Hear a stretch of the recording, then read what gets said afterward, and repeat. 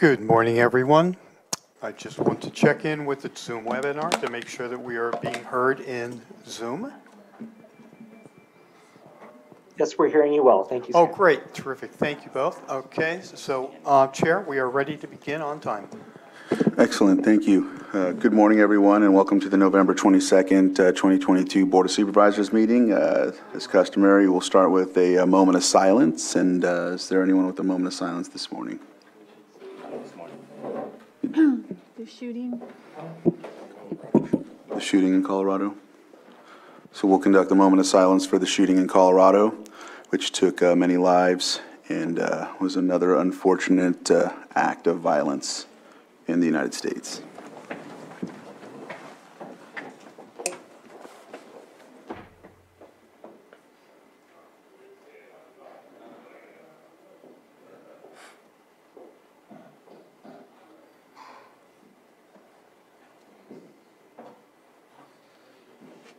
Barbara Regan, can you lead us in the pledge, please?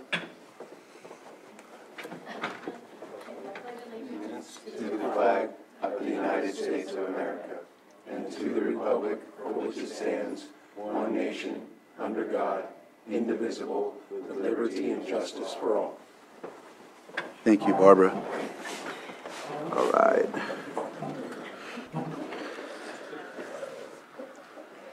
Okay. Next item on the agenda is consideration of extra items not appearing on the posted agenda. And I think we don't have that. We just have an addendum, so we're, right, okay.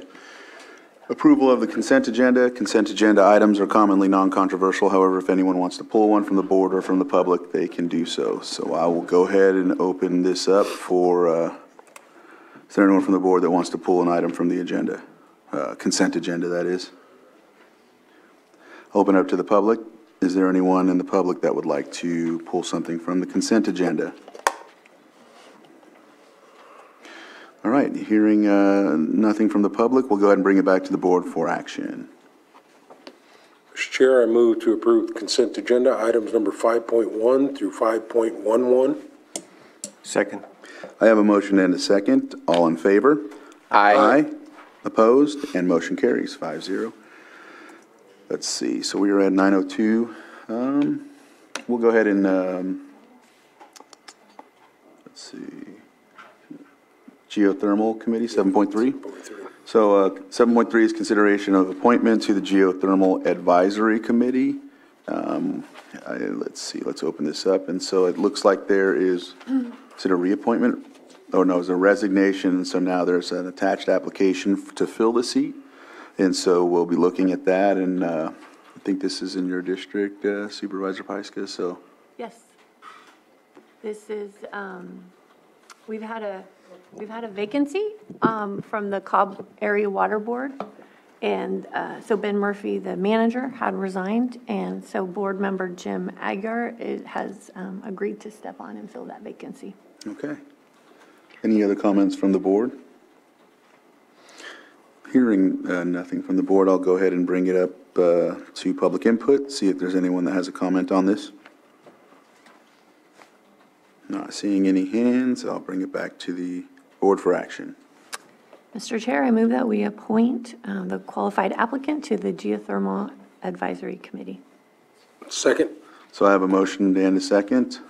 All in favor? Aye. Opposed? Motion carries. Still at 9:04. Let's see. Do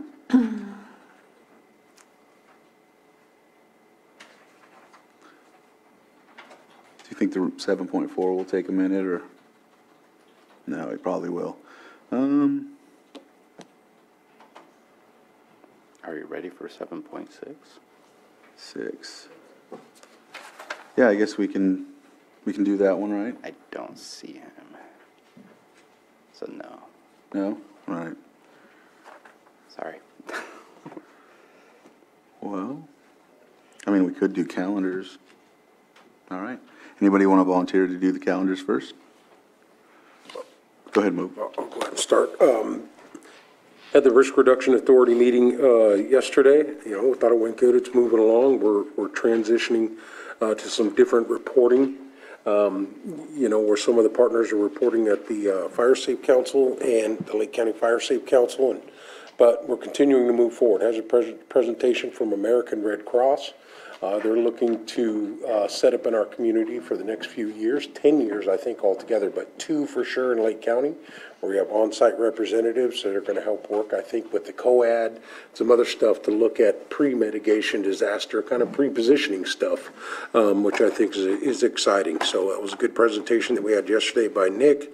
And then, moving forward with our budgeting issues that we're bringing forward and working with all of the partners for some contributions to be brought to the table by each partner. So those discussions will be happening. We'll be following up on those. So we're excited about the steps forward that we've been making with our partners as we move forward. And that is trying to cover a little bit of a budget gap that we have, about $24,000, and $5,000 contributions from each partner is what we voted on yesterday. So they'll be going back to each agency, and we'll be working through that because ultimately, we want this thing to be a standalone JPA, and so we're working in that direction. It's taken 3 or 4 years, but we're getting there.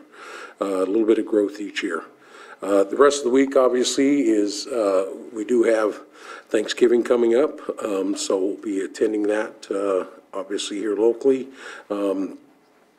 There are a bunch of dinners, which we heard about yesterday, too. There's a free Thanksgiving dinner, I think, going on in Clear Lake. I'm probably going to get the date wrong, but I think it's on Thanksgiving at the Senior Center. You may report on that. And then also at the Twin Pine Casino, we're going to be doing our Thanksgiving dinner for free community dinners from 2 to 5. And so it's just great to hear the way our community comes together and gives back, especially in these times of need for folks. The rest of the week kind of open. Monday I have a meeting with some Lower Lake representatives from the Action Committee.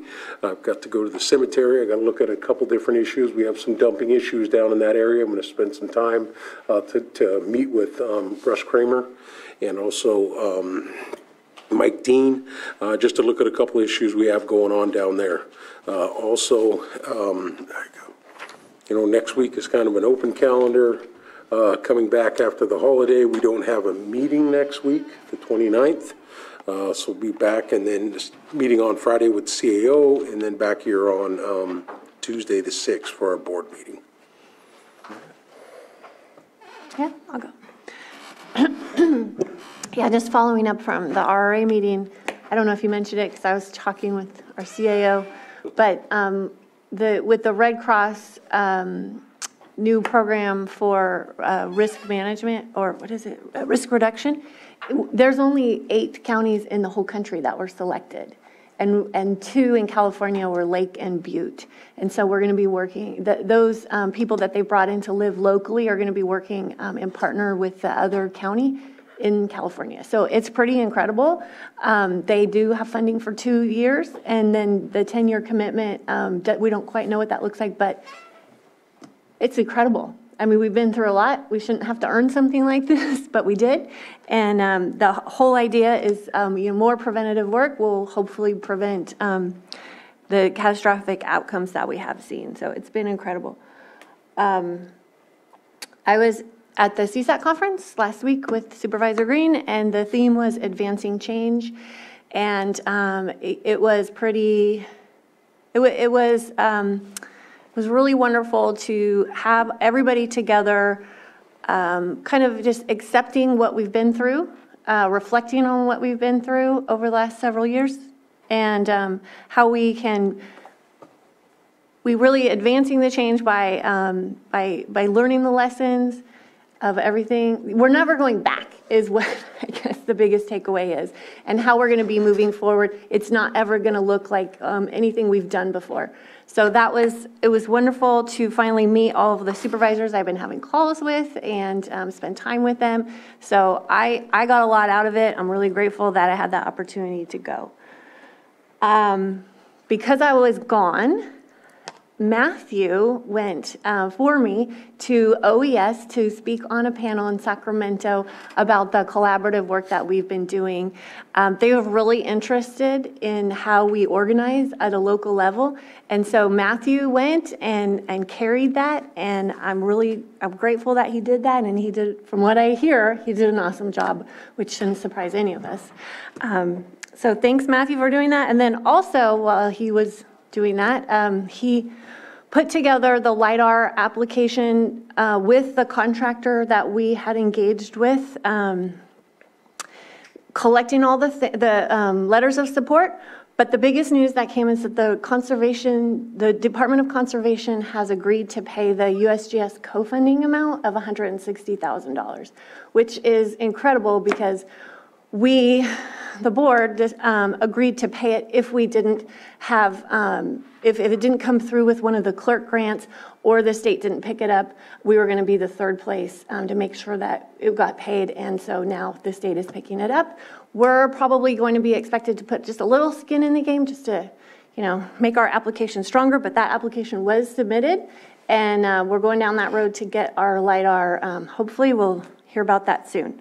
So those are really exciting things. And then this week and next week are really busy. I did enjoy that little break in between all the harvest festivals, and now we're into full holiday mode. So tomorrow, agenda review is skipped, right? Okay, and then I have the home hardening meeting. And then on Sunday, I am submitting my Christmas tree for the Festival of Trees for the hospice fundraiser, which happens on December 3rd. So people decorate trees, donate them. They're on display in Kelseyville all week. And then at the hospice event, which you can still purchase tickets for, everybody bids on Christmas trees, and it's really exciting, and that's how we fund hospice's important work locally in Lake County.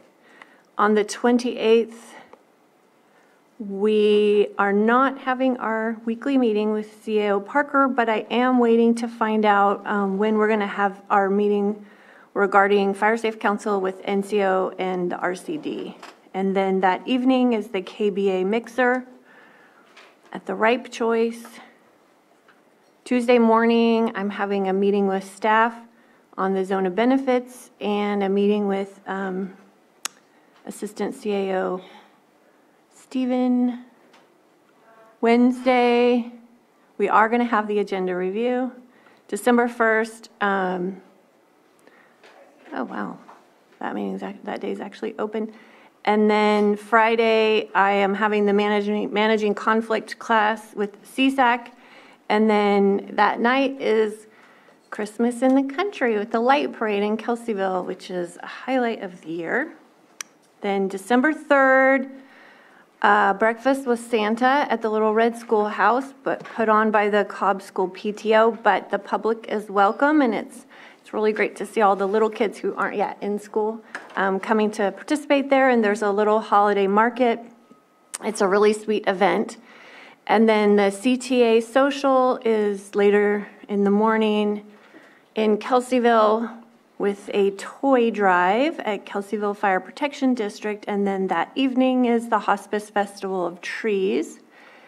And then Sunday the 4th is the Fiddler's Jam, which is the holiday event, and that's one of my favorites. So I'm hoping I'm going to be able to make it that day. And then December 5th is my Monday meeting with CAO Parker, and then there is an event at Six Sigma, which I may or may not be able to make, and then back here on the 6th. Supervisor Mtg? Yes, trying to think of some of the meetings that I had last week and any thing of significance. I'm looking at Supervisor Simon. I don't think there was anything other than just formalities for LAFCO.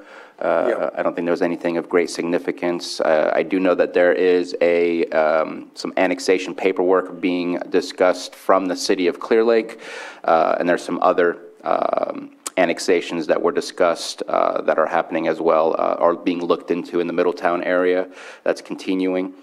During our AVA, I do want to say I think the AVA has really grown. I'm put Lakeport on the map on this one. Usually Lakeport every 3 months would have like one tow. And now they are really starting to get things moving. They're really utilizing their AVA. They're really organized between their code enforcement and their police force. And the same has been happening for the city of Clear Lake and for the county. It is an amazing number of vehicles over the course of the year. Correct me if I'm wrong, Supervisor Simon. Was it 740 vehicles that we took off the streets? Yes. That's just, imagine if all those vehicles were still there. Like, there's always more that need to be towed out, and the blight that still exists, and those are being worked on. But 740 vehicles we get approximately $20,000 a quarter from the state to be able to pull that off. And so there were some discussions at the AVA. How do we try to request more funding? How do we make this sustainable? Because we're taking money out of our general funds in order to be able to afford these things. But leaving them out in the open to the weather and to the vandalism that could occur is a lot worse than the payments that are being made in order to make sure that those vehicles go away. So appreciate what the AVA has been doing, and we always keep pushing forward for more. At the CSAC meeting, I think one of the most notable things that happened was the new president was appointed, and that's President Washington from Riverside. I do want to give kudos to our prior President Valenzuela. I know that with his leadership and with Graham Knaus, that we now have a grant writer available to our communities, our counties, to be able to go after grants to help us out rather than leaving it just in our staff. And I know that our admin has been to those workshops in order to learn about how to go through that, and I think that's going to be a lasting legacy from President Valenzuela. He is from an absolute rural community out over in Siskiyou, so he understands what the capacity needs of his staff are and the fact that they can't just go after all the grants. And so now we have an extra crutch that we can lean on in order to help us get some of those grants. I think that's pretty much my summary of my previous week. Tomorrow I have a couple meetings. I have a follow-up with PEG to make sure that we keep moving stuff financially, and meeting with others as well. And then the rest of the week is pretty much off. I do have some meetings on, there's some Hope Rising meetings on Tuesday, First Five meeting on Tuesday, and I know that I'm the alternate, but I will still be there to listen in and keep up with what the conversation is asking for. I missed a big one that I wanted to actually talk about. Friday. Yeah, and sorry if I'm stealing your thunder, but You don't have to say that. You just give your report. we were invited to meet with, and this was part of transitioning from CSAC Board of Directors meeting to Friday. We were invited by Governor Newsom to discuss the cancellation of everyone's application for how to provide better support for our population experiencing homelessness. It was a bit of an awkward conversation. There was about a 20-minute to 30-minute grandstand from our governor of we shouldn't rely on state funding. And to be honest, I was a little worried by some of the comments made by the counties, which was make some of these things mandatory, while at the same time our governor just said you shouldn't rely on state funding. I struggle to understand how a county can request something to be mandatory with the state saying we might not, it might just be another unfunded mandate. As far as I'm concerned, from the County of Lake, the aggregate of all the applications requested a reduction of 2% of the homeless population. That's the aggregate of all the applications that he received, hence why he said, you're not trying hard enough. Our application is requesting, I believe it was 10%. I'm kind of looking at behavioral health who's in the room. Maybe they know, maybe they don't. But I believe it was a 10% reduction is what our application provided. So we were way above the aggregate. But challenge accepted. We do know that we want to do better, we need to do better, and so let's go ahead and take that challenge and let's see what we can get accomplished, but let's aim for actual change and not just help. Help is different. We want to change people's lives, not just provide them what they need today, we want to change their lives tomorrow. But that was a long meeting, one I had to step out towards the end. It was more than 2 hours.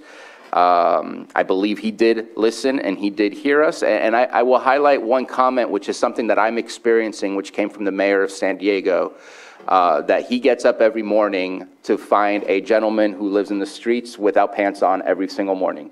And he stated, I'm not stating this for you to laugh at the situation. We can't do anything if they don't accept services. And we have to find ways to provide help to these people because obviously they need help. And I'm dealing with the same situation that I'm working with our behavioral health director where this person is an absolute nuisance to the area, including the businesses, but there's nothing we can do because services are being denied. And it makes it a very difficult task to be able to provide the type of atmosphere in our community that we want to provide. And we want to help these people.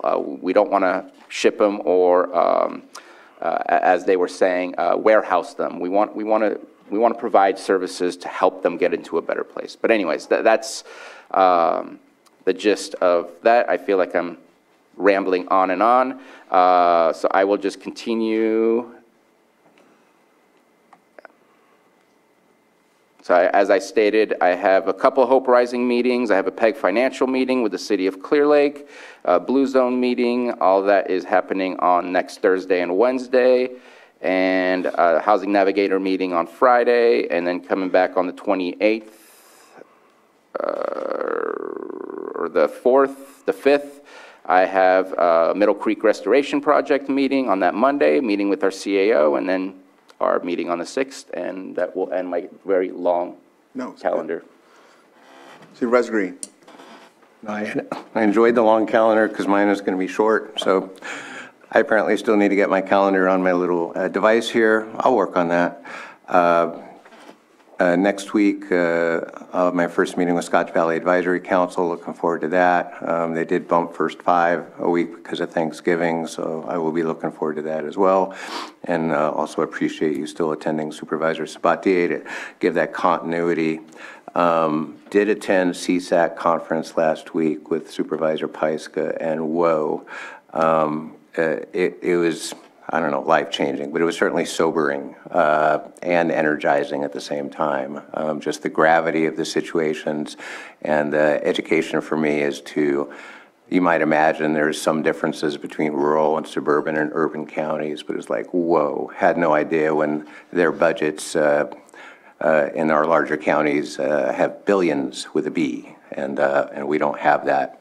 And also stricken, you know, in the happiest place on earth. Those didn't look like the happiest homeless people in that community. So as much as you can see great distinctions in wealth and opportunity and jobs, stuff like that in our Southern California neighbors, you can see that they're also struggling with some of the very same situations we are here in Lake County. And kind of sobering for that. I appreciate that you were able to get on that conference call with the governor's office. One thing that we were hearing at CSAC is, yeah, something was going on, but we didn't get the memo. We didn't get the link to that meeting. I'm glad somebody was able to plug in because I was, I was floundering by text and trying to get whoever our local staff people were assigned to that application, and I totally whiffed.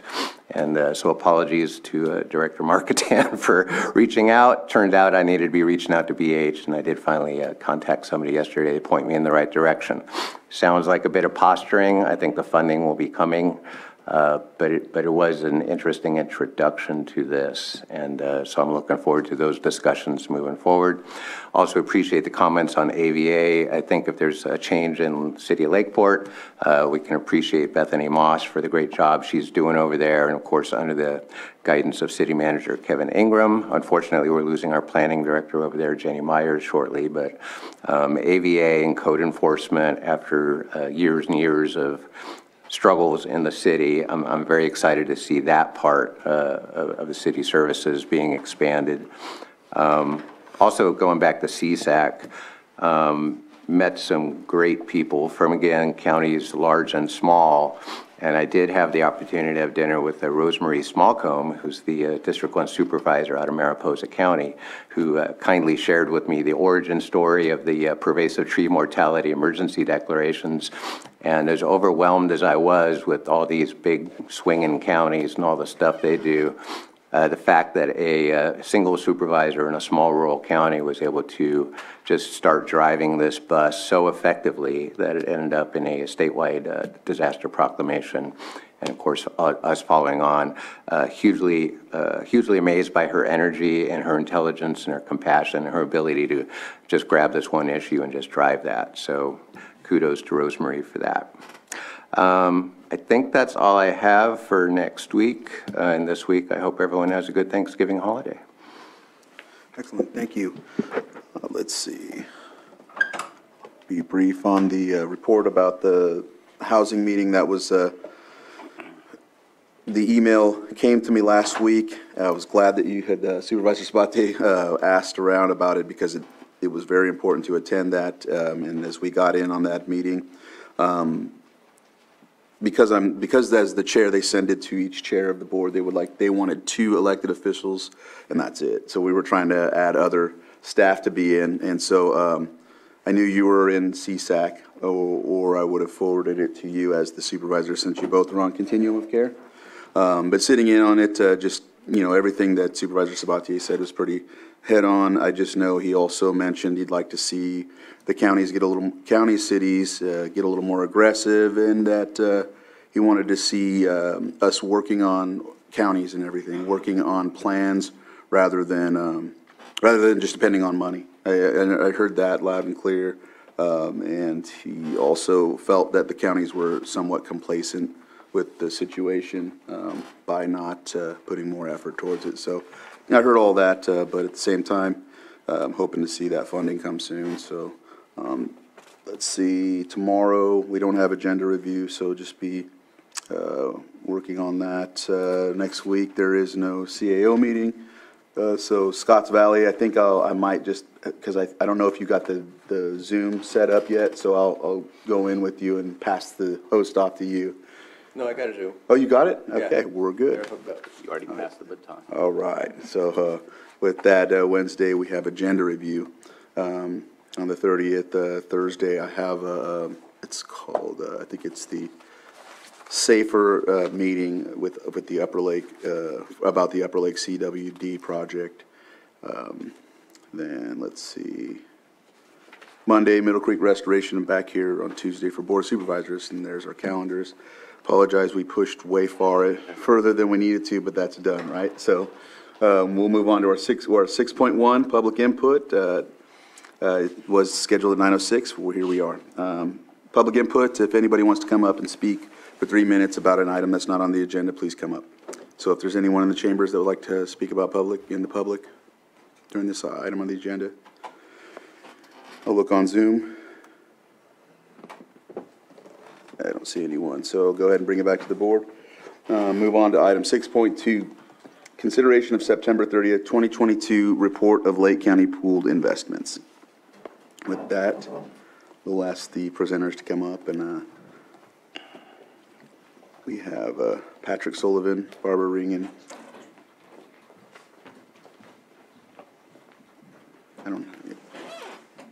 We'll go from there.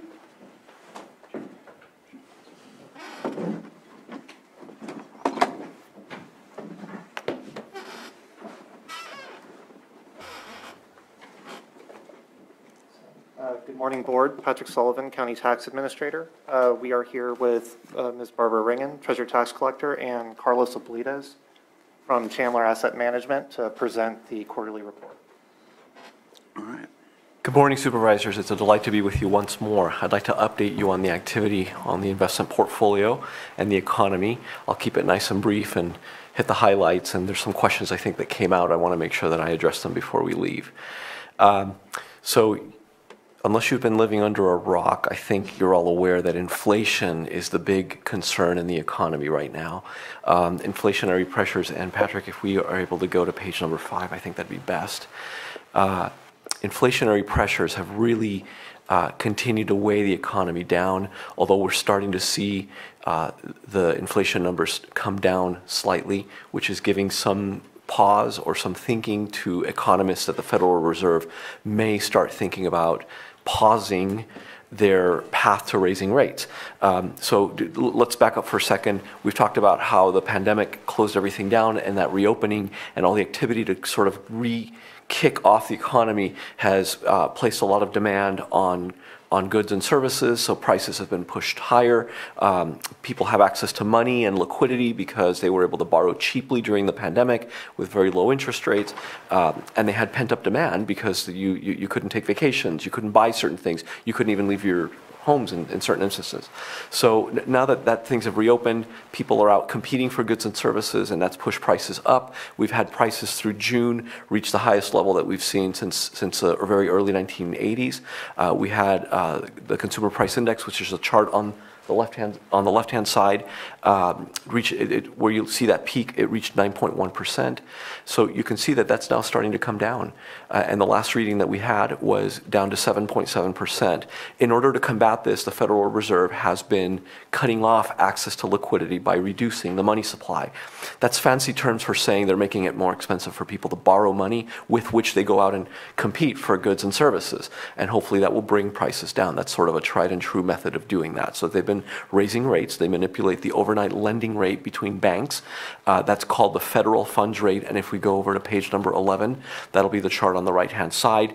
You can see how rates were on the rise back in 2016 and 17, and now then they came down dramatically as a result of coronavirus, and now they're on a path to raise that rate. That eventually gets passed on to the rest of the bond markets and the rest of the economy. By this action, they're reducing the money supply and making it more expensive to borrow, and that will hopefully keep people from consuming and driving those prices up. That's what they're in the path of doing. Why is this important to you? It's important because you have a fixed income portfolio. It's a debt securities portfolio, and your earnings from those bonds that you hold, every time you purchase a bond, you're purchasing a bond, you're lending money out, and you're going to get interest rate on that money that you're lending out, and that interest rate will be equivalent to whatever is prevailing in the market. And whatever is prevailing in the market has risen significantly. And if you go to the next page, on page number 12, the chart on the left-hand side shows that. We hit a peak of two-year Treasury yields of 4.7. They're about 4.5% right now. That's up from 0.7 at the beginning of the year. So we've had this discussion. I don't think any of this is a surprise to the supervisors. We've been discussing this for several months now, and that's the path that we've been on.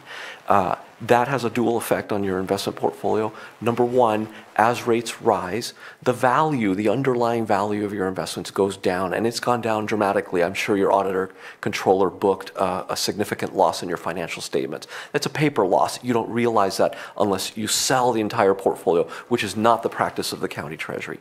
So no worries there. The second impact that the rising rates has on your portfolio is that every time you have a maturity, that maturity gets reinvested in higher interest income. And I think it's valid to go to page number 17.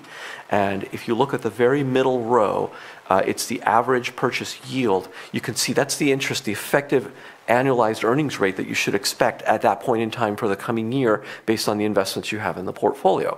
So you can see that June 30th, that was expected to be 1.04. As of 9/30, it's 155. It's significantly higher. To give you an idea, I was looking at interest income on a monthly basis your treasurer tax collector-elect and I were looking at this in the back of the room. And to give you an idea, when we were looking at this investment portfolio and we were starting to ramp up back in September of last year, 2021, we were looking at income of about $23,000 a month. Rates were very low at that time.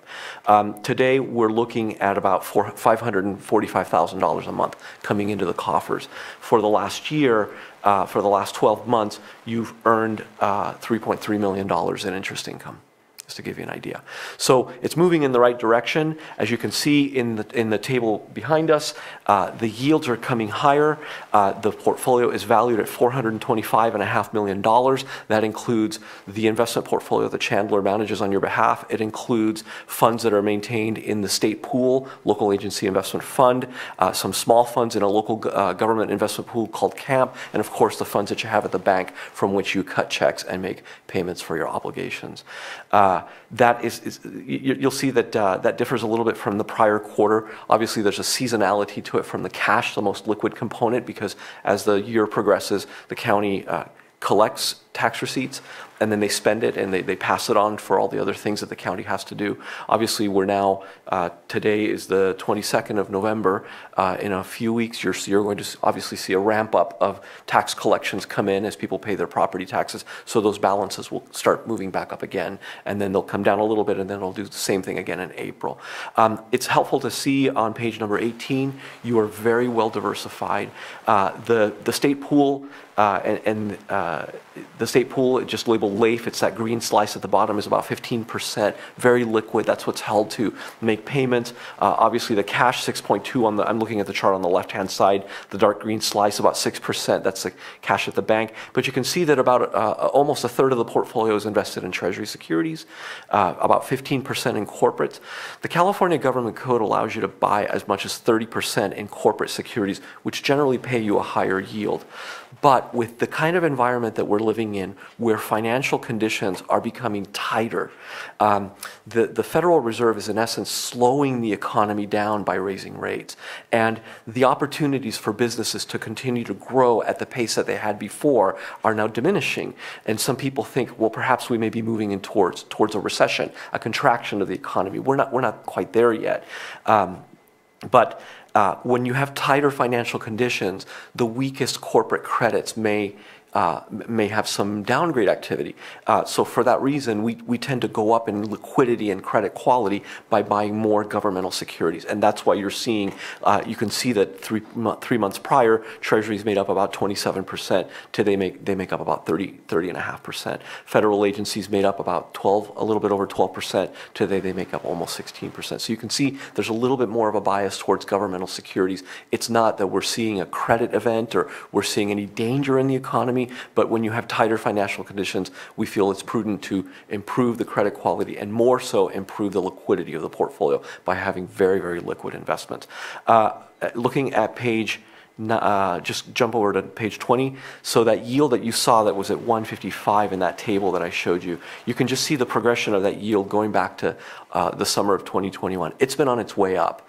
And there's two reasons for that. Number one, because working as a team with your treasurer tax collector and treasurer tax collector-elect and the county treasury, we keep an eye on how much liquidity is needed. And when we have excess cash, that cash gets moved into the investment portfolio to be invested in higher yielding securities. So when we get a new influx of cash, that cash is picking up those yields that you saw that were rising in that prior chart. So that's moving the average yield of the portfolio higher.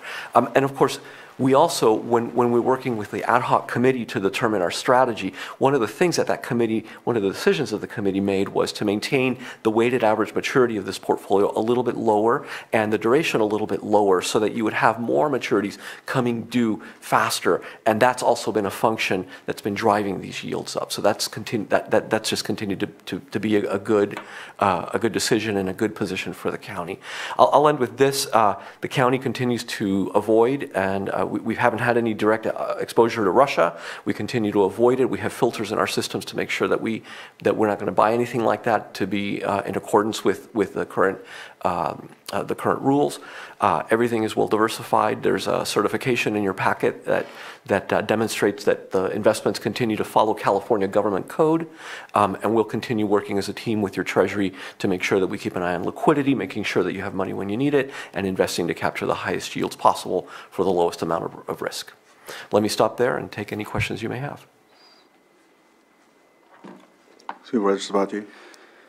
Thank you very much for this report. I think a year ago compared to today is immensely different and outrageous, actually. It's amazing. Do we know what was, you said 3.3 million, is that actual interest that we've received over the course of the past year, or is that kind of continuously reused and reinvested? So Supervisor Sabatier, that is an accrual-based earnings. So it's everything. It's Okay. As you're aware, when you purchase a bond, bonds only pay off every 6 months. So if you're not buying it on the day that it pays off, whoever held it before you, you had to pay them their interest from the prior payment date to the day that you buy it. That's called a purchase of accrued interest. So that's factored in there. If you sell a bond, there's a sale of accrued interest. That's factored in there. And then, of course, as you hold the bond, the payments only come every 6 months, generally every 6 months and that varies per bond on which dates those are. So while you're waiting for that, the interest that's there is accruing to you, meaning it's entitled to you, but you won't receive it until the next payment date. So that this number includes those accruals, meaning income that's yours, you've earned, you're entitled to it, you just haven't received it yet. And it also includes those payments that have been paid back to you, that have been redeemed. So if there was an interest payment date and the payment came in, that payment is in the portfolio. So it's a very holistic view. That's called an accruals-based earning, to give you a full view of what you own, whether you've received it or not. And of course, that interest gets reinvested back into the portfolio, into securities. Okay. Because I know that I was speaking with the auditor controller, and I think I mentioned it in my report a week or so ago, that we had a $600,000 interest payment that we had received for one specific quarter. That's unheard of for the past at least the years that I've been here. So appreciate the work that Chandler has been doing, has absolutely turned things around. Will you be coming to us once you have better key factors known of the economy to see if we want to change kind of our strategy for maybe longer terms or things like that? Or is there already kind of a foresight of this is maybe when we want to do that? Or is it a completely unknown because the economy is still very not predictable at this moment? Supervisor Sabatier, it's our practice to revisit this once a year with the Treasury and the Treasurer Tax Collector. I think the question is, does this strategy continue to make sense? Right now, the strategy you have is an absolutely great strategy for the environment, but it's also a good strategy for the long run. It was selected more with the liquidity needs of the Treasury, making funds available for the participants when needed, and for that effect, it's very useful and it's efficacious. It's doing its job. It just happens to be that we're in an environment where it's also very much in favor. Now, we may enter into an environment that's not in favor, but that's not necessarily a reason to change it. The reason is because you get into a situation where you start trying to time how to shift the overall strategy, and at some point you will not be able to call that timing incorrectly, and it could damage the portfolio. So we try to avoid that. But to your point, on an annual basis, we come back and look at the strategy and say, does this continue to make sense? Do we have enough of a risk appetite to be able to target a longer duration target, have more investments in longer maturities, and are we still meeting our liquidity and safety requirements, and are we okay with that volatility? That discussion we tend to have annually. Generally, what we observe is that most treasuries, this is a really good spot to be in because it's really good at providing liquidity when needed. It gives the Treasury a lot of options.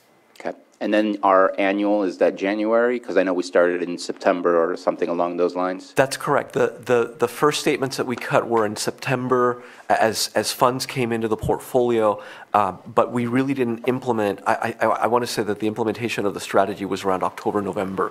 So that's what we're calling the inception date when we really started kicking off. So to give you an idea, income for September was $23,000. Income for October, this is 2021. Income for October 2021, $66,000, so it tripled. Income for November, $63,000, a little bit lower. Income for December, now you're $101,000. It doubled. And then that went up to $221,000 in March. That went up to $3.5 in May of this year. We hit $440 in July. Now we're at $545 per month. So that's been a good run. You've maintained a shorter duration to be able to capture that rising interest rate trend as the Federal Reserve has raised interest rates to slow inflation down by reducing the money supply. The application of this strategy has been very good. Shown by your graph. Thank you very much. Thank you. Supervisor Green? Yeah, thank you. Love pie charts. I saw a 0 on the pie chart for local government investments. And a quick question. City of Lakeport recently issued a pension obligation bond as we flattened out our unfunded accrued liability for pension costs. And POBs are kind of a new animal, and I don't know if they popped up on the county's radar at all, but that strategy, and I don't know if the county has examined it either for that matter, but it was an important process for the city. It was hugely important, and I think that bond issue came and went, so it's not like we're looking for people to buy.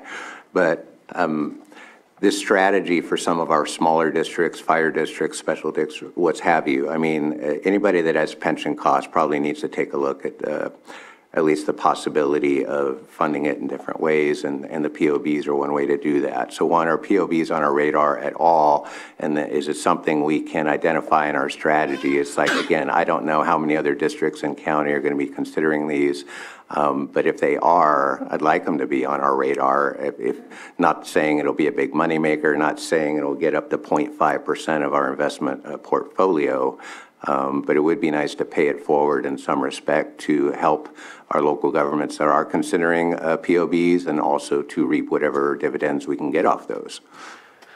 So Supervisor Green, to answer your question, they are most definitely on our radar. We do look at POBs. One of the projects that we took on when we began this investment program with the ad hoc committee and the Treasury and the Treasurer Tax Collector was to revamp the county's investment policy, to really bring it up to date, to include everything that's allowed by California code through 2021, which is the last time we updated it. We try to update it annually. And one of the things that we did is we opened up the investment policy to be able to include municipal securities as allowed by California code. So that absolutely they're on our radar and they are allowed.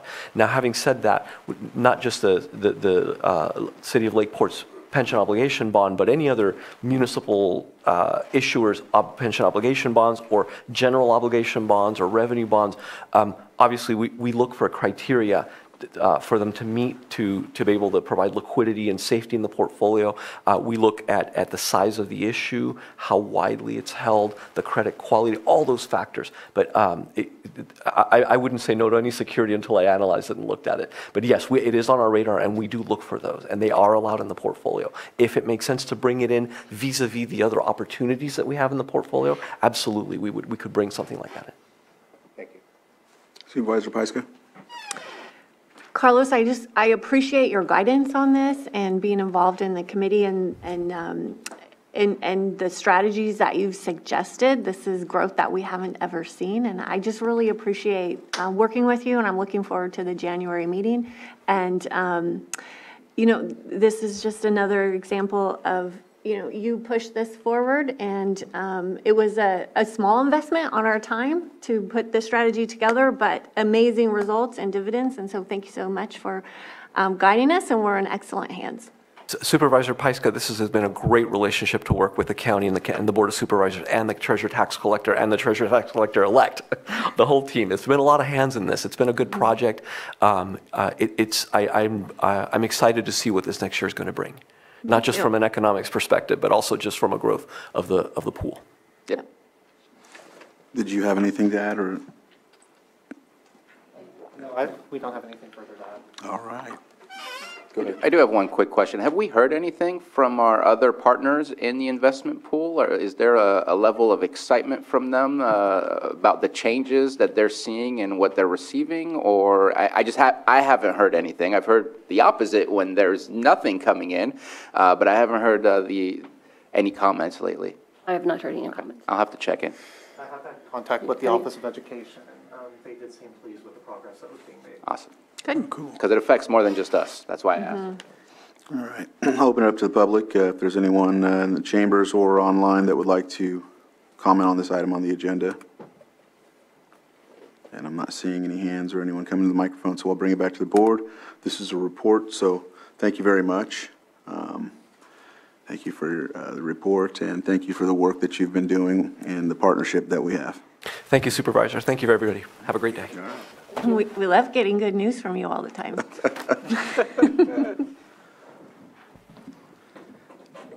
Okay, 6.3, public hearing, consideration of request for hearing in the matter of 8020 High Valley Road, Cobb, APN 011-040-26, the Crypto Rights Foundation Incorporated, a California nonprofit corporation. And we will be welcoming up Community Development Director Maria Turner and Code Enforcement Manager Marcus Beltramo. And me too? Well, he has to get. Yes, we have to conduct a swear-in briefly. And so I think we commonly just have you come to the microphone, sir. But, I'd like to sit if I had to drive 3 hours to get here. So. and a lot of other people do too, so you could sit in the front and then swear in and come to the microphone when you're ready. Sorry? A lot of other people do too, but they usually sit at the front table and come up to the microphone when they're ready. Do you want me to sit back there? Yeah. Okay. Thank you. Are you ready? And so if we can, if there's anyone online that would like to swear in, and if you're here on behalf of this item, please raise your right hand and swear in. Sir, you might want to swear in since you'll be, yeah, there you go. Okay. Do you solemnly swear that the testimony you're about to give will be the truth, the whole truth, and nothing but the truth? I do. Yeah. Thanks. Excellent. Okay. Give the floor to you, Maria. Hello, Community Development Director Maria Turner. I am turning over the presentation to Code Enforcement Manager Marcus Beltramo.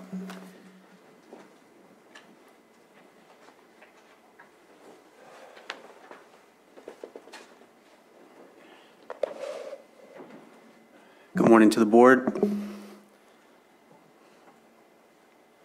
Today we are here for a request of hearing, which is basically the equivalent of an appeal regarding a notice of nuisance in order to abate that was issued against the property located at 8020 High Valley Road in Cobb, California. The appeal was received on behalf of the Crypto Rights Foundation, Inc., a California nonprofit corporation.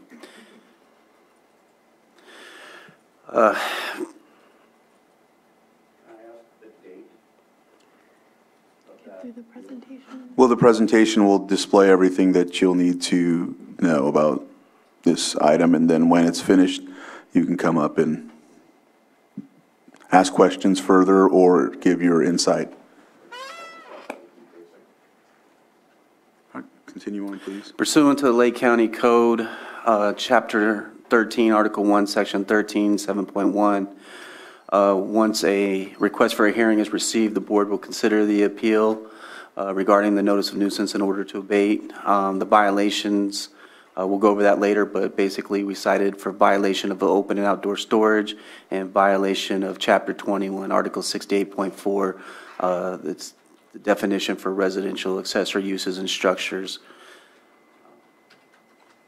So for this hearing, we did send out a notice. We did meet the statutory requirement for providing that notice. It was sent to the address that we provided by the appellant and based on county records. We did receive 2 complaints regarding this property. Basically, they alleged, cargo containers on the property, persons living in structures or recreational vehicles that didn't meet minimum construction standards. As always, we like to give some context of the property here. So, again, the zoning for it is rural residential. It is a vacant lot. It's about 0.792 acres in size. Again, this is located in the Cobb area. And this is kind of a panned out version. There, as you can see, it's off to the right there. It's a small section, kind of a zoomed in photo. And just to kind of give you an outline of the property description, we also included a GIS mapping with the estimated property boundary lines to give full context of the size of the property or the property that's in question here today, or the subject of the hearing here today.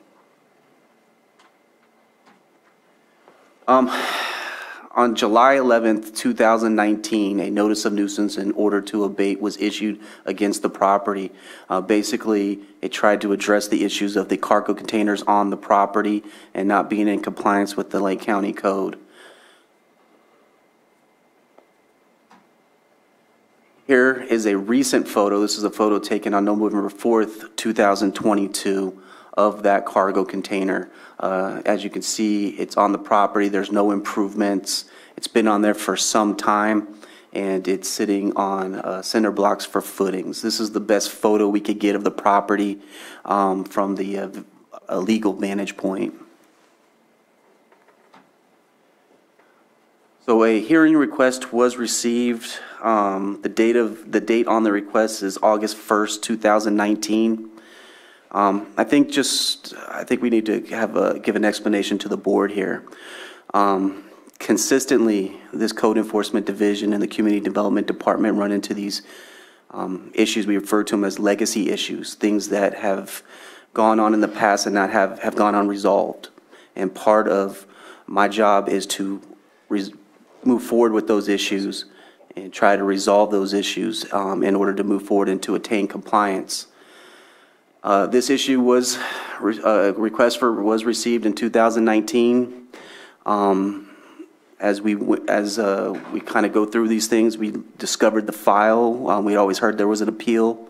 I've never seen the appeal. Then an employee came back from leave, found the file, and then we found the appeal. At that time, we decided we had to move forward with this hearing here today in order to take the next steps to attain compliance with the Lake County Code. So again, this is a consistent issue that we face, and you've seen some of these legacy issues in the past, and you'll probably see legacy issues moving forward, but we have to deal with them. We have to get them resolved in order to move forward. The hearing request form that was received, they provided a reason. CRF Inc. is accused by Anonymous of offering no evidence of living in its temporary construction admin office and of having containers on its property. CRF Inc. is not living in its office. Its containers, which are both storage and building materials, are allowed when permits are in process. But planning has improperly prevented CRF from filing for permits by ignoring unambiguous evidence of legal lot status under subdivision ordinance of September 15 September 1971. While refusing to state why it cannot make a timely determination based on that evidence, which it requested and received in good faith in the summer of 2018. At this point, the staff recommends the Board of Supervisors deny the appeal and uphold the notice of nuisance in order to abate dated July 11th, 2019, and to direct the property owner to voluntarily abate the violations by removing the cargo containers from the property at a time made certain by the board. And if the violation is not corrected within the time allowed by the board, direct staff to move forward with the county's nuisance abatement process. And at this time, that concludes our presentation. Any questions from the board? We'll go ahead and, sir, if you'd like to state something, you can come up to the microphone.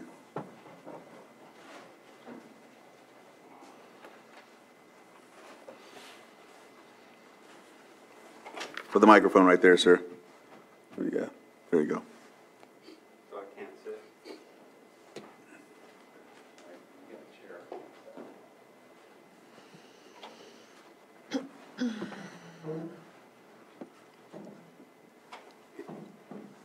Should I let him sit up here? He's fine. Yeah, If you wanted to?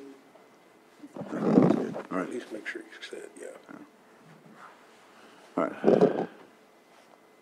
Go ahead, sir. You have the floor.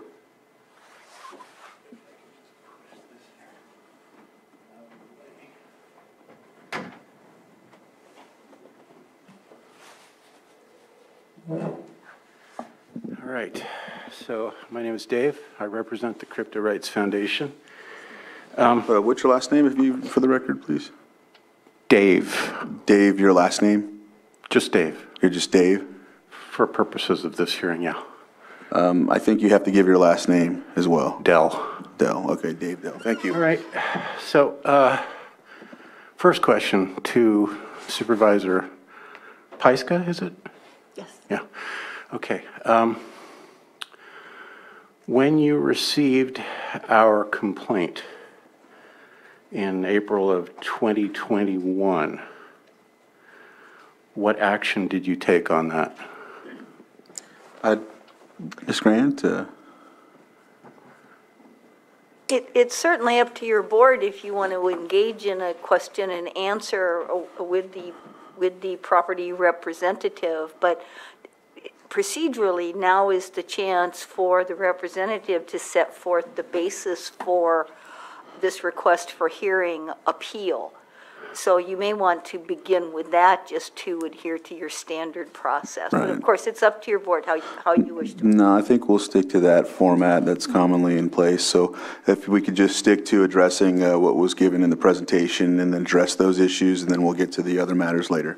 I was going to get to that, but I wanted to have that entered into the record. Well, it will be, but you could start with the other things first when it comes to the presentation.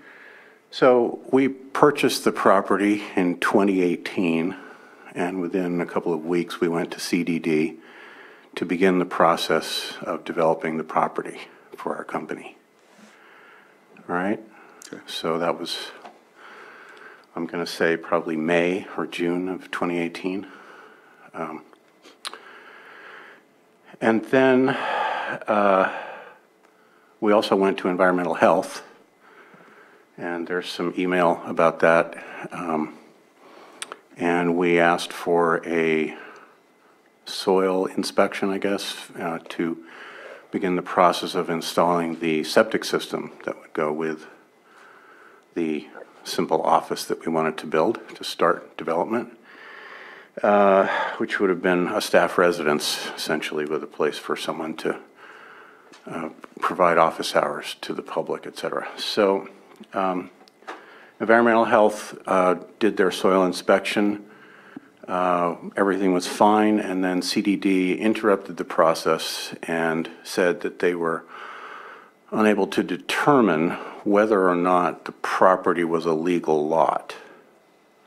So as a side note, we have discovered that the seller's agent deceptively presented the property to us, and our real estate agent, who is headquartered in Berkeley, did not pay attention to the fact that the seller's agent had not filled out the information required by law for the seller's agent on the legal lot status.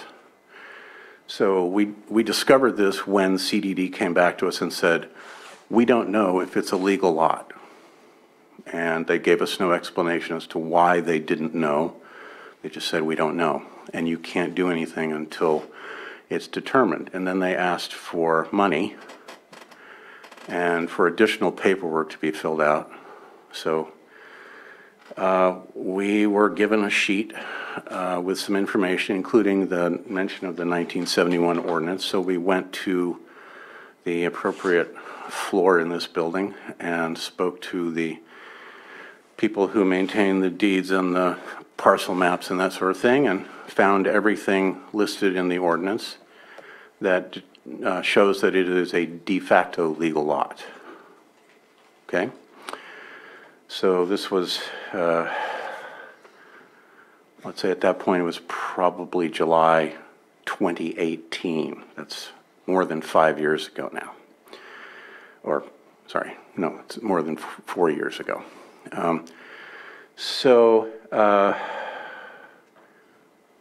We then assumed that since we had met the burden under the ordinance, CDD would, of course, tell us, okay, go ahead, have your septic system installed and file your building permit.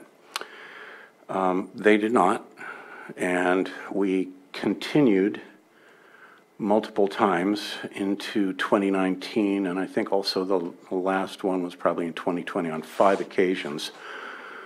We brought in the paperwork that showed that it was a de facto legal lot and that we would like to begin filing permits and that sort of thing and developing. On each one of those occasions, a CDD employee took the papers that we had presented to them, which included very large font printouts of the parcel descriptions that you could hold up to the light, 2 sheets, 1970 and 2018, to see that they were exactly identical as required under the ordinance. The deed also records that fewer than 4 or fewer parcels were created in the subdivision, and shows that we purchased it in 2018, and the previous deed was from 1970, I believe. So we met all of the burdens under the ordinance for a de facto legal lot. Now, on each of the occasions in 2018, I believe 2 in 2019, 1 in 2020, or maybe 2 in 2020, the employee who took our paperwork was, I think in almost all cases, an assistant planner. And we were told, okay, just giving it a squint test, this looks okay. We'll get back to you with the determination within a few weeks. So on each occasion we said, great. And on none of those occasions did we hear back from the employee. And on all of those occasions, including one in 2019 that I'll get to in a minute, the employee left the employment of the CDD, and as far as we can tell, none of them ever told anyone that we had given our paperwork, that we wanted to build, and that we were waiting for an answer. Now, among the CDD employees that we spoke with, there is one who's present today, and that would be Ms. Turner. She was, I think, the second person on our list of 5 people. I don't know what was the exact date when Ms. Turner left the CDD, but it was shortly after we gave her all the evidence. I'm curious as to how she followed up as she departed the CDD in terms of making sure that the second submission of all those legal documents was correctly placed into the workflow of the CDD. Vice Chair Pyska? Yeah, so there are 2 separate issues here. He is trying to get a building permit for his property, but the violation is for having a container on property without a permit. And if you don't have a permit, you can't start moving things onto your property. Right. So these are 2 very separate issues here. We're not talking about how he's going to be getting his permit. We are talking about the violation that we have. Yeah, and they're tightly related to each other. County council can weigh in on that. Right, they're tightly related to each other, and that's why I'm explaining this briefly. So, One second, please. Can I ask Director Turner to tell us what day she left the CDD in 2019? 1 second. I think the issue that Supervisor Pyska is referring to here, and certainly, in hearings like this, your board can admit evidence that you think may be relevant. You determine later the amount of weight you wish to give the evidence at the time of the hearing. However, Supervisor Pyska is correct that this hearing is about 2 elements of nuisance: the open and outdoor storage and the substandard dwelling. And unless your board finds it relevant that difficulty in obtaining a building permit justifies these violations, you can certainly reduce the time within which this argument can be made, since it's already ongoing. Right. All right. So, anything else you want to add? Or we're good. All right, sir. May I continue? Yes, you can continue. So let's just stick to the violation. Would Director Turner respond to my question? I don't feel it's really relevant when it comes to this, so I think we should just move forward with the violation. Okay, then I will simply put into the record that we gave all of this paperwork to Maria Turner in 2019, and she vanished without telling us that she had left the CDD, and as far as we can tell, never put the paperwork into the record. So there is a failure to provide honest services right there. There are 4 other such examples. And I feel that's relevant because I think everyone would agree that had we been allowed to continue and file our building permit in 2018 when we went to get it, rather than being prevented to do so without apparently any reason, there would in fact be a standard residential structure on that property, and the contents of those containers would have been used in the building, and those containers would have been emptied out with our office equipment and all the other things that are in them, and the temporary office that we have would have been considered a temporary construction office during the permit period. And we would have been able to build that structure and turn those containers into legalized sheds and barns and whatnot. So I guess the point that I'm making here, and I won't belabor it any further, is the fruit of the poisonous tree argument, which is CDD itself created the conditions for these violations to be possible. We did not. We acted in good faith at every turn. We have done everything that we could to be completely correct. We have filed a complaint after several years of no action by CDD. And we feel it's wildly inappropriate for CDD, given that their for almost 5 years of delays have cost us a considerable amount of money now. We feel it's wildly inappropriate for CDD to be now coming back in 2022, having only recently noticed that we filed this appeal 3 years ago.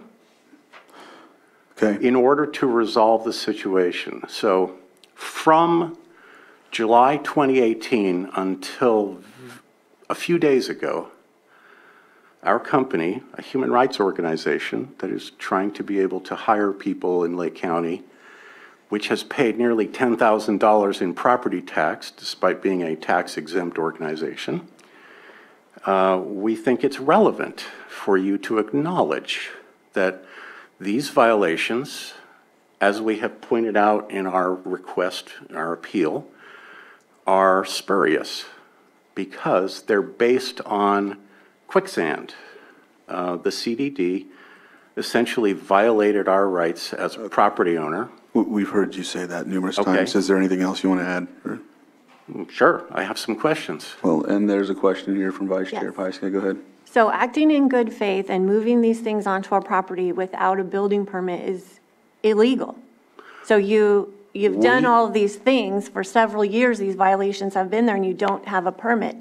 And I do understand that it's been complicated, and it's been a process, but that is the law. That is how we operate. Is the ordinance from 1977 also the law?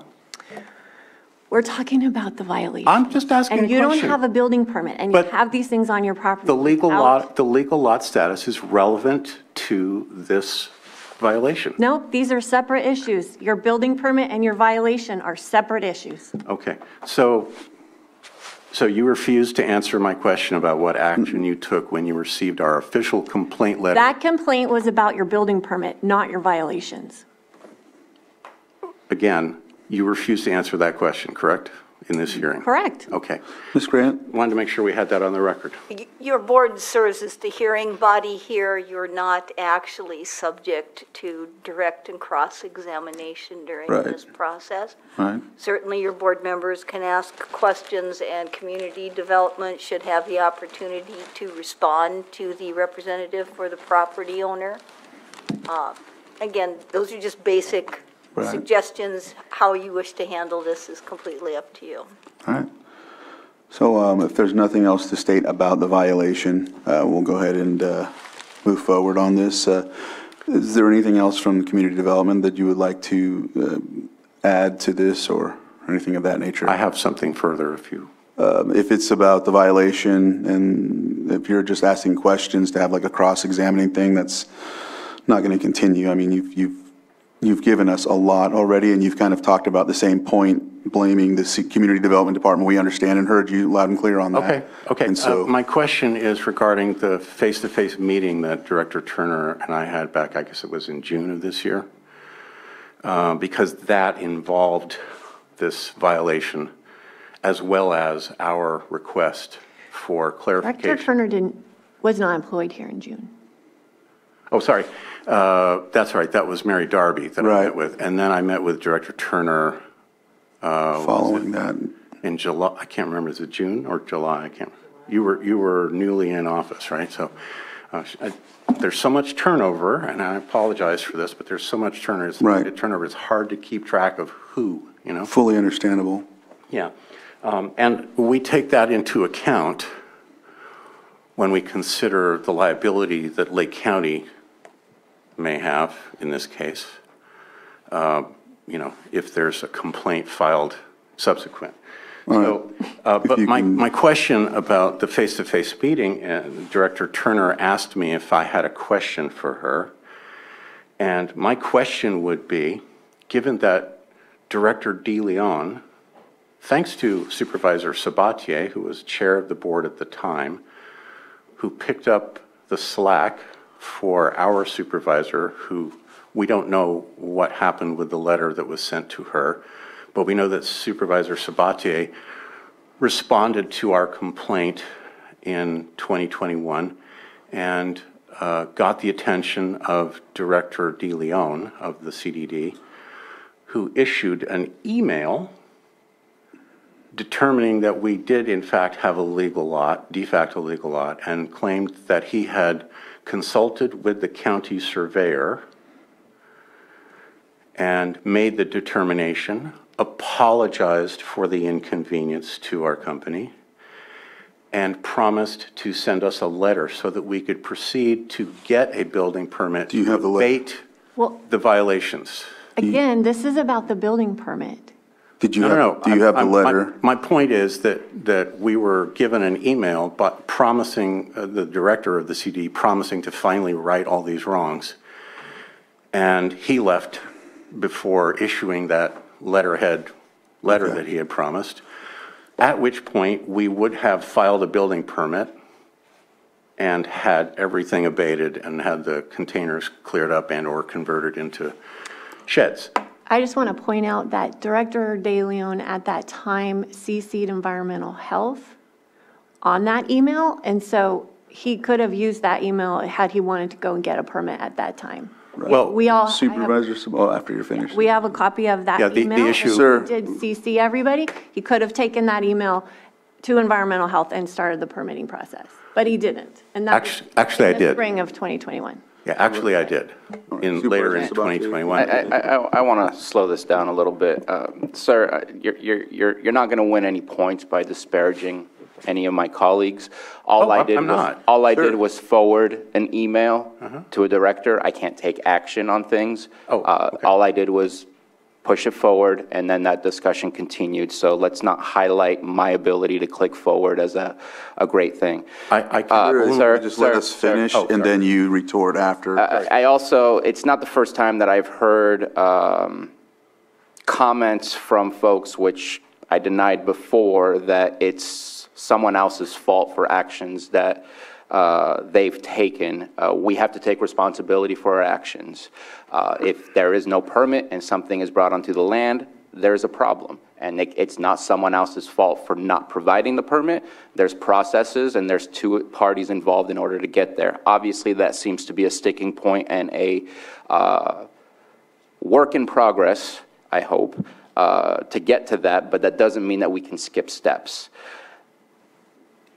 I have a couple of questions and I have a couple of concerns because I think I'm getting emails from your community and they're not talking about 8020 High Valley Road. They're talking about 7900 High Valley Road. So the issues that the community seems to see a lot more tend to be maybe both properties, but those emails, this is not a resolution today as it's only one out of the potential two.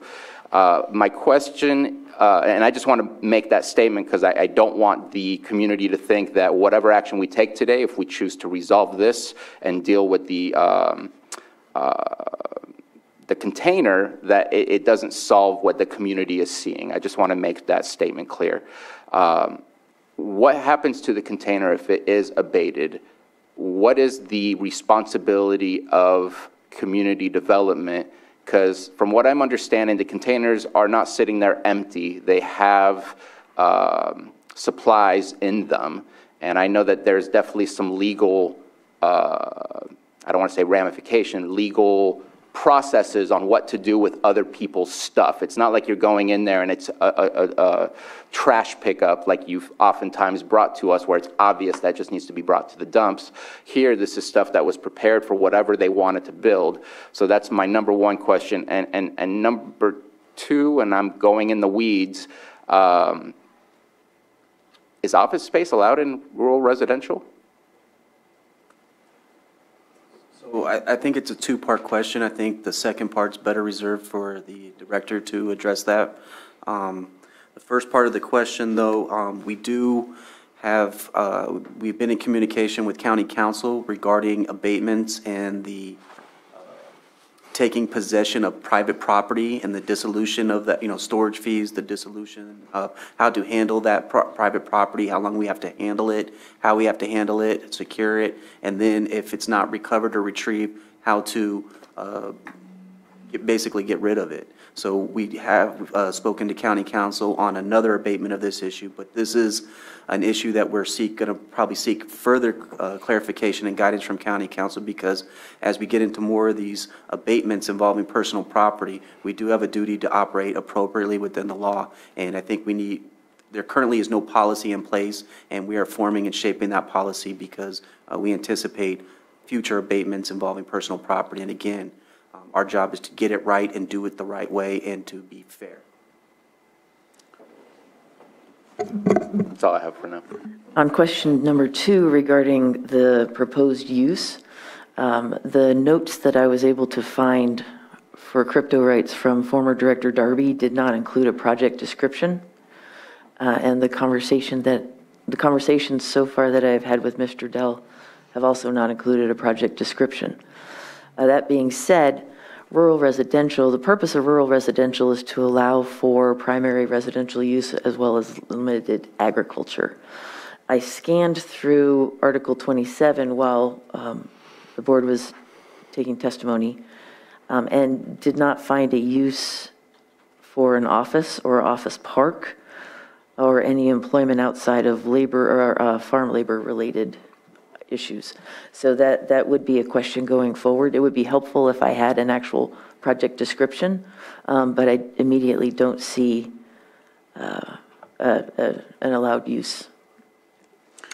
But isn't the RV on the other parcel? It's not on this parcel. So there's 2 parcels. This hearing is about the notice of violation only on this one parcel where there is 1 container box. Supervisor Green. Yeah, thank you. A couple process questions.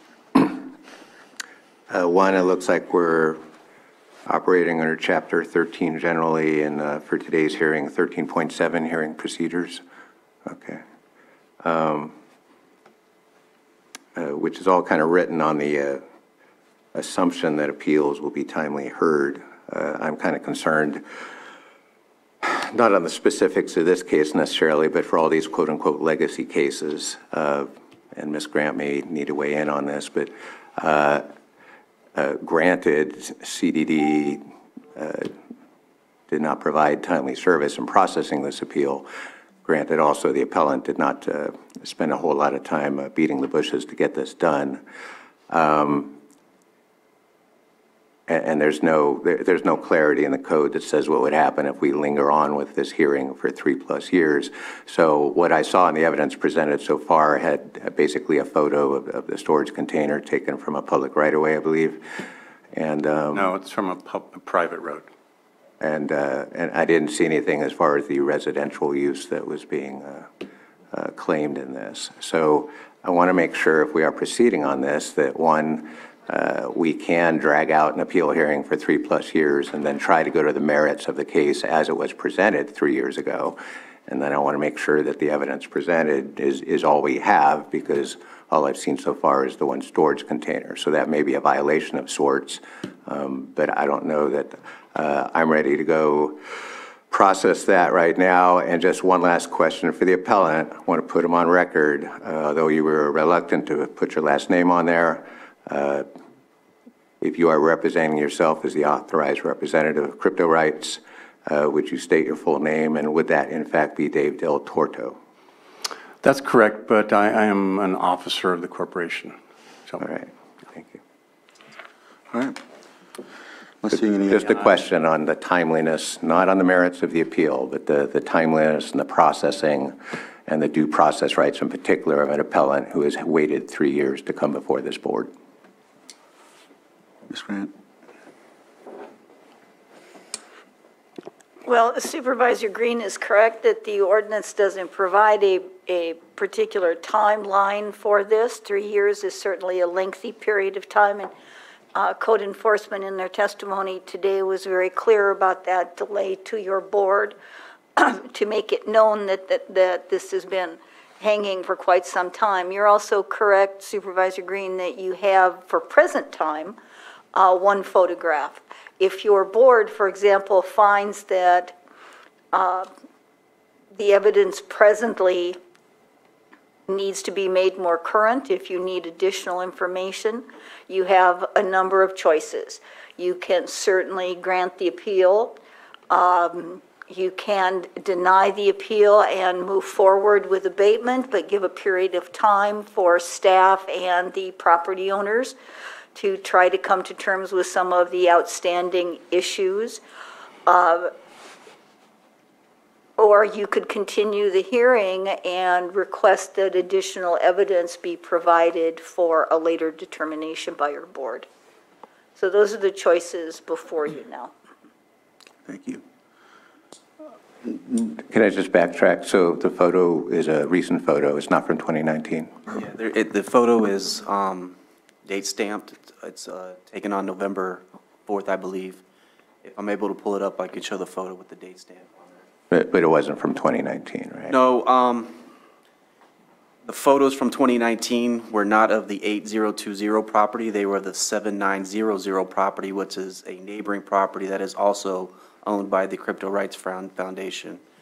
So they were not adequate, so we went back out and took a photo of this container. And this is the best photo we could get of that container. But it is not representative of the conditions as they were on site 2019, by definition. I cannot directly testify to that because I wasn't present when the notice was issued and the evidence was collected. I did not see any information in the file that reflects the container that is there now. What information is in the file that you can present as evidence of the conditions at the time? I cannot. Thank you. All right. May I comment? Yes, if we can keep this last comment brief, I'd appreciate it. Sure. I would just like to point out that we have been in regular communication with CDD and code enforcement for the entire time since we purchased the property. And also that when we were informed that we had a container that had been placed too close to the private road that runs through all of the properties inside the geysers, we did in fact move that container away from the road as we had been requested to do. And I would also like to just as a side note, point out the anonymous complainant is the source of the Valley Fire ignition. I think that complainant is on a different Yeah, and parcel, moving the so- containers on the other parcel too. This is just the one parcel. Yeah, we're just talking about the specific parcel noted Right, in I this. So the understand that. the other one you're mentioning doesn't have any. I'm just pointing out that we have made good faith efforts all along to do what we reasonably could do, not to offend anyone overly with the unfortunate situation of the protracted storage of our corporate belongings, our office equipment, computers, some of which may have been damaged by years of storage in those containers. We have continued to try to do whatever we reasonably could do with our volunteers. We're all volunteer. Obviously, we're a nonprofit human rights organization. You just said you're corporate, so I mean, are you? Yeah, we're a nonprofit human rights corporation. Okay. Yeah. So I think anyone would be hard-pressed to impugn our good faith efforts. That's just what I'd like to say about that.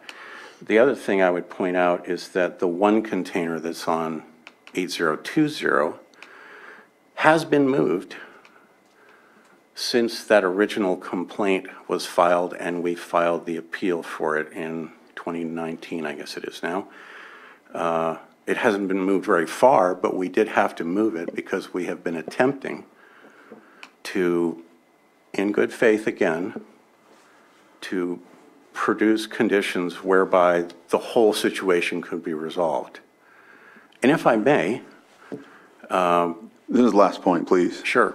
In the letter that our CFO sent to Supervisor Pyska last week, we proposed a resolution to this, as we have in the past. And the resolution is really quite simple. First, we'd like what Supervisor De Leon promised us. I will prepare a letter to you on official county letterhead to tell us that the basis for his decision, working with the county surveyor, was that I think we understand the crux of that. What's point two? Property is a de facto legal lot, as we What's number two? Because we understand that. The second thing, well, in the resolution, there were 4 bullet points for... I can enter that into the record. Pyska. Okay. It's 4 different threats. Okay. That's a very pejorative way to characterize Well, if you can just continue. a request for resolution. That's what the letter was. But again, it's about the building permit and not the violation. Well, indeed. So, but it was about the violation because one of the things we requested was the immediate abatement of the violation in recognition of the fact that we have been waiting for years to be allowed to build the required residential structure, which would in fact abate everything. And we're still prepared today to proceed. You know, we have now settled on hiring a company that will provide us with a prefabricated structure, come and put it down on the property. Noted. Solved. Thank you. With that, asked. Can you come to a close? Yeah, we asked for the abatement of the violations, which we don't feel are proper, given that CDD created the conditions. We asked to be given time to complete a residential structure. Okay. And that's the crux of it. We want to be able to complete the development, the preliminary initial development of the property that we purchased in 2018. Okay. And so with that, we understand that. It's noted. And if there's not anything else to close. I would like to make one comment, in order to get the zoning clearance for any type of structures and to get any building permits. I believe the policy is, in this case, is going to be to clear the violations before issuing those clearances and building permits. Yes, ergo our request. So we would have to clear the violations, then we can move forward in the process. All right. Thank you for that. Is there anyone else in the public that's sworn that has any comments on this? Not hearing or seeing anyone online or anything like that, we'll bring it back to the board, close the further discussion unless there's anything else from community developments at all. Okay, with that, we'll close the discussion on this, and if there's any other further discussion by the board or if there's action to take, we'll go forward from there.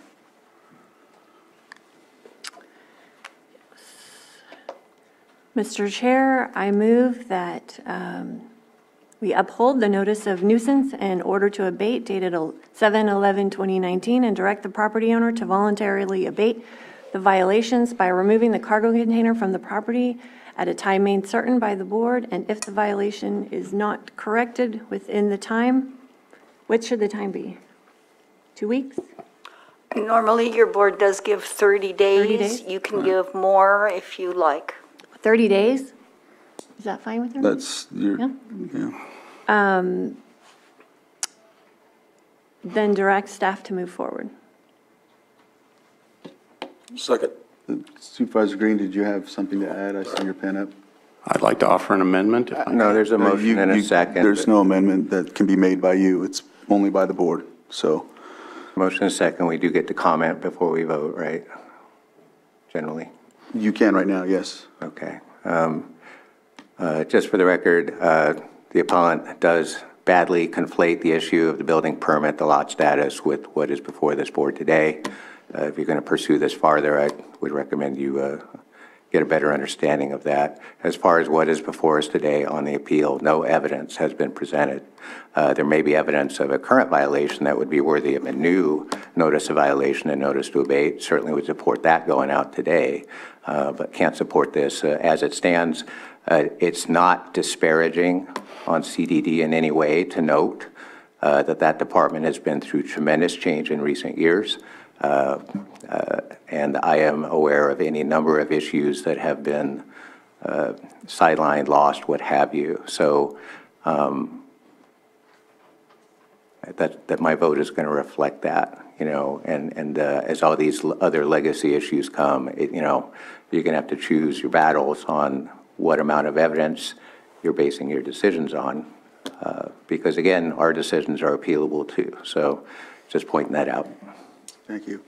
Did you want to add something to Supervisor Sabatier? I just have a quick question, because I'd like to better understand what has been provided to you from County Council as far as what is this going to cost us? Let's say he can't move the container and we move it for him. What is our cost? Where are we? What is exactly our responsibilities with that? Because I'd like to better understand, to know that we're ready for that, rather than saying, go ahead and do it, and we're not ready for that.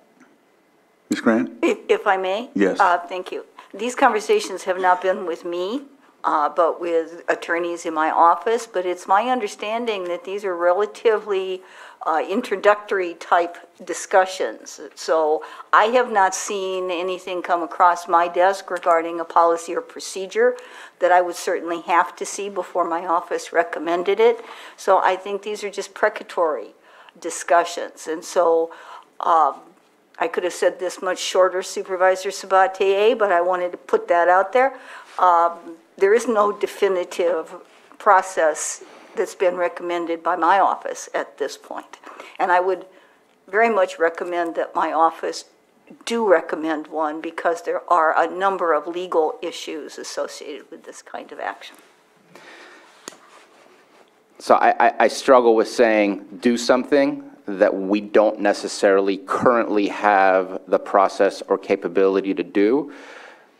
And while this is an obvious, there is a violation, I don't disagree with what Supervisor Green brings up, which is it the same container that we 3 years ago said was the violation? Because we've been here and we've heard from County Council, new violations require new notice.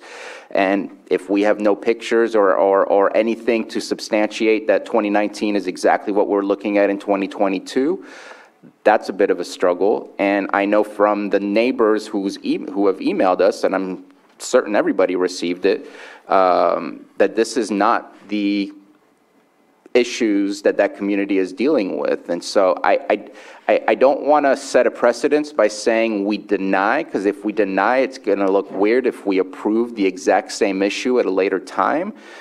But I also feel like approving it is putting you in a awkward position on what is your next steps if the appellant is not able to actually abate it on his own, and we have to make that happen, and we can't make it happen until we get all our ducks in a row. Now, it's not moving mountains to make that possible, But this is not the only thing that we're working on either. Ms. Grant, and then I see, Marcus, you were going to come to the microphone. Go ahead, Ms. Grant. Yes, and I'm sorry to intrude on your motion, but since it's still up for discussion, if I may. Yes. You can certainly move forward with your motion. If you do have these questions that's going to hinder your board's vote in this matter, or any of your members feel that way, if you want to continue it to the 6th, we could have better answers for you with regard to the impound process. If you don't feel that's relevant to your decision today, then certainly it's just that, not relevant. But if you do, we could certainly commit, my office could certainly commit to giving you a legal outline of how that is and work with community development in that regard. Go ahead, Marcus. You were going to state something. And I appreciate that. Obviously, we do need to work with county council to develop this policy because we want to do it the right way. And I no recollection that the county or code enforcement has abated these type of issues in the past, and there was a policy in place. But I do want to go to the issue of evidence. I believe the appellant did testify in his own admission that the cargo container was there in 2019 and that he moved it slightly back away from the road. So I believe there is evidence on the record. No. Different container. We can go ahead. Continue. Okay, then I think that's something that needs to be clarified. And I think the appellant should explain if the containers there is the same container that was there in 2019. And where did that container in 2019 go? All right. I'll allow you to just answer that question. I'll be brief. The container that's pictured was brought in after this complaint was filed and placed on that other parcel, 8020. And at that time, we were fully expecting that the paperwork that we had brought to the planner, Ms. Turner at that time, would result in us being granted the legal lot status so that we could proceed with the permit. So we had a $20,000 bill that we were facing for continued storage of containers at a site on Treasure Island in the Bay, and we decided to bring the container up since we were anticipating an imminent ability to build with the materials and the equipment that's in that container. That container was then moved slightly in 8020. Okay. Sorry, in 2020. 2020, got it. Right. Okay, so is there any other discussion from Just the a board? point of order, Mr. Chair. I believe that last testimony, while appropriate, probably we should reopen the public hearing to accept it. Just defer to Ms. Grant on that. Certainly want to hear the testimony. We want the board to acknowledge that we're accepting it in the proper context. And I stated I would allow his input on that question. I don't think we officially closed. He's the appellant, he's not the public that swore in. Well, I think what you're saying, Chair, is that that was your intention, was to reopen the public hearing to receive just that testimony. Is that correct? Was basically is. And right. Was there any objection from the other board members to that? All right. Then I think, I may also wish to say that I don't know that when code enforcement does these types of abatements that they mark the container. In other words, it's a cargo box container. I don't know that there's any way that community development could ever tell if they went out one week and saw another container the next, how in the world would they be able to tell it was exactly the same container? I think what we're talking about is the circumstance on the property that gives rise to that violation. All right. Okay. With that, is there any further discussion from the board? May I ask a question? No, we're finished. So I have a motion on the floor. All right. And a second. Do we? Yeah, we had a second. All right, so I have a motion and a second, so I'll call for the vote. All in favor? Aye. Aye. Opposed? Nay. Nay. All right, motion passes 3-2. And so with that, we'll close this item. Thank you for the presentation, and we'll move forward to our next item on the agenda. But before that, we're going to take a brief break. So we'll come back at 10:50. Thank you.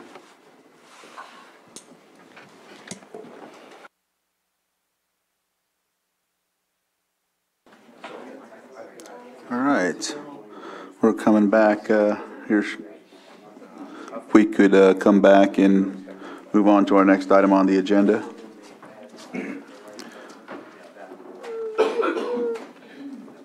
sir. We're going to come into session here, so.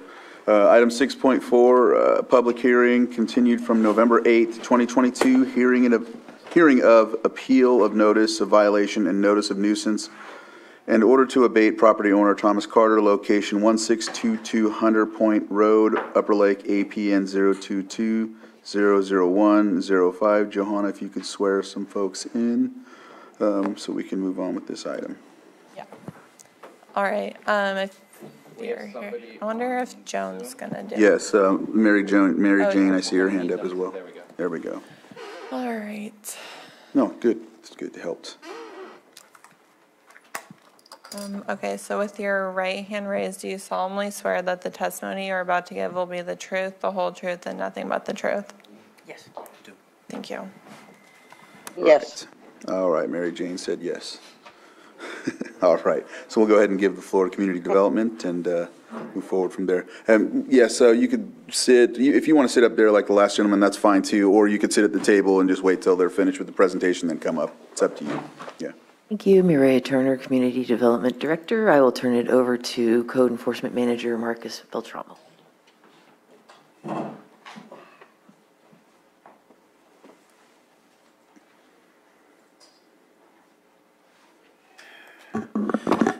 Good morning again to the board. My name is Marcus Beltramo. I'm the manager of the Code Enforcement Division. And again, we're here today for a hearing request, the equivalent of an appeal. Before I start, Yeah, we're not sharing on the Zoom. oh, sorry about that. Yeah.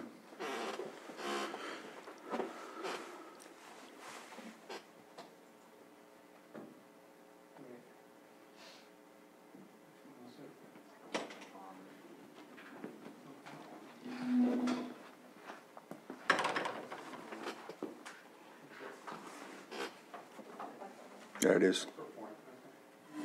I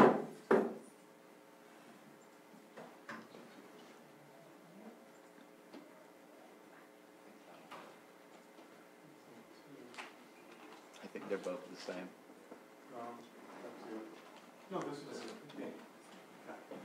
same. Before I start, hopefully the board had a chance to review the attachments and the documents.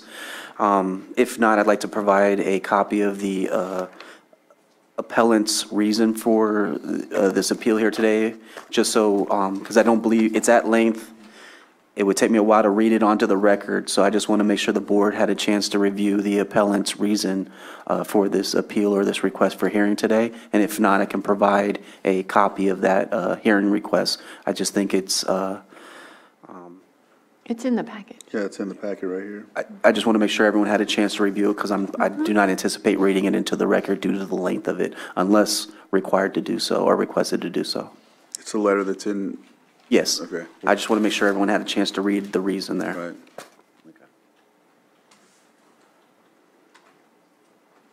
Also, if need be, we do have a permit technician from the Community Development Department. She works in the Building Safety Division.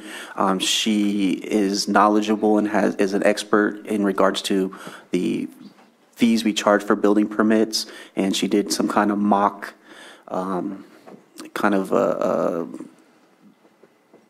permit fee kind of analysis to kind of give some context to the situation. So if there are questions about how to calculate permit fees and things of that nature, she is here to answer those questions only in that regards regarding as to the calculation of building permit fees.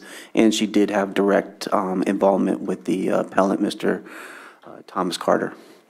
That being said, I will begin the presentation. So today we're here in regards to the property 1622 Hunter Point Road. That's in Upper Lake, California.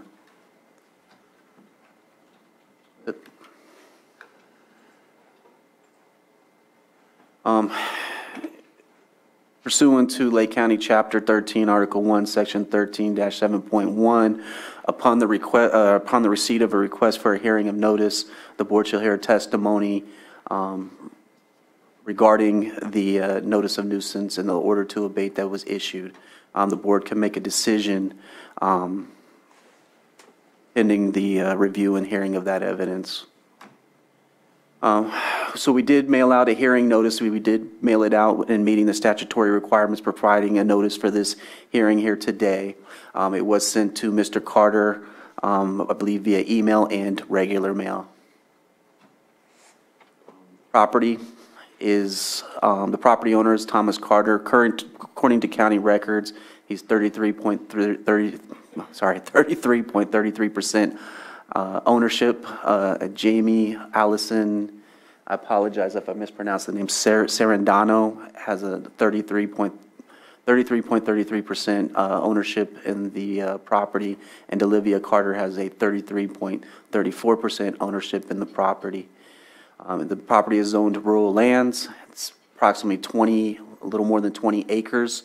And currently situated on the property, which is the subject of this hearing today, is a primary dwelling measuring approximately 24,000 square feet, an accessory residential dwelling, approximately 525 square feet, and an accessory structure that's claimed to be a barn, which is claimed to be ag exempt, although we have no record of formal paperwork being issued for it being an ag exempt structure. Therefore, we believe it's something that requires a permit. I'm sorry, I think I misstated earlier. The primary dwelling is 2,400 square feet, not 24,000 square feet. So I apologize. Here's a site map. This is taken from Google. It's in a remote area. Here are the site photos. This was taken over a period of time by our various building inspectors and code enforcement officers. As you can see, there's the main structure there on the left, a kind of a zoomed out photo there on the right. Additional photos of that structure, the primary structure, I believe, is what the one on the left is.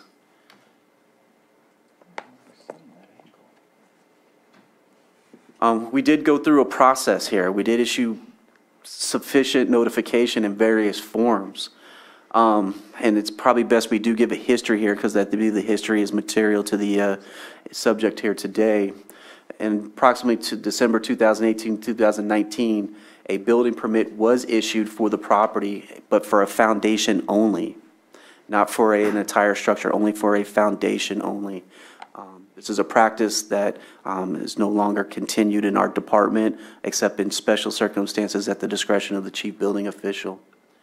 On July 2nd, 2020, a notice of expired permit was mailed, letting the property owners know that the building permit had expired.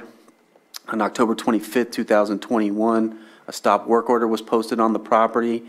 On October 27th, 2021, the stop work order letter was mailed to the property owner. So the stop work order was posted on the property, a letter informing the property owners of the violation, the issues occurring on the property, and the fact that a stop work order had been issued. That letter was mailed on October 27, 2021. On December 8, 2021, a second stop work order letter was mailed informing the property owners that there was construction occurring on the property, there were not permits according to our county records, and that work needs to cease and permits need to be obtained. On February 28, 2022, a notice of noncompliance was recorded on title for the property. Basically, the point we're trying to iterate here is that the issues were made known to the property owners. It was made known to the property owners the county had an issue with what was being conducted, and that construction was occurring without the proper permits first being issued. Code enforcement, the issue was referred over to code enforcement on February 28th, 2022. A notice of nuisance in order to abate was issued for building without permits and failure to be issued a certificate of occupancy. It should say occupancy, not a certificate of compliance, a certificate of occupancy, which means the building can be properly occupied. Again, we issued a second notice on April 20, 2022, and we issued a notice of violation for the same issues cited before. Building without permits, that's a violation of the California Building Code, and Chapter 5, which the county adopts, and a certificate of occupancy, which is also contained in the California Building Code, which the county adopts under Chapter 5 of the Lake County Code. On June 15, 2022, we issued a third set of notices, a notice of violation and a notice of nuisance in order to abate, citing the same issues. Basically, construction without permits are required, and a certificate of compliance. The first two notices were issued only for the main primary dwelling. It was only later, as we issued these final notices, that we discovered there were additional structures on the property that were unpermitted or had not first obtained the proper permits, and that would be the accessory dwelling unit, the residential accessory dwelling unit of 525 square feet approximately, and this barn that was, the claim is that it has non-exempt status. Just a quick clarification. You're showing us the date, June 15th. Are you saying on June 15th is when you noticed the other buildings? So prior to June 15th is when I discovered there was additional structures on the property. So we identified there's additional structures, and then we issued the notice on June 15th, 2022. So there's separate notice of violations for the primary and the additional structures that were found at a later time? These notices here are superseding notices. I apologize, they don't say superseding on them, but they are superseding notices. Okay, so it like started over? Yes. Okay. Thank you. I think the point that should be, that's material here, is that there were two notices issued prior, letting them know that there was an issue. There were violations, and this, and that there was requirements of the property owner to take a certain action to correct those issues. So that's how I would look at the first two notices, as maybe a due process requirement or part of due process, or further notification. We're letting you know of these issues and what you can do to correct those issues. An appeal or a request for hearing notice was received from the appellant. You have that document there. Hopefully you did have time to read that document. To give you to paraphrase, basically, when the property owner, Mr. Carter, tried to come in and get permits for the rest of the structure, outside of the foundation, this was approximately November, December of 2019, if I recall correctly. At that time, they told him what the permit fees were. He did not want to pay the permit fees at that time. It's my understanding from Mr. Carter that he received and I'll let Mr. Carter further explain this, or his understanding of the chronology here as well. But my understanding from him is that he got an estimate from the Building Safety Division that permits would be around $4,000. My understanding is he went to his insurance company, let them know that information, and then when he came back in 2019, the fees jumped to about approximately $17,000. And at that time, he did not wish to, at the time he submitted his plans and his application, he did not wish to pay the permit fees at that time, and the structures were then constructed or erected. So, again, these are estimates, but we believe that they are close approximation and estimates that could give you a fair idea. So we did these calculations for a 2,466 square foot single-family dwelling and a 788 square foot garage. The fees come out to about approximately $17,115.57. This does not include any penalties for not first obtaining the permits. Under the master fee schedule, if you construct something without a permit, we can double fee you for the permit. So that $17,000 number is just the permit to build, to allow construction of the single-family dwelling. For the 525 square foot ADU that's being used for residential purposes, it's my understanding Mr. Carter's son lives in this structure. The permit fee would be approximately $1,981.88. And for the barn, if it's determined that it does not have the proper ag exempt requirements and documentation, the permit fees for that would be $2,719.35. And again, I wish to reiterate, these are just the fees for the permit if they had been obtained properly. These do not include penalties and fees. So that's incorrect. That says includes penalty, does not include? So where it says I'll have to pull that, penalty is. It seems like it should not include, because 17,000, Oh, I apologize. I misspoke. I apologize. Contained in the 17,000 is the penalty of $10,211.57. I apologize. Thank you for pointing that out for me. So basically, the permit fee would be around $7,000, $8,000 for single-family dwelling in the garage. Go ahead. I have an additional question to that, because I haven't seen it in the breakdown, and maybe it's possible I missed it. I can't imagine that school and fire mitigation fees are involved in that number, and I just want to make sure that there's more to it than just maybe what CDD requests for permit fees, and want to make sure everybody is accounted for when really recognizing what is the total cost. I believe, and our permit tech can probably testify to this, but it's just straight permit fee, just a basic permit fee. So not accounting. No, you have to go to the school and you have to go to the fire department to pay those. Typically for fire rebuilds, also, the school and the fire department credit you for the square footage fees that you'd already paid. Gotcha. So if anything, if there was an enlarged footprint, there might be further fees, but they would have gotten credits for that. But they don't pay those in our department. Yeah. And so to kind of give some comparison, there is the dispute here today.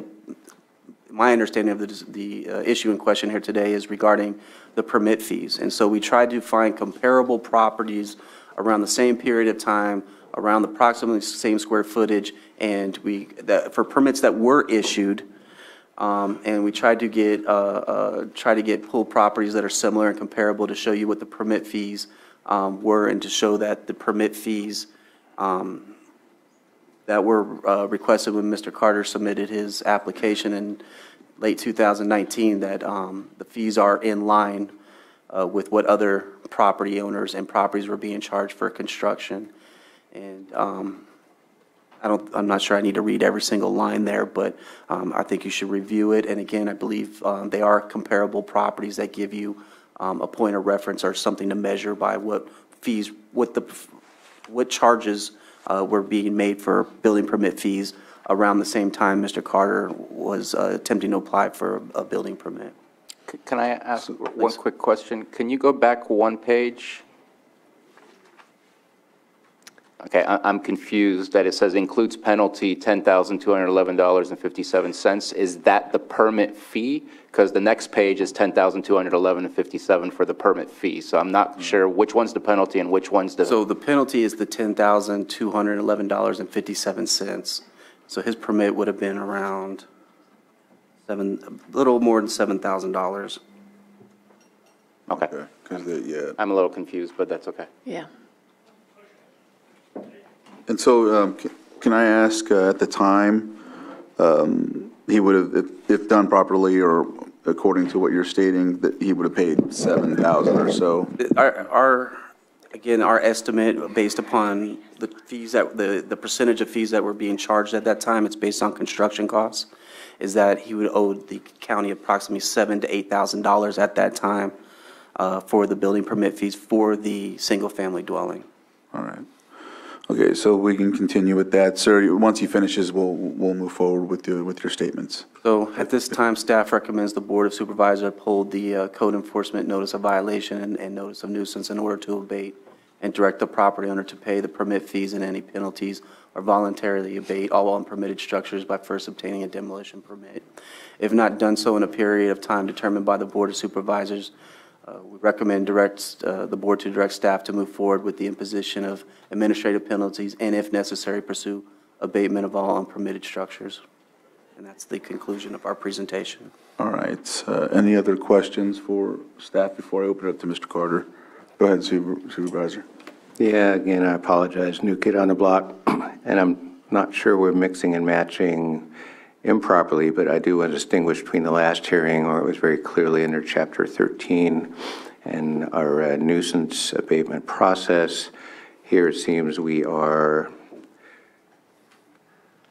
Chapter 5 under building regulations with a little bit of a notice of violation order to abate in there, but it looks like the appellant is going to be talking about fees. I see a much different compliance process in the building regs than I do for a garden variety public nuisance, and so this question might be for staff or for county council, but you know, I'm seeing in this part of it a building appeals board that I haven't heard of ever meeting, and then those hearings can be appealed to this board of supervisors. I don't have any knowledge that a appeal as to the fees being requested was ever filed, but it's also pretty unclear which appeals process was presented to the appellant. So can you just clarify where we're at? Are we looking more in this particular hearing in a Chapter 5, Section 5-14 kind of situation? Do we have a hybrid with Chapter 13 and a notice of violation order to abate? Where are we at here? We also cited a violation of Chapter 13, Section 13, Article 1, 13-3.1E5, which means if the premises are operated or maintained or anything done contrary to Chapter 5 and Chapter 21, that is considered a public nuisance. So we did cite a public nuisance code, and I do not believe there is a appeals board under Chapter 5. I believe the Board of Supervisors has, and I'll let County Council clarify this if this is not correct, but I believe the Board of Supervisors has taken that responsibility for any appeals that are referenced in Chapter 5. That's, Ms. Grant's shaking her head yes. So I see it in the statute. If there's a deference of authority to this board, is that by resolution that doesn't appear in the code? I do see a distinct reference to a building board of appeals. The board sits as the building board of appeals. You used to appoint other persons. There was, I believe, and I'm speaking only from recollection, there was a difficulty in getting volunteers and regular attendance because the meetings were sporadic at best and quite infrequent. So at one point your board determined to take over that function and sit as that body. Okay. At least, again, that's my recollection. I'm happy to look it up, but that's what I can recall here. I'm just looking at the part of the code that says whoever is sitting as the Board of Appeals, that decision by that body would be appealed to this board. So there may be some cleanup work to do on that. Thank you. all right. Anything else before I see that Mary Jane's hand up, and also, would you like to speak briefly? As you can see by, is this on? Yes, yes. By his own information, he has many of his facts. You state your name on the record? Tom Carter. Okay, thank you. Go ahead. I'm the owner of 1622 Hunter Point Road. All right. And many of Mr. Beltramo's facts are wrong. On June 15th, I'm the one that gave him the information of all my structures on my property.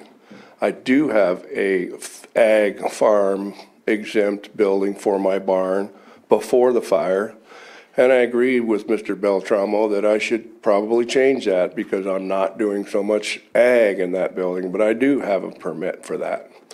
I do have a permit for my foundation that I did get signed off by Keith, your building inspector, who ended up passing away. My building fees, if I would have gotten my building permit on the day that I lost my house to the fire, my fees would have been about $4,000. And I went to the head of the building department at the time and asked if I could do an as-built drawing of buildings and drawings. And I was given permission to do that, and I started with my foundation. If you've read my letter, you can see that there was other people that I let my architect proceed with drawing for them that were more of a desperate position than I was, because I had permission to start building and had found my foundation. I have a case full that I can pull out and individually show you of permits and plans and soil tests and asbestos tests. In the year it took me to get my plans drawn and my engineering and my Title 24 and my sprinkler systems and all the new codes, in that year the gal you had working here in Michaelin raised the prices, and now my permit was $18,000 instead of about $4,000. And that's when I protested that I don't feel that I should have to pay that. I did not call my insurance company after, like Mr. Beltramo stated. My insurance company called the building department, and the building department at the time in the beginning told them how much the fees were. During that time, they more than quadrupled. There's laws on the books that say you can't charge more than it costs to administrate these fees. And I want to see why these fees went so high in 1 year's time. I want to understand why Middletown was given a waiver on their fees from the fire. I went to the fire department and the road department and the schools, all of those, got all those signed off. When I went back to turn in my plans, they made me go sign them off again. And I can't understand why. I'm signed off by the health department. They made me go to every agency that I have to sign off again to get the same exact signatures that I had. I've complied with everything. I'm a general contractor my whole life. I've complied with everything that everybody's asking me to do. I just want to know why these fees were raised so high that now I'm expecting. I got a hold of, I tried to call Mr. Crandall, and we played phone tag for a while. It was through the holidays, so I understand. Then I got a hold of Carol Hutchinson, and Carol Hutchinson was going to come to the board. I've kept in communication with Dana. I tried to pay to have my plan checks reviewed to get ahead of the game here, but I was asked if I promised to pick up my plans after they were reviewed, and I said no, not at this rate. I want to know why the rate has gone so high. Now, the previous board fired Michaelin, but they didn't reverse anything that she did. Well, our fees are now higher than Napa County, and I was told that we had to raise our fees here to get in line with the counties around us. Well, we're higher than Napa County now, and we're not Napa County. We're not Mendocino County. We're a very poor county, and I want to know why the county feels like it costs so much to come out. Basically, I'm going to have about 3 inspections on my house. So they're telling me it's going to cost $6,000 an inspection for a guy to come out and look at my jobs.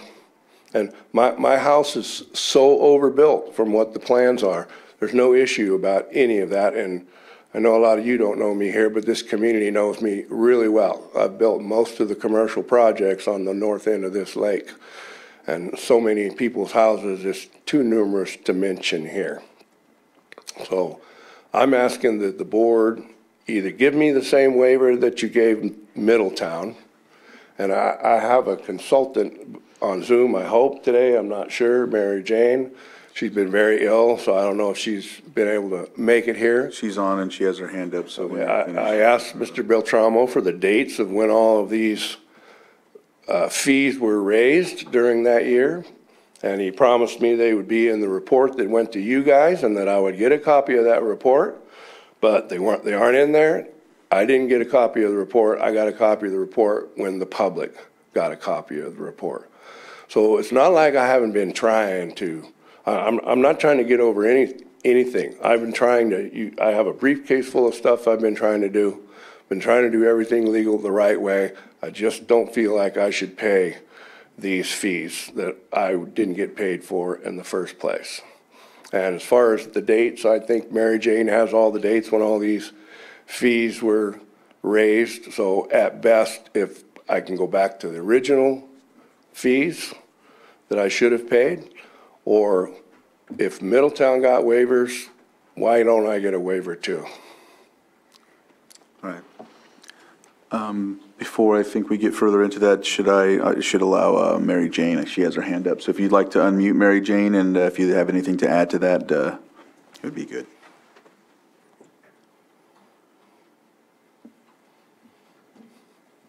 There we go. Okay, good morning. I may lose my voice, but I'll do the best I can. One of the facts that seems to be kind of skittered around here is the fact that Mr. Carter lost his house to a disaster, to the largest fire that we had in Lake County in 2018. This was not a choice of his, but indeed it was a disaster. And as we all know, during the series of fires that we've had in Lake County since 2015, insurance companies tend not to fully reimburse their insureds to the costs that are current. During the Valley Fire, the board did waive fire fees, as well as school fees were waived by the school boards, up to and including the previous square footage that was destroyed during the disaster. When Tom came to me, and I believe it was 2019 after I left the county, he said, "What can I do about this?" I said, "Well, the only action that can be taken is an appeal to the Board of Supervisors to waive or modify the fees that stand right now. Only the board has the authority to waive or modify fees." So that's when Mr. Carter went to Carol Hutchinson and asked for a meeting with the board, which never happened. And then things went forward, kind of snowballed with the notice of nuisance, notice of abatement, notice of violation, and so forth. When in fact, Mr. Carter always agreed to get building permits. He submitted for them. He had the plans drawn and everything was in order except for the amount of the fees. And that's what his appeal here is today, is about the amount of fees which only the board can waive. He's not refusing to get permits. He has tried to comply all along, and he's just asking for the board's discretion to look at the fees that are being imposed, especially not just the fees that are imposed, which was some $7,000, but the imposition of penalties, which is allowed by code, but in my knowledge from being building official from 1997 through 2007, then from 2017 to 2019, those fees have never been imposed on somebody that was willingly trying to get building permits. So Mr. Carter would be, as he said, willing to pay the fees that were in place at the time that the house was destroyed, the house and buildings, including a very large workshop and his tools that allowed him to carry on his business as a contractor. That would be a fair decision in my mind and Mr. Carter's mind, but the board can also waive those penalties as well. And again, building permit fees are allowed to be set by local jurisdictions according to state law and building codes. However, those fees may not produce excuse me, I've got a little bit of brain fog here. Those fees may not include making a profit. They do allow for a reserve to continue to provide services during times when the building permit fees are not incoming as much as they have during the years. At one time, the building department did have a reserve of $1 million. Money was well spent during, that was when I left in 2007. Money was spent on a variety of technology and things to assist the department in servicing fees in a better manner. In 2017, when I returned to the building department, there was a deficit. And at that time, of course, the building permit fees were looked at. At that time, it was 1.5% of the building valuation based on the ICC standards. shortly thereafter, the director that was in charge at that time, there was no building official, sought to raise the fees. They raised it to 2% of the building valuation, which seemed like a small amount, only 0.5%, when indeed it was actually a 25% raise in the building permit fees. Shortly thereafter, in 2018, early 2018, it went from 2% to 3%, which was a 50% raise in fees. The board approved it at that time, and in addition to Mr. Carter, there was a number of complaints regarding the new fee structure, and the director at the time, Michaelin, felt that it was a nexus and there it was okay to do that. And even though I disagreed as building official, it went through and we had a number of complaints regarding that. That being said, back to Mr. Carter, he is a victim of a disaster. He's willing to pay the fees that were enforced at the time and should not be held accountable as a violation and fees that were violation fees, and that should be waived by the board as well. Thank you for your time, and I'm happy to answer any questions. Thank you, Mary Jane. Any questions from the board? I have a question. When you, yeah, so settling with the insurance company, did you do replacement or actual? Actual. Yeah, because if you do replacement. I got my full coverage, but, right. And even in the 2 previous years, I raised my insurance in the last 2 previous years before the fire. So I got what our actual coverage was. Part of the problem, of course, has been construction costs that went up almost 400% in some cases. So once we started building, it just got crazy. Although I'm lucky I milled a lot of my own wood. I have sawmills and stuff, so I was able to control the cost that way. But that's been part of the problem for sure. Right, but when you do the replacement avenue, there's the built-in percentage to cover upgrades and extra expenses. That's what they tell you when you have a policy. But when the Middletown fire... No, I know I've been through it. You do insurance? No, I lost my house and went through a rebuild. Oh, okay. So you understand a lot of the complications of what the insurance companies say, that, oh, you have this, but if you don't get this, you don't qualify for that. And we could talk all day long on how that works. And I actually became well versed in all that because I helped people in the Middletown fire rebuild their house. People were calling me a year later because I was helping people for free. A year later, people were still calling me on the phone from the Middletown fire crying because of the insurance companies and the building department. You have no idea how many people I helped get through the building department process because they just don't know where to turn if you're not in this business. It is really, it's a difficult process, but I just have a problem that you kept building without the permit. And when so many other people did pay their permit and get their permit. And then along those lines, you know, you and I don't know each other, so I don't have any context, but you say you're a longtime builder, right.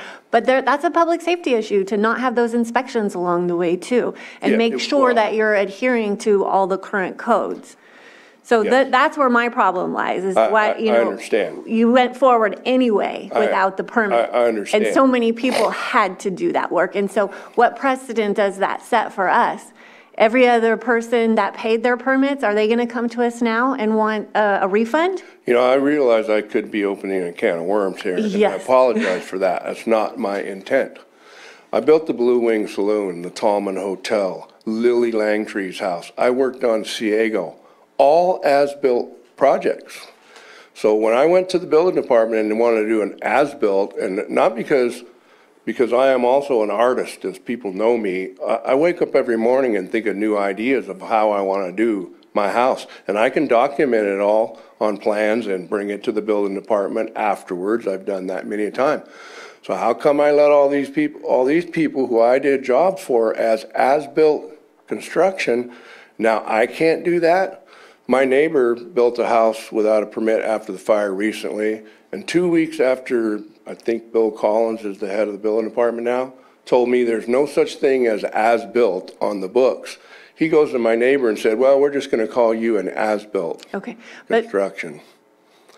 So you're the contractor building a house, so you don't have to hire a contractor like so many other people did. So I feel like it's a few $1,000s to get that permit and move forward, but as a contractor building your own house, you have that extra savings because you're not hiring out all that work to be done. I'm not building the house by myself. Okay. But you don't have to hire a general contractor? No. And did you sub everything out? I sub everything out, and I have carpenters that I pay. And I get that costs rise exponentially while you're in the middle of building, but you also say a few $1,000s. It's not a few $1,000s. It was $18,000 that they asked me. And they wanted $6,000 to review the plans. Now they've taken it back to, oh, give us $100 and we'll review the plans. And unless that's changed again, I don't know. But so many other people did. They went down that avenue, and then they also hired people to build their houses. Yes. So that's my... And I went down what I was given permission to do. Now, you testified earlier of the turnover that this building department has and the planning department has. I was given a permission to do an as-built, and then that person left. And so what, does my permission go away now? Is the permission that everybody got from everybody who left this county and went over to Mendocino County for better paying jobs or whatever? So it's null and void, the decisions that they make?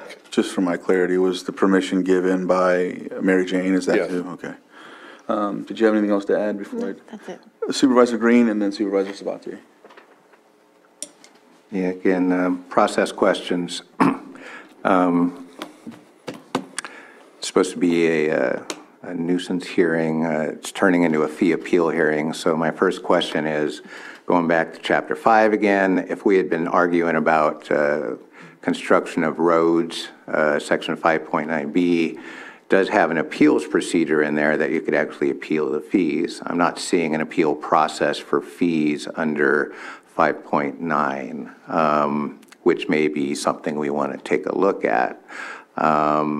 If we do get at the point of talking about penalties, I may have some wiggle room in there as far as the reasonableness of the fees. That said, I agree with Supervisor Pyska. Whatever your thoughts on the fairness of the fees or lack thereof, the evidence is pretty strong that you continue to build nonetheless.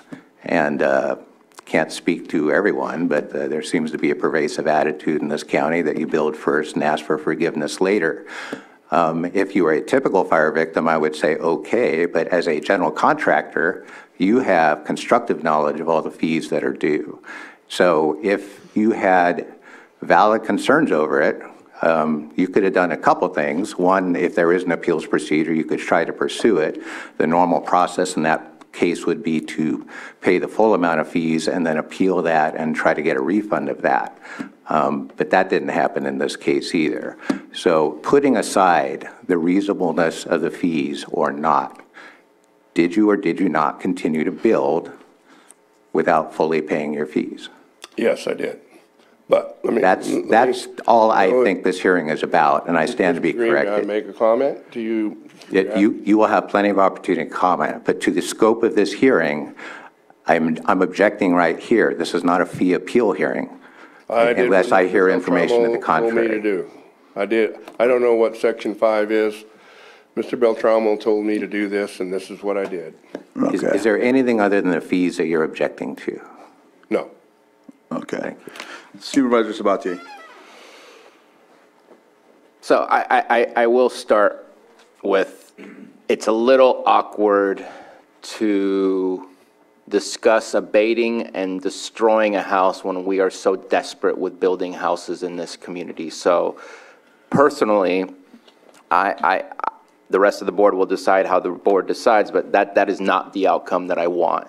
The fees are the fees, and so it's either you get a permit and you pay the full fees that we're looking at, which I'm still somewhat confused as to what actually is the fees, because I'm looking at the paperwork and it says 17,000, but now we're looking at 7,000, then we say 10,000. So I think we need to really figure out what the actual fees are minus the penalties and really separate that out, because now after reviewing it, because I saw $10,000 for construction, $6,000 for plant review, and that's already 16,000. So I'd like to figure out exactly what we're looking at, because I'm now very confused as to what the numbers are. However, there needs a permit. I agree. You are in a very high fire threat area. We do need those inspections to occur. We do need those permits to be there. You have a very beautiful house that you're building. The last thing I want to see is that house going down. So we're going to get that permit done, and it's a matter of how we're going to get it done. And I would suggest, if you have proof from an insurance company, proof, not just verbal, it needs to be written that we provided a estimate of 4,000, then at that point I say we have to stand by that 4,000. If there's no proof, then we need to go with what the permit fees are that are being discussed today, because there's no other evidence to show that that ever even existed at this moment in time. And the fact that you have not brought it to us, I'm thinking it probably doesn't exist. And unfortunately, a verbal conversation, whether it's a, yes, you have an ag exempt barn, or yes, you can go ahead and build something, it needs to be written or on email or something in order to actually, in my opinion, be the evidence we need to make a decision. So it's a matter of, either you can show proof of the 4,000, or we need you to pay the full amount, because to me, there's no other way about it. Destroying a house at this moment in time just seems so backwards of what we need to do, but we just need to figure out this gap right here of what we need to do. I think you just heard testimony about the building fees being increased twice. And during this time. I disagree about evidence coming from the insurance company, because that's a point in time when they called in. And that's a different point in time to when he went and turned in his plans to get the permit. Anything can happen between that window. And that's why you go through the replacement process with insurance, because it's built in to have 25% more, whatever your plan or whatever your policy says, to cover those added expenses. Did you have your pen up again for something else? And then you were going to say something, sir. Go ahead and continue. Well, it appears to me that there's plenty of evidence about the fee hike, so why do I need to prove that when you have the former head of the building department testifying against that? And did you go to the ag department and see if I had a permit on my ag building? Because my copy burned up, but I had a permit on it. And I have my signed off permit that for 2 years, you've been telling me that you canceled my permit. I have my signed copy of that permit. And you guys don't, but there's nothing I can do about that. I'm glad to show you my signed copy. And I've been trying. I've been very busy trying to rebuild my life, my house, my business, trying to communicate with, sir? The permit you have, what is that? For my foundation only permit that they keep saying they revoked or whatever. It was up on the screen a bit ago. Expired. It's expired. Okay. And so I'll just add while you're getting that, with Mary Jane, when I first got on the board, there was another situation in Upper Lake. I wouldn't say very similar, but there was, she had left and things got complicated, and she had given basically approval or something of that nature before, but it ended up not coming to fruition. We had situations with that as well. So the legacy issues I know that we have been talking about quite frequently are, I've been noticing them as well. We all noticed them and have dealt with them. There was a statement made about fees being waived for other fires. Is that accurate? Or Yes, that is accurate for the Valley Fire. Okay. And was there any other fires that this was done for? Or no. No? I thought the Clayton fire. Was it Clayton Fire? I think the Clayton fire, the Valley fire.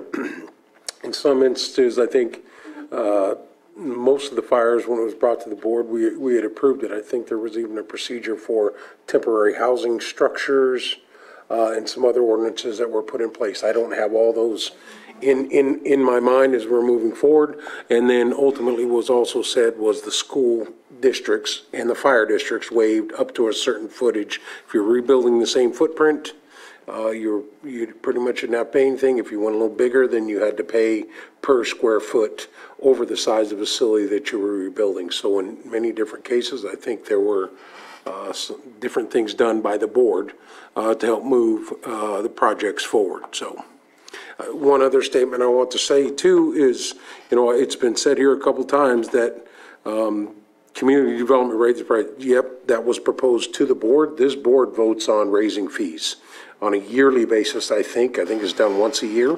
It's brought to us, and this board makes those decisions. And in those times of making those decisions, that the conversation comes up. These are not something that can be made for a profit. These are costs that are estimated that we can cover. I think we're going to hear that later on in another conversation we have on a different item. So we can only recover the costs. It is not a profit center. It is just recovering the cost of examining plans, moving forward with what needs to be done to build the project. So we do have those conversations on a yearly basis when it is brought to us for fees. Supervisor Sabatier? And I will say we just reduced it to 2.6% from the 3% in the last fee schedule that we approved. And I get it. People went through hardship to rebuild. We can always learn and decrease that hardship. And if we have evidence, which none has been proposed, that there was communication or a written letter to an insurance, I am certain that there's a certain time frame where that makes it still eligible, and I don't know where it fits in the chronology of things. You can't provide a letter and 2 days later change the fee schedule, which I doubt that's exactly what happened, but I'd like to better understand where does that fit and is there evidence of that? Because right now there's none of that, and I want to see this moving forward. And it's a horrible suggestion, but again, obviously you need a permit.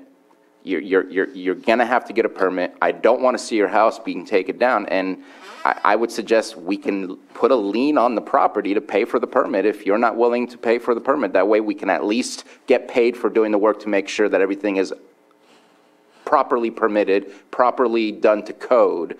And at that point, we will collect that money. But we have to do something to continue moving forward and not take a step back. I've had inspectors in my house all the way through the property, all the way through my construction.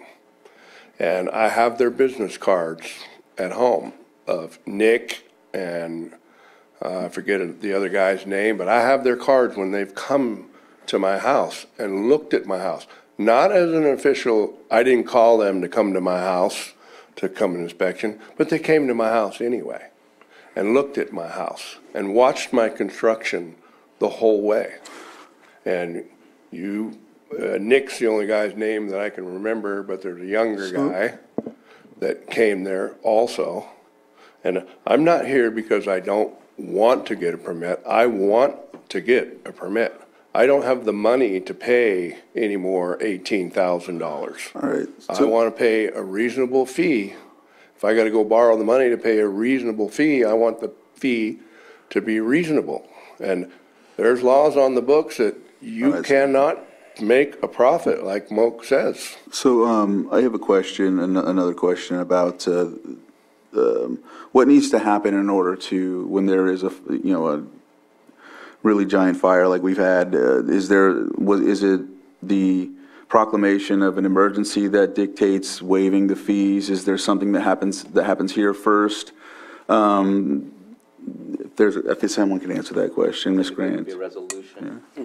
Normally, when there's a proclamation of a disaster, that the issue of whether your board wishes to defer fees or waive them for a period of time just comes to you, and that normally is just deferring enforcement of an ordinance and a waiver of fees, and that comes to you in the form of a resolution.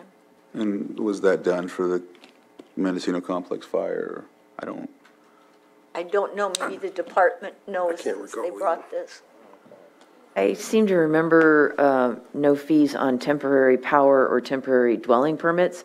I don't remember waiving of fees for rebuilds. The conversations at that time, I thought, centered about how insurance was paying for permit fees. And so we were going to charge for building permit fees. But I could be mistaken, but I do remember that the temp dwelling and temp permit, I think we waived those.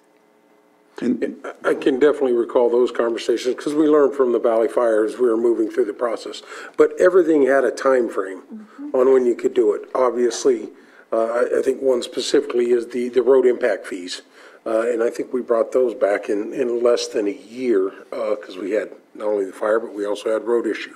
May have just been a year for that. I think there were specific timeframes when you had to have your permit in place, when you could set it in. I think it was a 2-year time frame. We had issues with that, obviously, where people pushed it way longer than we needed to. But we understand the hard part of rebuilding after the fire. So I don't have all the specific answers, but I know it's done in different ways. So, and you know, just like everyone else, yes, it wasn't my specific home, but my daughter's home burned down in the fire. We had to rebuild it. We had to go through that process. We understand we didn't build it our own. We went up the modular route, which was a little bit easier in the process. But we did have to go through and pay those fees and do the site plans and go to the schools and get all those things rechecked. And, you know, so it was a challenge. Ultimately, you didn't want to pay anything, but there were fees that needed to be paid to even rebuild the home you lost. And we didn't have insurance, so it was a real challenge. And I know our community is still recovering this day. So it was a horrible event. We're moving through it. Don't have those specific dates for you on this. Today really is on the appeal. And for me, I guess my follow-up question, because I've heard from the appellant here, he wants to get the permits, we want to be able to move forward. I heard from Supervisor Sabatier. My question is going to be, and this is where I'm going with it, I'm always trying to be solution-orientated here, the fines, the penalties. I think as a board, we have a right to do something with the penalties. I don't so much say that we should with the fees, but the penalties, I think, should be a conversation we have before a decision is made today. That's my thoughts on us working both with you as an appellant, and it may not get everybody where they want to be, but I have that discussion that I'd like to bring up. Supervisor Green, you have your pen up. Yeah, thank you. I do think penalty would be part of the discussion when we make a motion. My personal opinion is based on the continued unwillingness to date to pay up the fee. I would leave the penalty on the motion just to ensure that if fees are paid, then we can talk about taking that off, but it'd be a quid pro quo. Again, this has devolved into a fee appeal hearing. I don't know that we have that really authority to weigh that given the hearing that is presented to us. Question, of the built stuff that's on there, how much money have you spent on materials and any subcontractors you brought in to help you? The whole project? Yes. Probably $1 million. And you're saying that you're sticking to your guns over an $18,000 building fee? You know, $18,000 that I don't have, and you make an assessment that I'm not wanting to do this. I like his idea. You want to put a lien on my property for the permit fees? I'd go along with that and get that permit. But I also will come back and I want to know why you're charging so much money for myself and everybody else involved. Why are your fees so high? And why did I built one of the first houses in Middletown for our former sheriff here where they waived the fees. Apples and oranges. Apples and oranges. My question to you, sir. I misunderstood your question then. What's your question again? Your whole basis of this appeal has to do with your understanding of the fairness of the fee or lack thereof. Again, I don't know that there's a procedure in this code to even consider this as a fee appeal, but I find that particular aspect, if that's all you're appealing, I'm sorry, you haven't presented anything that would convince me that we shouldn't proceed with the recommended action, including the penalty. And if you were to come within the next 30 days and pay up your permit fee, I'd be willing to waive that penalty. Other than that, I don't know what we're talking about. So I hear someone online. Mary Jane, did you have something to add, or are you just not muted? I guess I wasn't muted. Sorry. Okay. Supervisor Pyska, Okay, we can go. Okay. All right, and so I'll just clarify on my end. I know that there's, did you have anything else to add before I call on? I've heard a dozen numbers. What is my fee? Well, and that's what we'll get to shortly. I'll let Joan come up as she has her hands up if you don't have anything else to add before we discuss that further. So we're not moving forward until after she comes up. And you did swear in, Joan? No, I did not. I was not in the room. Okay, Johanna, can you swear her in, please? Maria, do you have the correct fees and penalties? Do you solemnly swear that the testimony you're about to give will be the truth, the whole truth, and nothing but the truth? Yes. Thanks. So those are the fees, that was just about the total amount. This is the penalty. This is included in that, so the fee would have been. Joan Moss. I was going to read his letter. Joan, we have it. I No, have Joan, we're something not to say. gonna, Joan, we're not gonna hear you read the letter. We have it, we've read it, so if you have something to comment on, that's what we'll move forward with. It's not fair to be quoted $4,000 for a price. Joan, then that's And a that's year good later statement to to make. tell you it's been raised 30%. Mary Jane Fagaldi herself was a community director, and she said that the prices were raised 30%. I remember when Bob Locious was the water resource person, and Lake County was scolded because they had too expensive fees, and Lake County had to pay back the fees that they had charged that were not fair. I don't think it's fair to make a fire victim who helped everybody else pay a 30% raise that he was quoted to start with. In 1 year, the fees increased 30%. Why? How? He was a fire victim. How many people did not rebuild on Cobb because they couldn't afford it?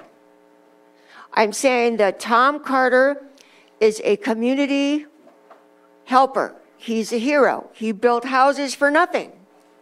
And yet you're charging him a 30% increase from what he was quoted to start with. Thank you.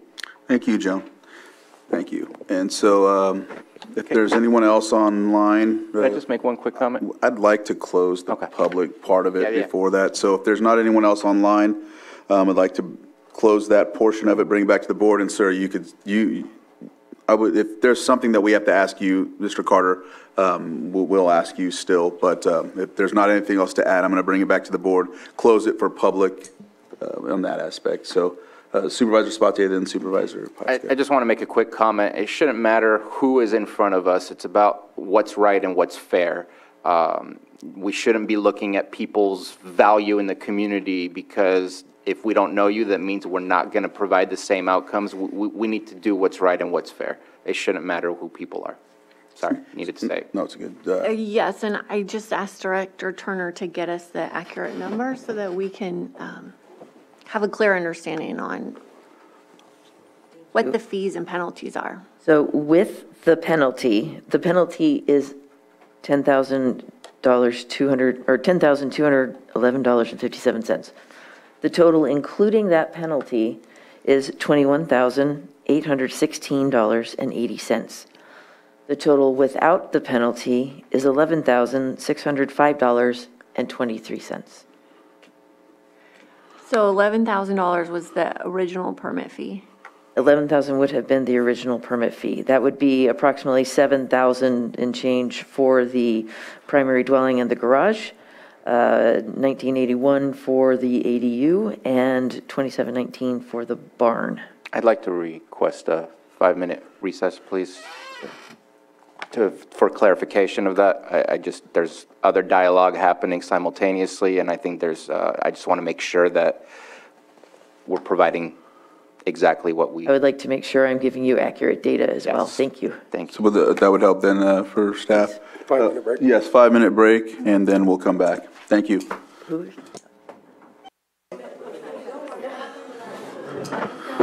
Okay. Looks like we've went beyond our 5 minutes, so we'll go ahead and come back to order here.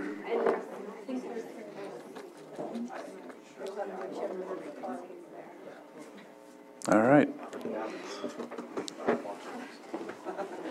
Was that a call? A very kind call? Very kind, yeah. It's like an airport call. Nice. Your flight. All right, so as we're coming back to order here, looks like we were talking about some specific numbers and getting them right on the same page. Before we get further in, I'll just, because I know there's not been a lot said by me about what I feel about this, as it's in the district. A lot of my questions were based around the other fires, if there was fees in fact waived, things like that. I know that there was time constraints on that type of aspect of it. In the fact that there was a lot of building conducted regardless of the permits.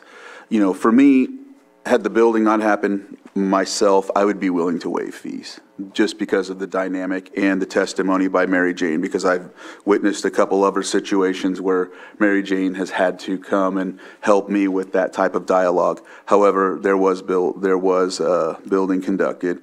I do understand the fees were not agreed on by the appellant. I do like the idea brought forward. Myself would like to go as low as possible with fees, but I know there has to be a consensus of the board. So whatever our consensus is to move forward with, I'm good with. But at the same time, with Mary Jane's testimony as well really helps for my decision making. And so from that, I'll just let you go ahead and have the floor there, Ms. Turner. This is for the correct amount? Yes, the fees. Sorry, yeah. The total amount with the penalty is $27,327.14. Without the penalty, it is $17,115.57. And I want to thank our building technician for jumping up and correcting me.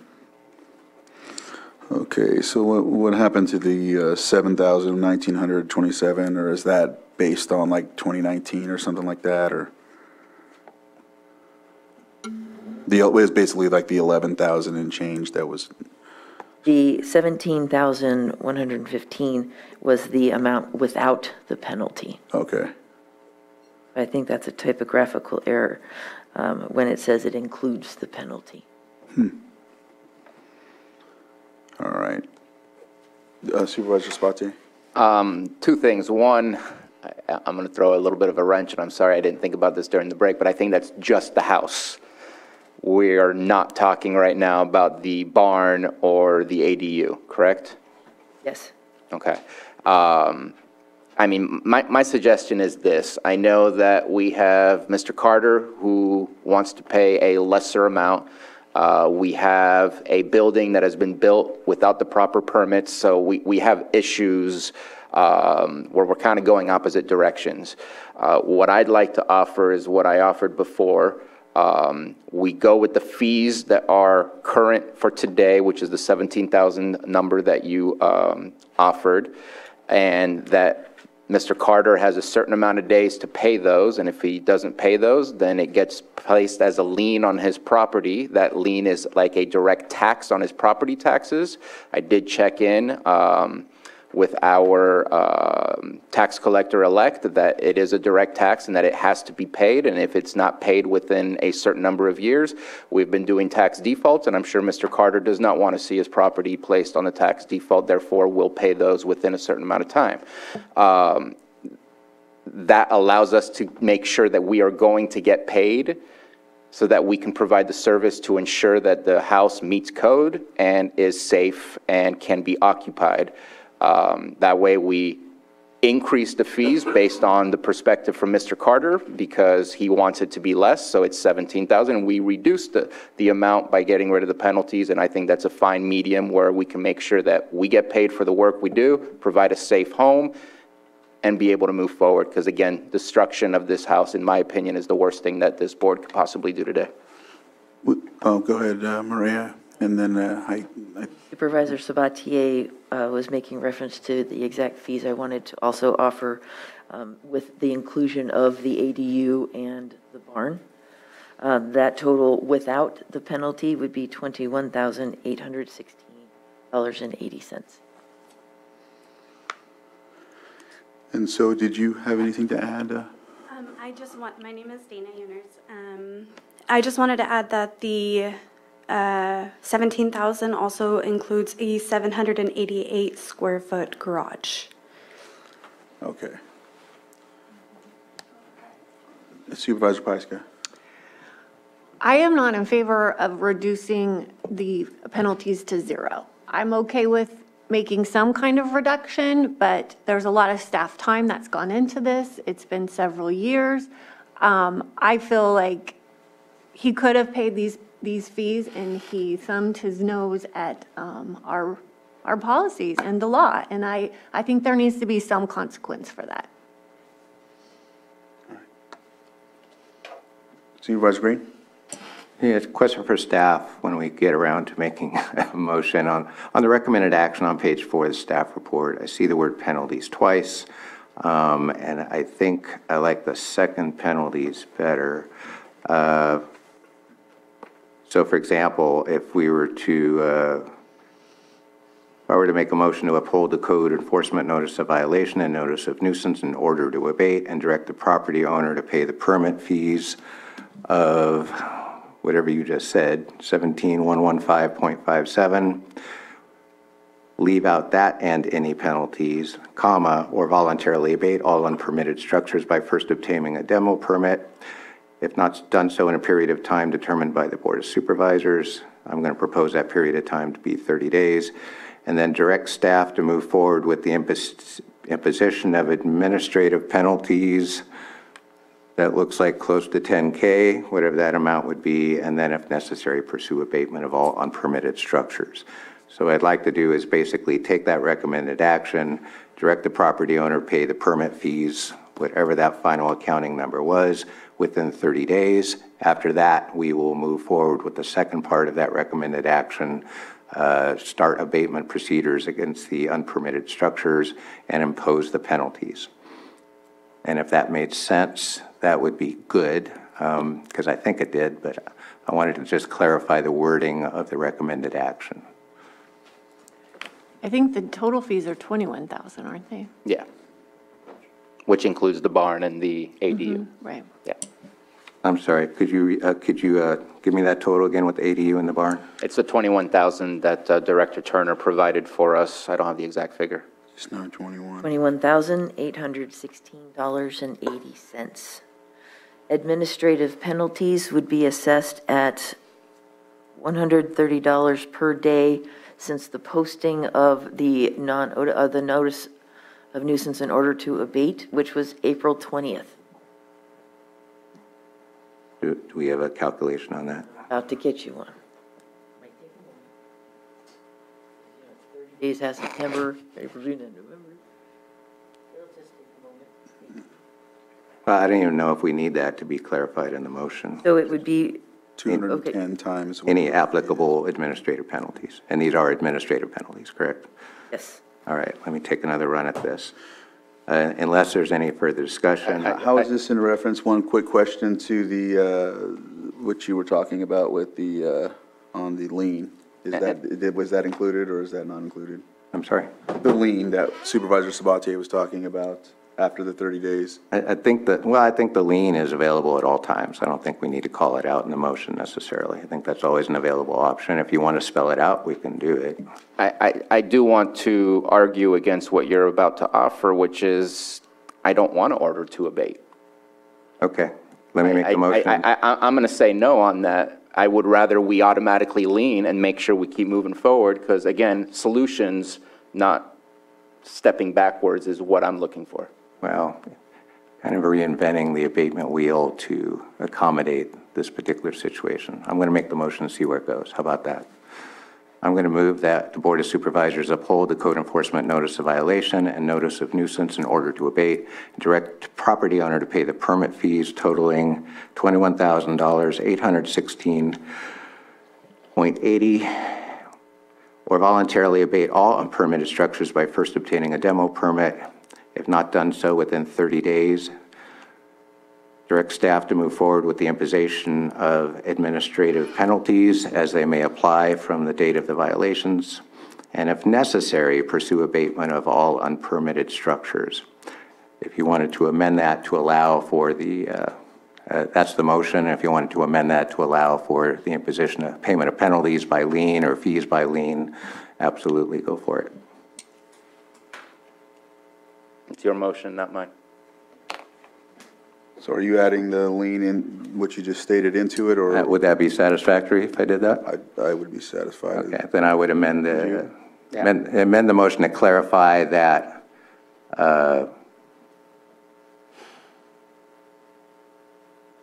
well, I'm not going to take out the demo. So, yeah, with clarification that any and all such fees and penalties, if not paid by the applicant, may be placed by lien on the property for collection at a later time. But you also have the abatement.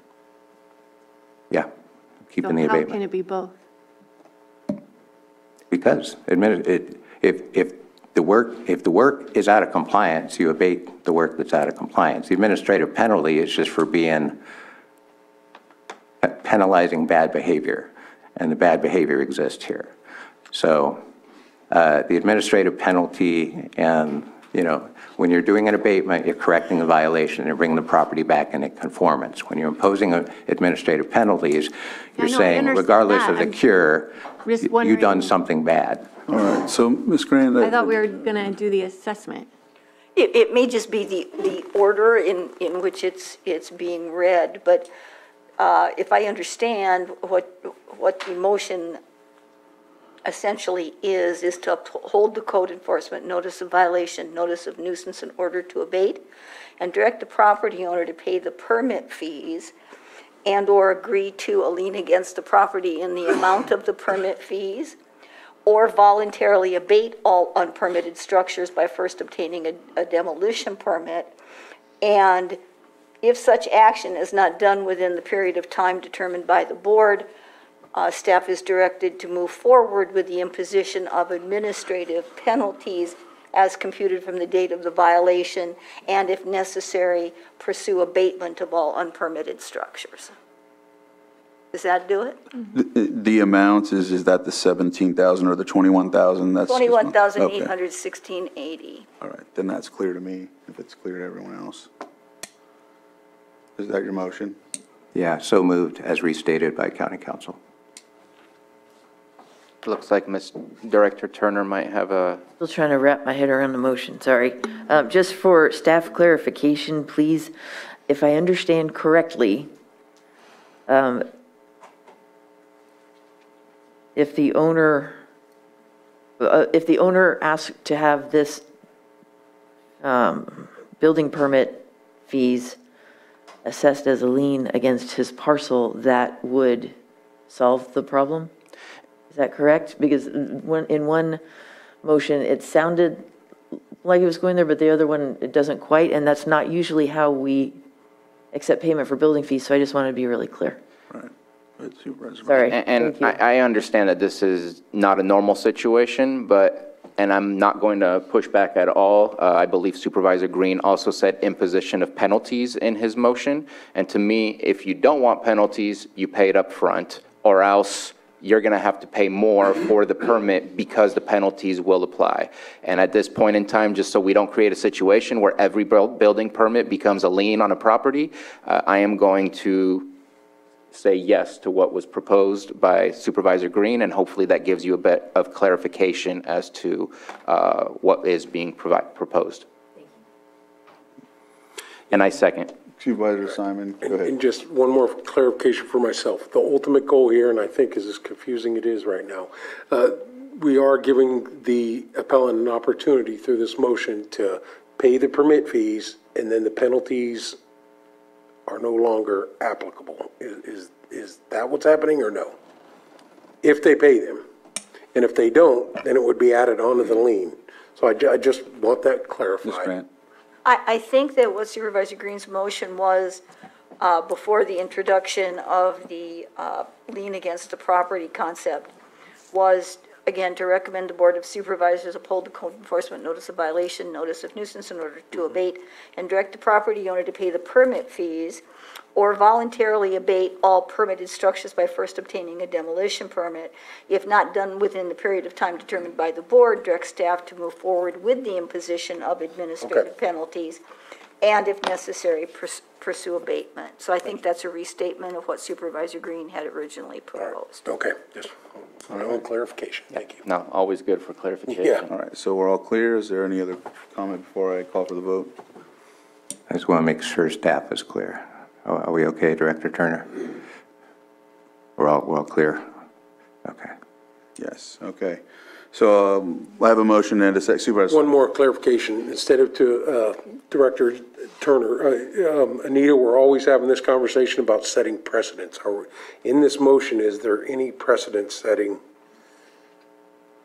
Sorry about, but I got to ask that question to make sure. Well, no, it's always a very good question, and it's your responsibility as a board to ensure that you consider that. I think here that you're holding fast with regard to the permitting fees. The only part that you're willing to reconsider are the penalties, and your board has done that on other occasions, as you know. Okay, thank you. With that, I'll call for the vote. All in favor? Aye. Opposed? Motion carries. All right.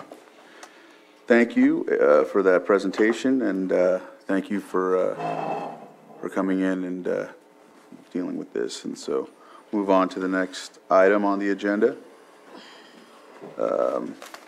which is, do we think it's going to take longer than? What else is on here? It's the timed item of 10:15. I think Moak would know best if it's going to take long or not. No one has reached out to me directly for today's conversation, but I know in the future we definitely will have pretty good participation. Is there anyone, well? I'd say let's. All right.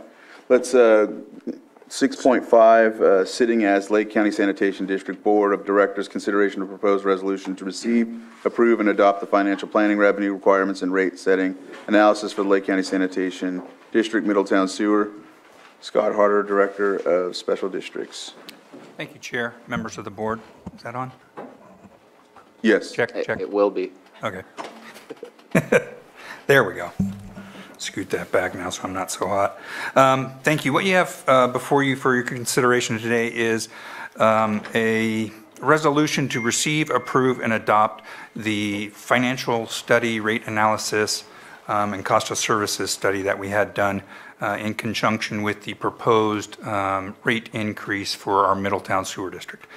So as part of the Proposition 218 process, we brought in an outside consultant to evaluate the cost of services, the current rate structure, the proposed rate structure, and then put together an analysis that was in compliance with Proposition 26 and Proposition 218, which are the two propositions which govern rate setting.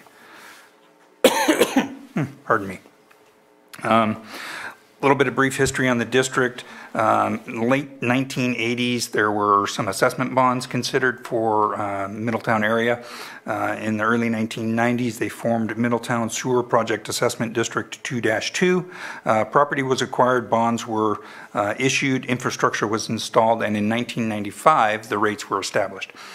Those rates have not been modified since then. There is no escalator CPI adjustment on those rates. So the rates that are currently being paid in our Middletown Sewer District are based on 1995 costs. I want to give a little background, if you'll bear with me. So the general methodology that was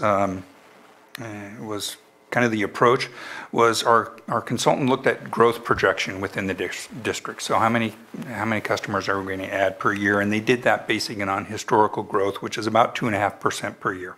They then looked at our operating costs. So when they did their financial analysis, they looked at our budget and our actual operating and maintenance costs. They did this study for a 5-year period, so they took our actual numbers and projected what our operating costs would be for that 5-year period. They then did what they call a cost of service analysis. So that cost of service analysis looks at the different types of account classifications. You've got residential, you've got restaurants, you have commercial, you have the school down there, you have laundromats, you have gas stations, service stations, what have you. Each of those different types of accounts impacts the collection and treatment process differently. They each have a different flow volume and a different intensity of waste stream that comes in from that. So part of the underlying concepts underneath Proposition 218 and Prop 26 are that the amount that is charged is no more than is necessary to cover the reasonable costs. And Moak mentioned it earlier. We're not a profit center. We are not here to generate profit off the backs of our ratepayers. We are here only to cover the reasonable costs of operation and maintenance and providing that service to our ratepayers. There also has to be a proportionality requirement. So that's why all the analysis happened on, how much flow comes in from a different type of account and what's the strength of that flow.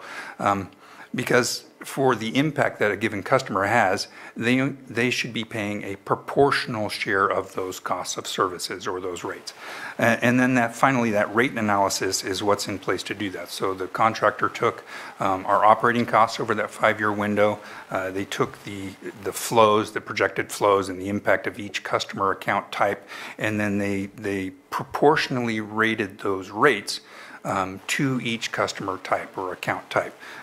Because of that, you're going to see differences in the percentage amount of rate increases for a different customer class.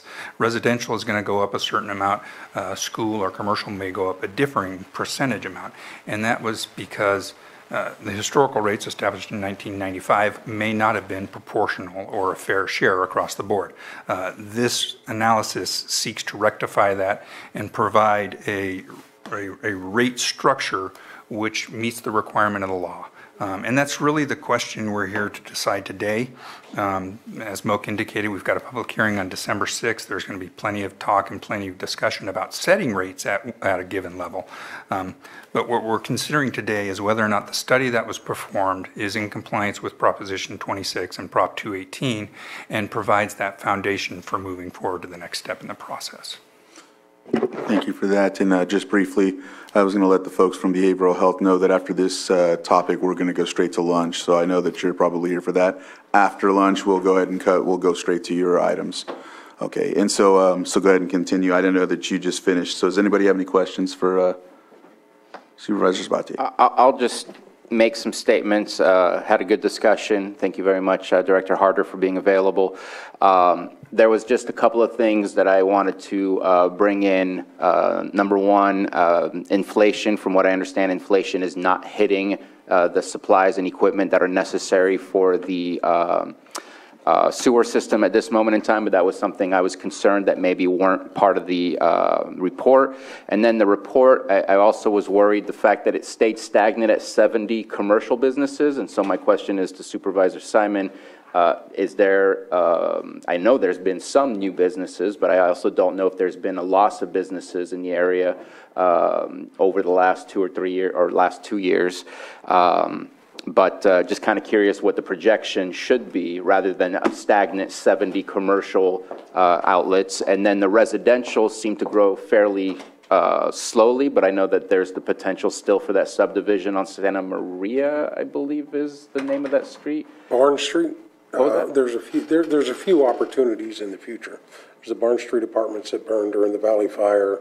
There are a couple other residential areas, but I think all could be accounted for. As far as the standard number of 70 businesses, obviously they come and go, and when you get down to South County, some of the new businesses were built in Hidden Valley, so don't pertain to here. Mm-hmm. And so,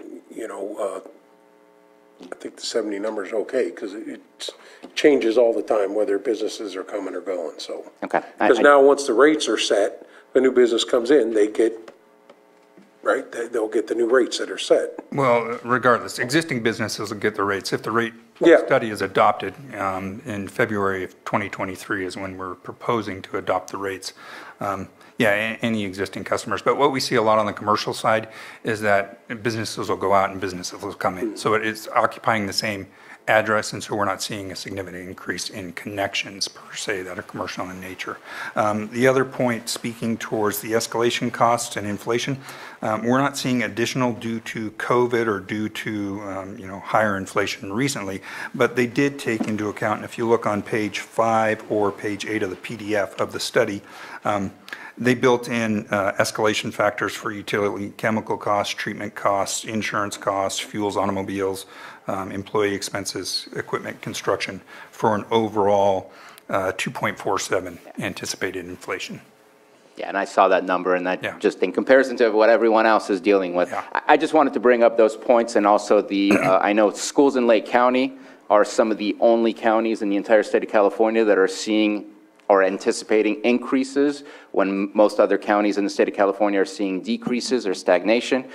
Those are all just things I wanted to bring up, and it wasn't necessarily for looking at the rates, but it's to look at the rates to ensure that we are collecting the operation and maintenance necessary for future growth and things of the kind, because we don't want to, I would prefer that in the future, and I'm sure Middletown would prefer, that we see slight increases rather than have to come back for another larger increase because we didn't project appropriately based on the new data that we have. So I just wanted to bring those points up. I definitely had a good conversation with Director Harder, and I'm comfortable with moving forward, but wanted to at least make those statements. Yeah, I definitely want to make that as we go forward, at least while I spend my time on the board, that we are analyzing these things as we move forward.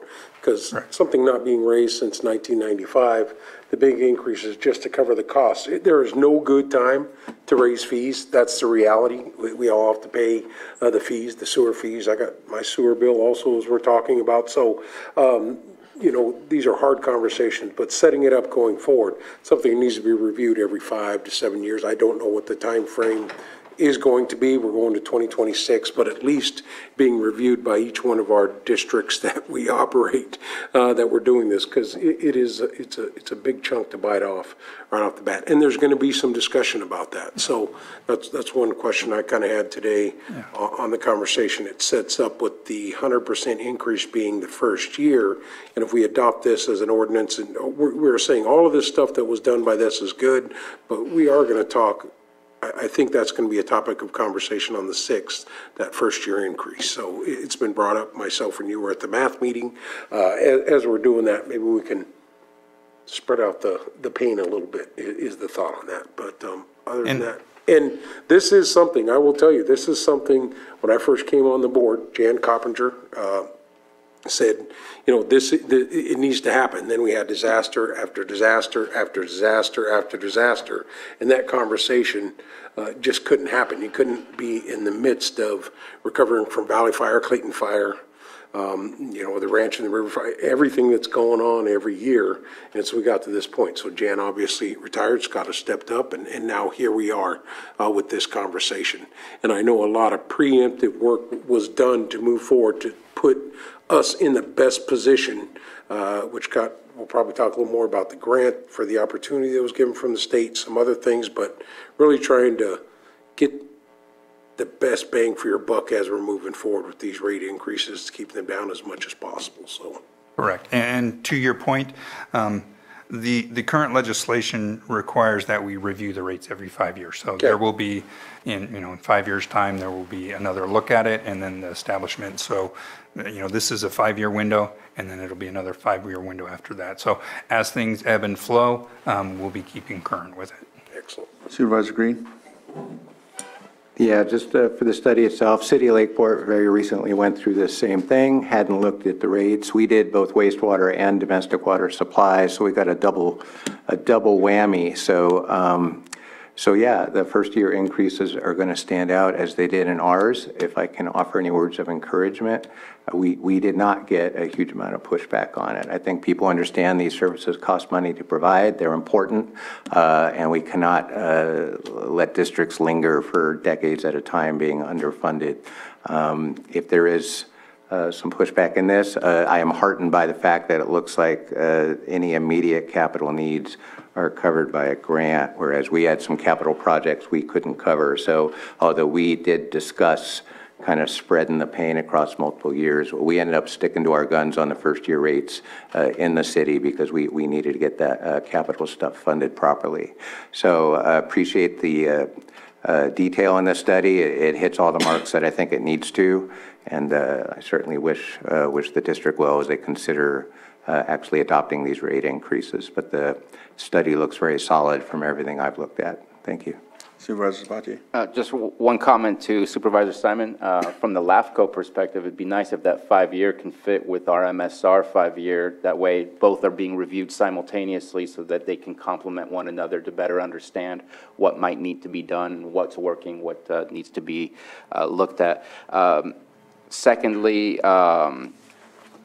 just to let everyone know in Middletown, if it goes as it's presented, I'm still paying more in the city of Clear Lake for the sewer. So the increase is not going above and beyond. It's going to exactly what's needed so that, again, operations can happen. So Yeah, we had a chart that I presented at the math meeting, and we'll probably bring up at the public hearing, but not necessarily appropriate for here. But I had surveyed about a half dozen in-county and also about a half dozen out-of-county other sewer districts. And if the proposed rates do go through, the only district in the county that is lower, and actually the only district that I could find was lower, is our Kelseyville Water Works District number 3. Their current monthly rate, I think, is about $29 a month, and these would be proposed to be about $32, I believe. And they're next on our list for consideration of a rate increase because they haven't been done in way too long either. All right. Not seeing any other comments, I'll open it up to the public. If there's anyone from the public like to speak on this item.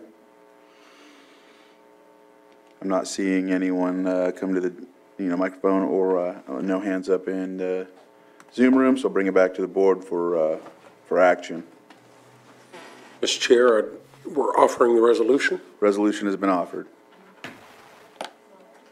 Supervisor Simon? Yes. Supervisor Sabatier? Aye. Supervisor Green? Aye. Supervisor Pyska? Yes. And Supervisor Crandall? Aye. Thanks. Motion or resolution has been passed. Thank you. Thank you, Scott. And so with that, we are at a lunch break, and so we'll go ahead and come back at 1:40, which is an hour from now. So we'll go ahead and do that. We'll see you after lunch. Thank you. All right. All right. Welcome back from the lunch break. We'll go ahead and move on to our next item on the agenda, which is our 7.4. Right? Is that? Yes. Okay, 7.4, consideration of resolution 2022-118, adopting final budget for fiscal year 22-23 to increase revenues and appropriations in budget unit 4015 Behavioral Health Services Department. And I see the Behavioral Health Services Department staff and director, Todd, coming up. I thought your vacancies were better than this. Yeah, no, I won't. I told them I would do theirs after, yeah. You can come up. There wasn't enough chairs. Oh. So I told her she could have this one, but she's like, no. I'll stand right here. I'll be a part. Well, I know this has been a long day. I've been following this board meeting. Oh. Thank you, Bruno. Hopefully I don't take anything down with me.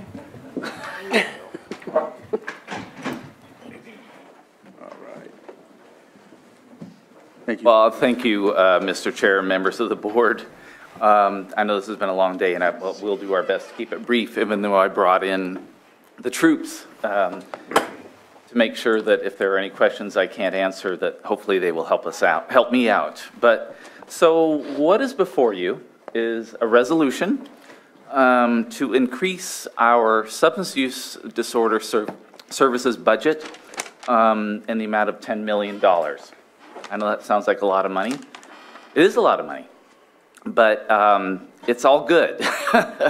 It's all good because what we found in working with our New Life Tribal Clinic over in Ukiah over the last few months, and you've heard me talk about this before, that we've seen an increase in utilization of services, which is a good thing, good problem to have.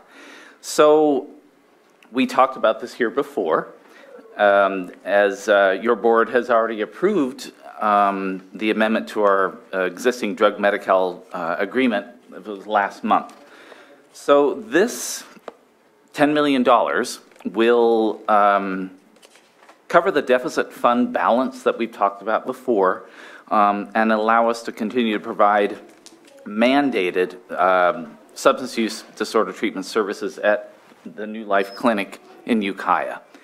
And again, we're excited about this opportunity to work with the clinic over in Ukiah, because we are able to serve more people than we ever have. And I have staff here that might want to fill in anything that I've missed, but I'm trying to keep it brief because I know you've had a long day so far. And this is a great opportunity. The funds are there, and we're doing more than we ever have before. So did anyone else want to? You're all shaking your heads. All right. Questions? Are there any questions from the board? It looks like I'm looking at a twofer. You're up here for 7.4 and 7.5, two actions. Yeah, this one, if the board approves this resolution, then we can move on to the next item. So yeah, they're both they're both tied together. Other than the big digits, this is reimbursement funding, right? So correct. All right, thank you. Supervisor Sabatier? Yeah, just a quick question. The 1.8975 million says from that amount over fiscal years 20, did it start off at 2020-21 at that amount, and then it's slowly increased to what is now 22-23 to 10 million? Just to kind of understand where that number came from. I believe we're into this, it's this fiscal year.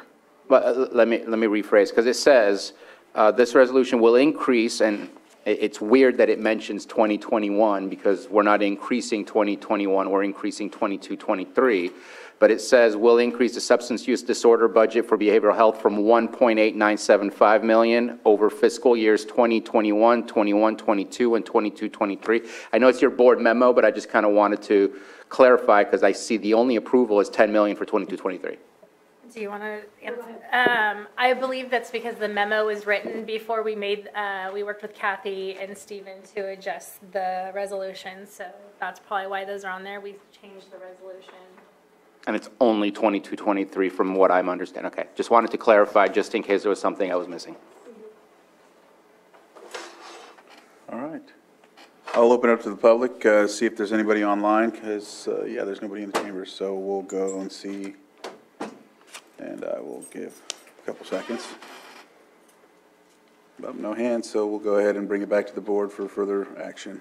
And I'll just make a quick comment. We did already approve the 28 million or 26 million with the state, as you mentioned earlier. Yes, last month. I'm getting lost in the big numbers. It's all right. It's complicated. And since this is within the boundaries of what we've already stated with the state, for this one, I'm going to say yes. For the next agreement, I'll have further comments. And if there's no other conversation or questions or comments, I move to approve Resolution 2022-118, adopting final budget for fiscal year 22-23 to increase revenues and appropriations in Budget Unit 4015, Behavioral Health Services Department, to $10 million. Second. Doctor? There's a resolution. It is a resolution. Resolution has been offered. I renege all my remarks and say I offer the resolution. All right, Supervisor Simon? Yes. Supervisor Sabatier? Aye. Supervisor Green? Aye. Supervisor Pyska? Yes. And Supervisor Crandall? Aye. Thanks. All right. Item 7.5, thank you for that, and resolution is passed. 7.5, consideration of A, request to waive competitive bidding according to section 38.22, and B, agreement between County of Lake and New Life Health Authority, DBA New Life LLC, for a substance abuse disorder outpatient drug-free services, intensive outpatient treatment services, and narcotic treatment program services for fiscal year 22-23 in the amount of $10 million. And We'll give the floor to Director Metcalf. Yes, thank you, Mr. Chair, members of the board. So thank you for approving the resolution because we needed that approval in order to enter into this agreement with New Life Clinic over in Ukiah. Again, as I said, we are mandated by the state to provide these services, and we did go out to bid earlier this year. But since New Life over in Ukiah is the closest provider to Lake County, that's the reason we're asking to waive the formal bidding process to enter in an agreement with New Life. And I think that we may have someone from New Life in this meeting that might want to say more to this. But as I said before, we are seeing a dramatic increase in folks utilizing these services, which we have never seen before, which is a really good thing. And so we are very excited about this. And we are new at this. That's why this has been pretty clumsy, bringing this to the Board of Supervisors, because we are we're the only county right now doing this, utilizing these funds, these tribal funds, to help folks with substance use disorders, and we are very excited to bring this to you, and we're being very brave about it because we are still trying to figure it out. But New Life Clinic is helping us through this, and I don't know if, is she there? Oh, she's there. She might want to say something to this. I asked her to join us, if she can, to speak a little bit more about the services that she oversees that we are entering into this, hoping to enter into this agreement with. Oh, there she is. All right. Jennifer, if you'd like to speak, go ahead. Sure. Thank you so much. It's a great honor to be in front of you today. And by way of introduction, I'm working not only with New Life Clinic as a Tribal 638 clinic, but in my former capacity before I was a consultant, I was the director for the state California Department of Healthcare Services. And so I oversaw all 56 county behavioral health plans, as well as all of the rest of the Medi-Cal program. So I just wanted to very quickly help ground the board's understanding of a Tribal 638 clinic. They are distinctly recognized by both federal and state law. They have a very specific designation for purposes of Medicaid. They are owned and operated by tribes through a compact with Indian Health Services. And the onus of both state and managed care plans, of which you are one as a behavioral health plan yourself, the onus is on you to contract with tribal entities, as opposed to the other way around, where healthcare more generally, usually healthcare entities want and attempt to contract with plans, but tribes as distinct sovereign nations with, again, very specific federal and state protections and recognition under law, the onus is on the state and on the counties to contract. New Life, as a 638 clinic, has its rates for reimbursement set by the federal government. So they are not subject to negotiation. They are not based on the costs of a specific clinic, but they are established every year in the Federal Register. Those funds that the clinic and the tribe generate from their services have to be reapplied to the tribe's health and human service programs, right? They're not like other sources of revenue that tribes could generate through other types of business operations. So all of that being said, the New Life Clinic in Ukiah, since it has opened, has served residents of not only Lake County, but also Mendocino County through Partnership Health Plan. And when Lake County started to see a fairly dramatic increase in the number of residents that were attending the clinic, the tribe approached the county and your staff at the Behavioral Health department and offered to fund the non-federal share of those Medicaid services. So today, the county is using your realignment funds to fund those Medicaid services, right? Medicaid is a matching program, and the tribe has offered to fund that on behalf of the county, and in which the county would then be drawing down the federal funds from the state for those services and returning them back to the tribe. So in a very simple way, that is the contract that is in front of you. Is it's in recognition of the revenues that are generated through this tribal clinic based on the federal encounter rate, but also recognizing that the tribe will be providing the non-federal share of funds for the county. Thank you, Jennifer. All right. Any questions? Supervisor Green. Well, I appreciate the creative use of the word simple. I know it's much more than that, and I'm just going to leave it at that. But as far as referring it, one, very excited to hear about this program, but I don't know if there's some, to get the drawdown on the federal funds and all that, I don't know if there's how we refer people to the program, what eligibility things we have to meet, what kind of metrics we have to meet and all that, just because, you know, coming from DSS, much different world, but eligibility is a big thing, and tracking patient outcomes, aggregating that good stuff. So I assume that's cooked into the reporting that this master program has, but, and I don't know if it's a question for BH or you, but, and I'm not worried about the reimbursement. I know that's all going to work out, but how do we figure out, how we monitor if we're getting bang for the buck in enrolling this program? Thank you. April Gambra. Close to the microphone. Yes. April Gambra, Deputy Director for Behavioral Health Services, Mental Health and Substance Use Disorder Programs. Nice to meet you, Board Member Green. And so I will start off by saying that we are incorporating a routine plans of monitoring. We do on-site monitoring. We recently visited the facility. We are in constant collaboration with the entity. We receive invoices, payments, updates, reports. We did a presentation not too long ago about retention and how to access services. We've started tracking referral processes, so we know when individuals are going in and when they're coming out. We recently have had 9 discharges with a retention rate of almost 9 months.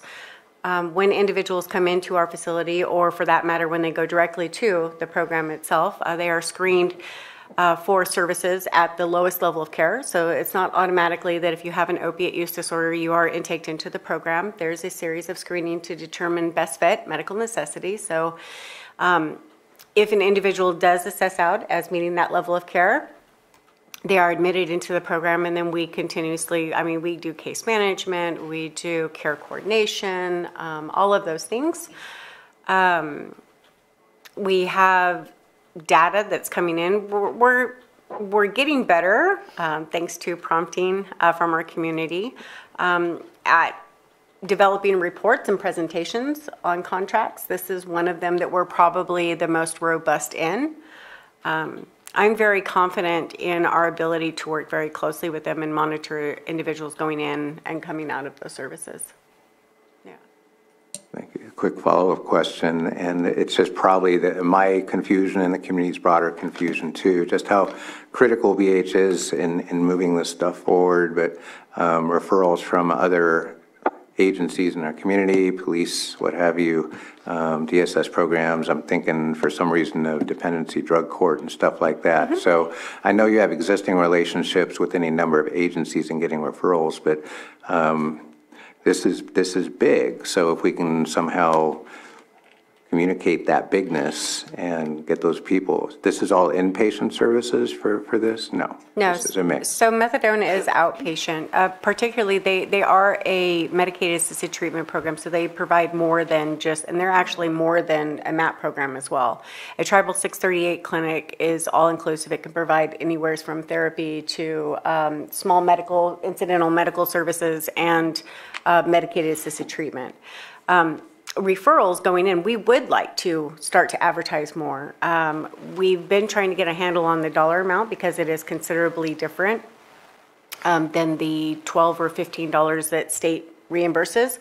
These are $640 per service. And so we wanted to increase the referrals. We want to increase access to these programs. But as a county department, we are also responsible for that funding. And so it's been kind of difficult to navigate both. And so our hopes are that with today and the approval of this contract, we no more are concerned about the limitations for funding and our ability to cover those services. We are hopeful that we can move forward as we've ironed out many of the barriers that we originally had faced. You're welcome. Supervisor Sabatier? So you said you did an RFP, but you didn't really provide any description of what happened with the RFP. Can I also do that? Okay, perfect. No reason to cry. It's okay. Okay. So when we did an RFP for services, we did an RFP for all ASAM levels of care. And I will, if you don't mind. An ASAM. So an ASAM is the addiction. Association for Society of Addiction. Yes, thank you. So what that is it is all levels of care from early education to residential treatment, withdrawal management, all of the gamut of services under drug Medi-Cal organized delivery system. We did an RFP for all of those services. As it was previously mentioned, New Life is the only Tribal 638 clinic, and they are the only NTP provider that provides methadone services. So we did not receive any bids or any responses for our ASAM levels of care. But I would also like to say that since 2017, to our contract with New Life, we have continuously reached out to Aegis, to other organizations working with Partnership Healthcare Plan, Department of Healthcare Services, trying to find somebody who could provide methadone services as it is a mandated service, to no avail. We could not get anybody to come to our county to be able to contract to provide services within the 60-mile radius. Individuals were traveling as far as Santa Rosa or sometimes even further. So the trip to New Life is shorter, but although there are still barriers to accessing based on limitations with time and distance, right? But we made a series of efforts, and we did not come up with anything. Our best case was with Aegis, but we couldn't find real estate within the county. And one of the reasons I was asking is, well, obviously the details matter. And I appreciate you mentioning Santa Rosa, because depending on where you are in the county, Santa Rosa is closer. Mm-hmm. And so I hope that we continue to try and have access to their facility in Santa Rosa if they're providing the same services in Ukiah, because it takes me as long to get from my house to Lakeport as it does for Middletown to get to Santa Rosa, just because things are closer depending on where you are in the county. So it's not just from Lakeport. So we do have clients who are still attending MedMark, I believe is who they, it's DAC, Centerpoint DAC.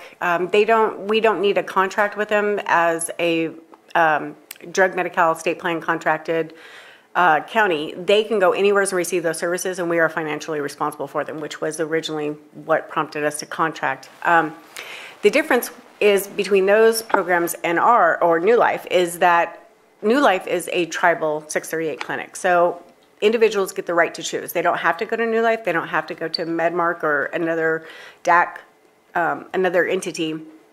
But none of those other entities are tribal 638 clinics. So they don't use the methods that New Life incorporates into their diverse population that they serve. They don't just serve Native American populations or the tribal community. They do open it up to all, right? But the other programs, they do not offer tribal NTP services. Okay. It's just that there was a reason given that it's the closest, and I think it just depends from where you're coming from. Supervisor Green, you mentioned you're not worried about the reimbursement, and I am. I know that we're changing our strategy in comparison to 21-22. Now there's no payment to New Life until we have been reimbursed. And I've had to sit down with CSAC because I'm very concerned about the growing amount of dollars that are going through the department. And I want to make sure that we do have the ability to reimburse and that we don't get stuck with the bill. And one of they didn't say it's not going to work. They didn't say it will work. They said, never heard of this before. Correct. Where, how do you get reimbursed by the state if you can't prove that you paid for it? And so I'm concerned about reimbursements in that sense. And I know I checked in with Director Metcalf. We have $1 million so far that has accumulated just through September. This doesn't count October and November. And I'm just going to be brief and blunt. I'm concerned about seeing a contract after we've already incurred $1 million so far without a contract. That's a separate thing. And so if that's for 3 months, then I expect that it'll be possibly close to the $4 million range by the time that we're done. We're asking for $10 million. We've already had to borrow money last year because of the fact that we were paying prior to getting reimbursed. We did receive the majority of the reimbursements. I believe there's still some negotiations with Medicare for $300,000, $400,000 or something. So it's not perfectly ironed out. And you're asking for 10 million when right now 1/4 is 1 million. I'm very comfortable with doubling last year's and saying 3.2, come back if you need to amend it and let us know what the status is of reimbursement. Because if we're at 3.2 and we still haven't gotten 0 reimbursements and we're still trying to figure out if this is going to work exactly as planned, I'd rather have that conversation than say, go for it for 10 million. Because we can always amend, we could always change.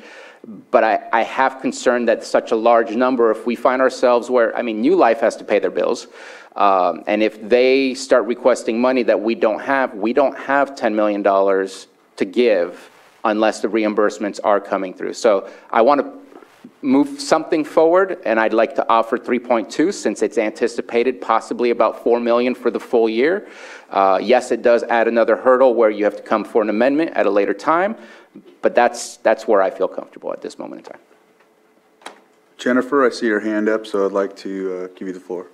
Sure, thank you so much.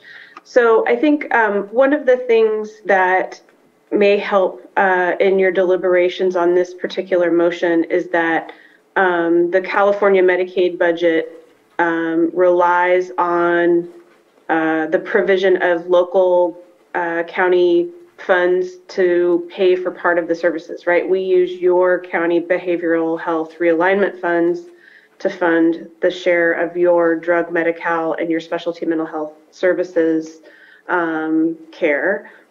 The tribe, in the process that has been presented to the Department of Healthcare Services from both the county as well as the tribal clinic, was a very similar process to how we do it today for both the county behavioral health system overall, as well as there are 19 designated public hospitals in the state of California that use what's known as intergovernmental transfers for how that funding is provided. And so what has been provided to the department for your county in particular was essentially a proposed cash fund process by which patients are seen in the clinic.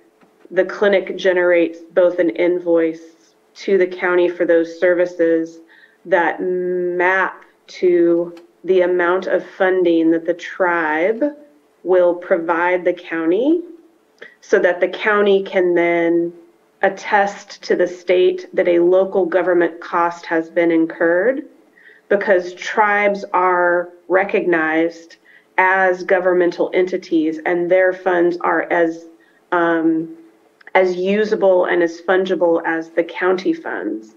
And so there is a process that is pending at the department such that that would allow for this contract to move forward. And so it really, it is a legitimate way in which Medicaid, not only in California, but nationally, is how Medicaid programs fund their services, is using local funds or tribal funds as the non-federal share. And so I think that's also been some of the ways in which we have worked with CSAC and CBHDA and the department in how to effectuate this particular contract change. And just to finish off real quick, you said the word pending, and I know that Director Metcalf also said, we hope that it will work out this way. And how many other counties are doing this? We're still the only one, which is why I'd love to say yes to make sure we get at least past the 6-month mark so that we can, again, check in and see how this is going, because this is a large number of money where if it doesn't go well and the pending doesn't end up going well, it's not an issue of the contract with New Life, it's an issue of the reimbursement coming from. I mean, we just got canceled by Governor Newsom, and luckily now we're back on. That could potentially happen for things. We know there's a $25 billion deficit. I'll stop there, but I'm looking for my comfort zone for this so that you can move forward. I'd like to respond. So, not to sound crass, but it essentially doesn't matter how much the contract is. Because we're still on the hook for any services that are encumbered from New Life. And so whether or not they build us $1 or 10 million or 100 million, we would still have to pay for that because it is a mandated service. Now, the agreement that we have entitles us to reimbursement at that full federal OMB rate. Without that agreement in place, and I understand the agreement isn't necessarily what's in question, but the amount, we would have no recourse or entitlement to that full reimbursement rate. We would be stuck with a reimbursement of about $15 for a service that is costing us over $600. And so regardless, again, of whether or not what the dollar amount is, I think it would be a very dark reality if we were in a situation where they were halting Medicaid payments due to our budgetary situation, and I'm not sure that situation has a precedent, and I'm not sure that I feel comfortable, I'm not sure that that would be a wise way to inform our provision of services. It is risk averse, and I understand that that's definitely a concern from a federal budget standpoint. However, at this point, I don't know that those federal Medicaid dollars are in question when we're looking at reimbursement from, for these services. Does that make any sense? Mm-hmm. And I'd also like to just add that, correct me if I'm wrong, Chrissy, please, but regardless, we are still entitled, whether or not it works, whether or not this proposed mechanism of payment and reimbursement is approved at the federal, we are still allowed a certain percentage of payment back on that dollar. So we're not even talking about the full 10 million that we are at risk of not getting payment for because we haven't been guaranteed that payment. We're talking about 10% on a 90%, or we're talking about, at worst case, 50-50 on that dollar. So that the risk is a lot less than it appears at surface, right? So we're only asking for the consideration on the 10% and the 50%. We are guaranteed those other payments as we've received how much in? We've received 80% of it, 70% of it, at least. Everything that we've built up, we've already gotten back. We're talking $300,000. And I understand it's a lot. It is a lot of money, but it is small compared to the $10 million that is being presented. So, Supervisor Pyska. My question was along the lines of the process being pending as well. And I was wondering if Jennifer could speak to that. Sure. So today in California, it is a really routine process that the department works with, like I said, with counties and public hospitals for these they're called CPEs, which are certified public expenditures, or IGTs, which are intergovernmental transfers. And especially for like the public hospitals, there are IGTs that are done in the hundreds of millions of dollars.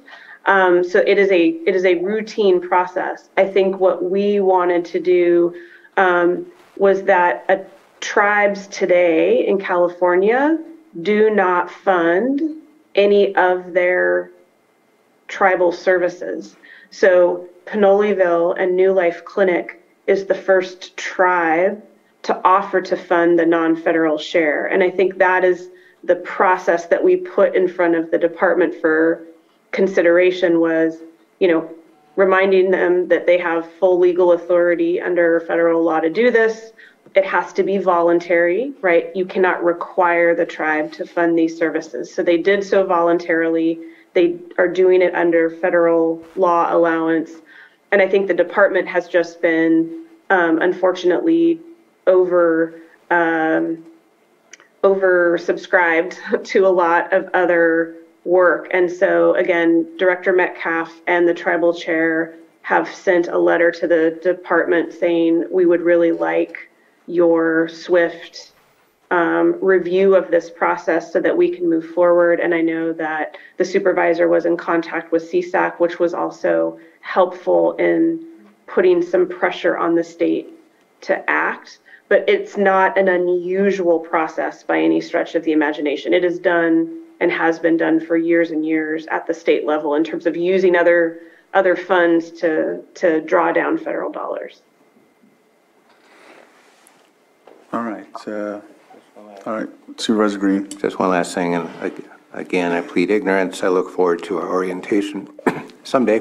But again, over in DSS land. So I don't know if you've estimated, just ballpark, the amount of referrals you might be able to get over there and all that, but to Supervisor Sabatier's concerns about timely reimbursement at least, do we have enough ducks in a row in your current eligibility screening and stuff to get people in the pipeline and then do whatever paperwork you need to recoup? You're feeling good about that? I see people shaking heads. Yes. Oh, absolutely. I see. Okay. Thank you. All right. So I'll open it up to the public briefly to see if there's anyone that wants to comment on this online.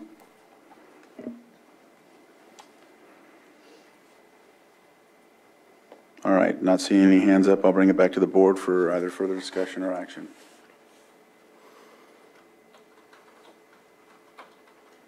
No more discussion. One last question. Payment. Contractors' invoices shall be submitted in arrears no more than 180 days after the date of service or such other time that is mutually agreed upon in writing shall be itemized, and county shall make payment within 30 days. Just kind of checking in typical language in our agreements, but not typical agreement that we have, yet it's not, I feel, in writing. No, the 100, we actually extended it to the 120 days so that they could, because they bill Medicare, and then whatever Medicare doesn't pay, they bill to us. So we had to give them extra time to bill the Medicare and then to bill us, and for us to process that payment. But then the payment reimbursed, it should say within 30 days of being reimbursed by DHCS. I would love to add that to make sure that that is. So noted. Yeah.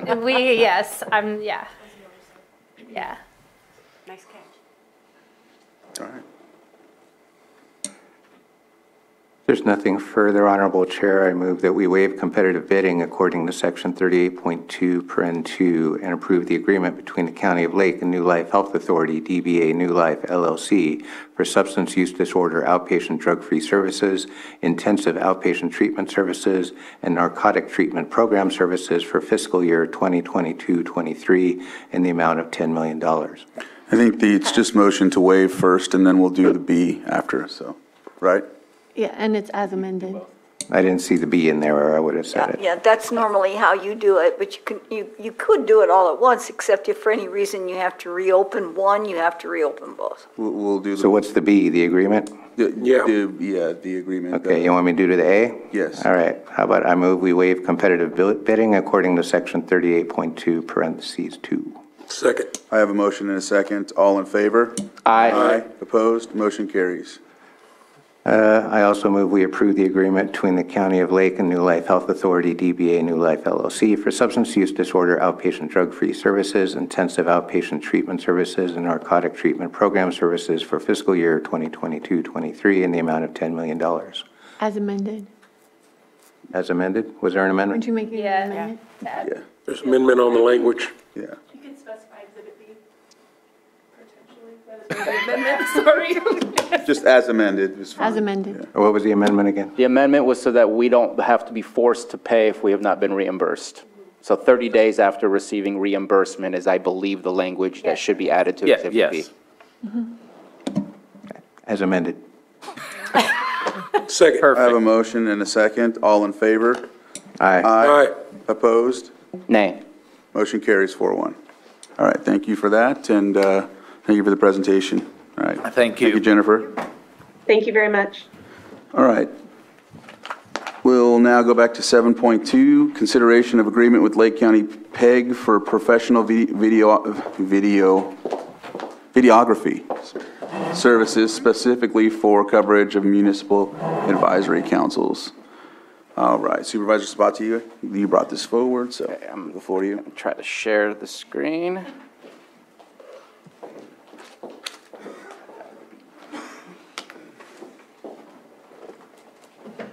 All right, so before you is an agreement between the County of Lake and Lake County PEG TV for professional services of videography.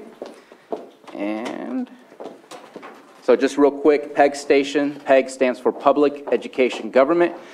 Started out here in Lake County with a connection with Yuba Community College, where they were able to help create the PEG station so that you can have classes coming through from Yuba College, and that it's expanded into what PEG is, which is a federal program. We work with MediaCom. We get a portion of the fees that people pay for getting cable. We also have a 1% pass-through that provides us with capital improvements and such. What we are aiming for is we're looking to add more local content, we're looking to expand membership and viewership, and we're looking to setting a new standard in our local broadcasting. We have been expanding our membership and our viewership, mostly viewership. We have a new website that is just purchased last week that we are intending to start and advertise very soon. And all of the above recordings from the City of Clear Lake to Lake County Board of Supervisors meetings, including other things like Planning Commission, are all there. Lakeport is about to go live by the end of the year so that they can go ahead and also stream their content directly onto PEG TV Channel 8, which actually will be awesome for us because that means we have to limit our meetings to 6 p.m. and not any later, or else we're going to be broadcasting on top of Lakeport's meetings. It's a good thing. What the agreement offers is to provide videography services for specifically, I didn't want to make it about too many different things, start small, somewhat of a pilot program with the municipal advisory councils. We have been approached by 5 out of the 6. I know Cobb Area Council has spoken to PEG. The entire North Shore Town Halls has spoken to PEG. And just recently we had Middletown Area Town Hall also reach out to PEG for similar services. Why offer videography services? We want to make sure we're keeping the public informed and easy access to our meetings. It helps create a historical archive of all the meetings and also creates what we're aiming for, which is more local content for PEG to share with the community.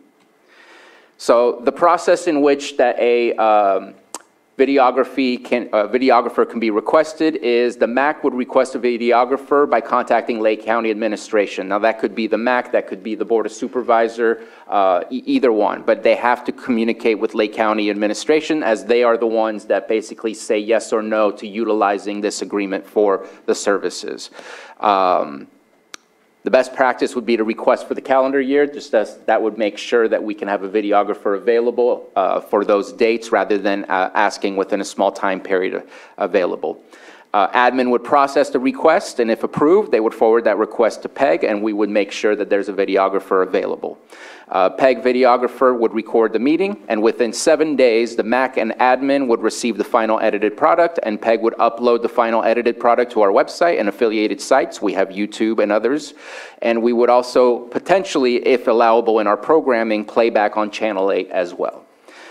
Every month, an invoice from PEG would be submitted to the auditor controller for payment. It would cover the setup time, it would cover the meeting time, it would cover the editing time. The cost to the county would be at $40 per hour for videography services. And again, this includes what I just stated.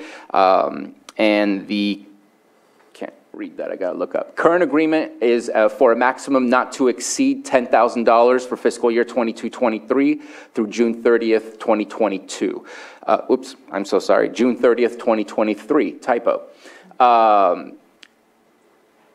There's once we look at that, there's already a possibility that we would be coming back if everything's working for next year to look at 20,000. Since we're almost 6 months into it, that's why we're asking for 10,000 to make sure we can cover it. There is the potential for training that's part of the agreement so that we can train somebody from the town hall municipal advisory group so that they can go ahead and lease our equipment and use the equipment themselves so that you don't have to go through our videographers, but they do need to be trained because we want to make sure that the final product is of equal quality so that whenever somebody is watching these, they can predict what it is that they were, what the quality of the product will be. And again, the equipment lease per use is $50. Streaming capabilities are definitely possible, but first and foremost, we would need to ensure that the internet capabilities of the facility that the meeting is taking part in has that standard so that we can make sure that we have a quality streaming capability. We're asking for 5 Mbps upload and 15 Mbps download, and you can find that out from your local provider and make sure that we have that. The reason, again, is to ensure the quality of the product. Zoom is always a possibility, but streaming it in any other ways, we need to make sure we have a higher speed. Our next steps as PEG, if this is approved, is we would go ahead and purchase the equipment. I was just told recently that the equipment should be available, but we have been dealing with supply chain issues. We're still waiting on one of our cameras that we ordered a while ago. So just because there's an approval today, if there is approval today, doesn't mean that next month we will be ready to go. We need to make sure we have all the equipment. We have equipment already that can be utilized, but we want to make sure that we don't patch together equipment. We want to make sure this is the complete package so that we can provide, again, the quality product that we would be providing. So as soon as it's received, we would let all the MACs know, and they can go ahead and start requesting videography services through the Lake County administration. And I believe that is my presentation.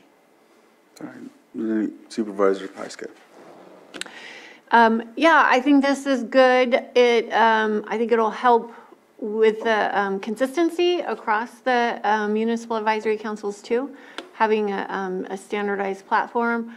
I know in the Cobb Area Council, we've had a great team doing it, but it's been all volunteers, and so that's always problematic. And so if we want to build sustainability into expanding the participation for these meetings, I think it's helpful. I don't know what the viewership of PEG is. I don't really know if anybody in my area watches it. I haven't had cable in a long, long time.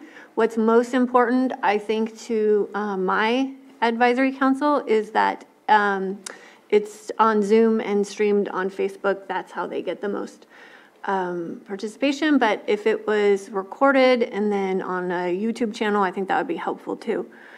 What is the time for the post-production editing? Because if it's 40 hours or $40 an hour, so our meetings never go longer than 2 hours plus $50. You know, how much more is going to be built into each meeting? Because I think that's a little bit of an unknown. So the idea of editing is mainly to put the front, what is the municipal advisory committee, and just kind of intro and credit or something of the kind.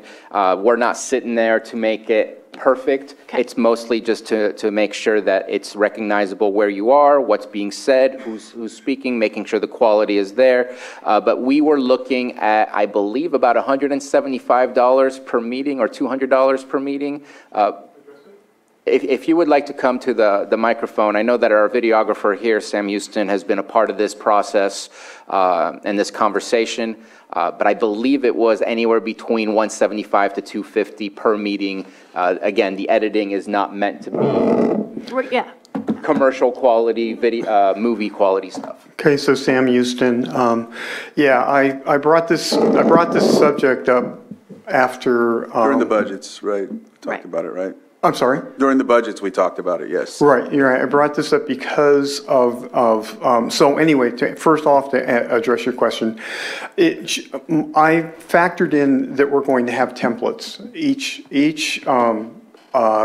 Each meeting will have its own little template that'll have just a beginning slide, like what we do here. Right. It's basically the same thing. The editing is just to take out because I want people to start the meeting early so that we make sure we get the entire content. So what they basically do is cut that off, and then if there's any breaks, they cut those out, because that way the public, as we've learned here, they know they can rely on the data being accurate. And then we put the end on, and then we format it to fit. There's two formats. There's one and it will be on YouTube. It'll be on, it'll be on the County of Lake YouTube and Facebook page. It'll also be on PEG TV, YouTube and Facebook page. So there's 4 different venues that it will be distributed to. So that was that. The editing is basically the rendering time that it will end up taking, which I average in a 2-hour meeting. You're probably looking at about 45 minutes rendering time to edit that, or to render it out to what the final product, and then to be able to distribute it into 2 different formats that are needed. Okay.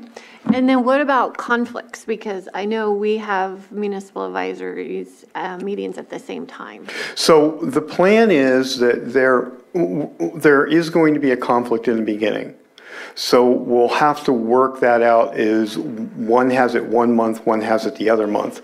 My vision for this is once we have this system in place and working, we'll probably look at getting 2 other systems. So that, because I can see this happening, I can see this expanding to not only the town hall meetings, I also see this going to the schools. Because I've heard like schools that can't afford sporting events, but they want to record them, or I've even been approached by school superintendents. Is this possible that they could do that as well? Well, we can't do it with this one system, but we could do it with 2 or 3. But we first have to walk here, or just have a beta test, and then we can take it further. Okay. The only other thing I saw was the advertising for vacant positions, and I don't really think that's necessary, because anybody that would be eligible to pick up a seat on a town hall has to participate and be in attendance. So it kind of makes it a moot point, I think, if you're trying to reach people that aren't already participating. Okay. It was mostly as an offer for any PSAs, but I guess I made it very specific to just that.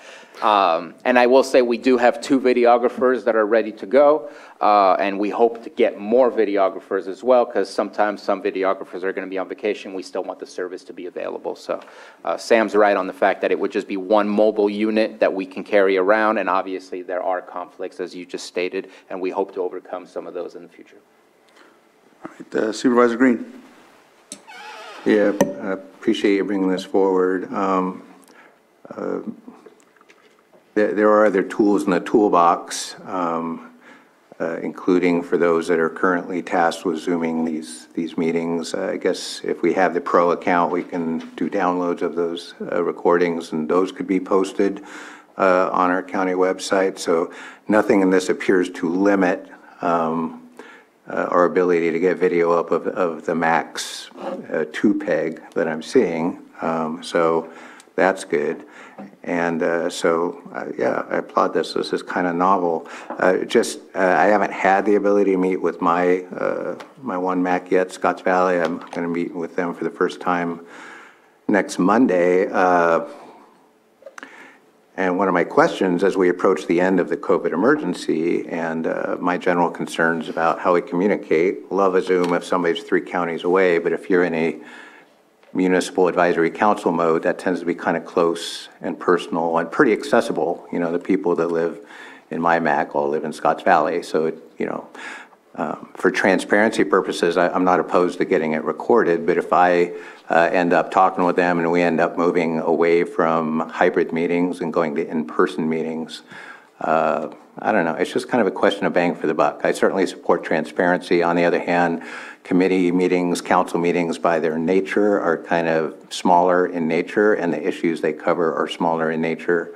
And if they grow into bigger issues, they tend to come to the full board or the planning commission or whatever for a fuller hearing. So definitely going to support this because I think as a pilot project, at least, it's absolutely something we should do. But I just want to signal personally that other than the transparency thing, I do have a bang for the buck kind of issue. I'm definitely going to be stressing my personal opinion that in-person communication, even as we get into the last couple bumps of COVID and whatever RSV comes during the winter, I really value that. And I think one thing we've lost in this constant posting of streams and what have you on YouTube and Facebook is some dilution of messaging, because if we get into a live stream situation, there's some expectation that those live streamers who are watching can interact with us and give their input.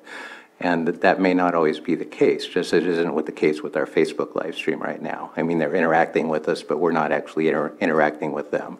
So definitely another tool in the toolbox. I like the idea a lot. I'm just not entirely sure that I'm going to be jumping my Mac in that direction immediately.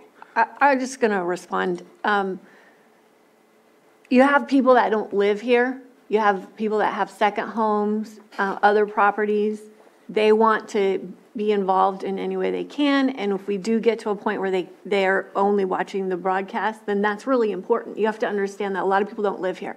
The other part is it is easy to broadcast on Zoom, but if you don't have all the microphones set up, then the recording is absolutely worthless. So only the person who's sitting in front of the laptop. So it's more complicated when you start looking at hybrids and recordings, and it's bigger than a lot of volunteers should be responsible for. Also, I'll just add, is having a lot of experience with this in my district. A lot of times there are conflicts with specific directors being at meetings. Certain MACs would like to require a specific director to be there every meeting. And at times there's yours. At one time, math and Lath was at the same time. And so sometimes a director would be speaking before math, but then be like, well, I don't speak till 7 here, so I can come in at 6. So that helps in that aspect for Zoom. The other thing is we also, in a couple of them, they have, like if there's a business or something working with us, like we have Cal Water, and they can't make it every meeting, sometimes it helps that we have the Zoom capability because they can actually call in as well. And there's other situations that help. But if that Zoom opportunity comes to an end some way, shape, or form, especially when it comes to the emergency, like you were saying, I do think it's still very imperative that they stream the meetings, or not stream, I'm sorry, record and put them on YouTube. And the reason I say that is because we do conduct minutes, of course, but at the same time, a lot of the folks love watching the video afterwards, so they can get it. If they're not at the meeting, they can actually get the meeting content and look at it from there. The other thing is that I think when you were mentioning, there was a mention about the editing and whatnot. I mean, I've been doing it, and as long as like the Zoom's finished, it takes a while to download itself. And usually I'll put it in a Dropbox for Sam or somebody to put it on one of the social media accounts. But if I can get it done, I'll upload it right away to Facebook, and it's just the whole meeting. It just goes right in. And so the editing will be a good attribute to it, because you'll have like math, and then it'll say whatever else. And there's times when the internet goes out because of what's stated in yours. I know at Earth there's always a situation at in Lucerne it happens. In Upper Lake a couple times it's happened. And so if they record it just from a recording stance rather than just doing the Zoom, that puts us in a good position to at least have the meeting posted on YouTube or the website. And I think a good thing to do is when we post it on the website, like Sam was mentioning, like on our website, that's where the announcements can come. I know there was one recently from the admin office last week. Then you could just do that rather than doing it on the TV or whatever. You can put it on that. I was just thinking of that when you mentioned it, so, yeah. Go ahead. And I'll just add, one of the things that I do a lot in preparation for our meetings is going through the archive videos. What did we say? What was the discussion? Because as you stated, Chair, the meeting minutes only say so much. To understand the actual context of how we got to a decision is a whole different thing that you can't always just type up. That's difficult to expect. What I love, though, is the coincidence that we also happen to have a brand new website. And if you go to our agenda center, almost every single town hall is on there with agendas, and there's a space for a video icon. So again, it's very easy to go through all the archives of all of the town halls and be able to do that. And each town hall is going to have to work to make sure to keep all that up to date. But I think we have a great start and a good template for us to begin this project with.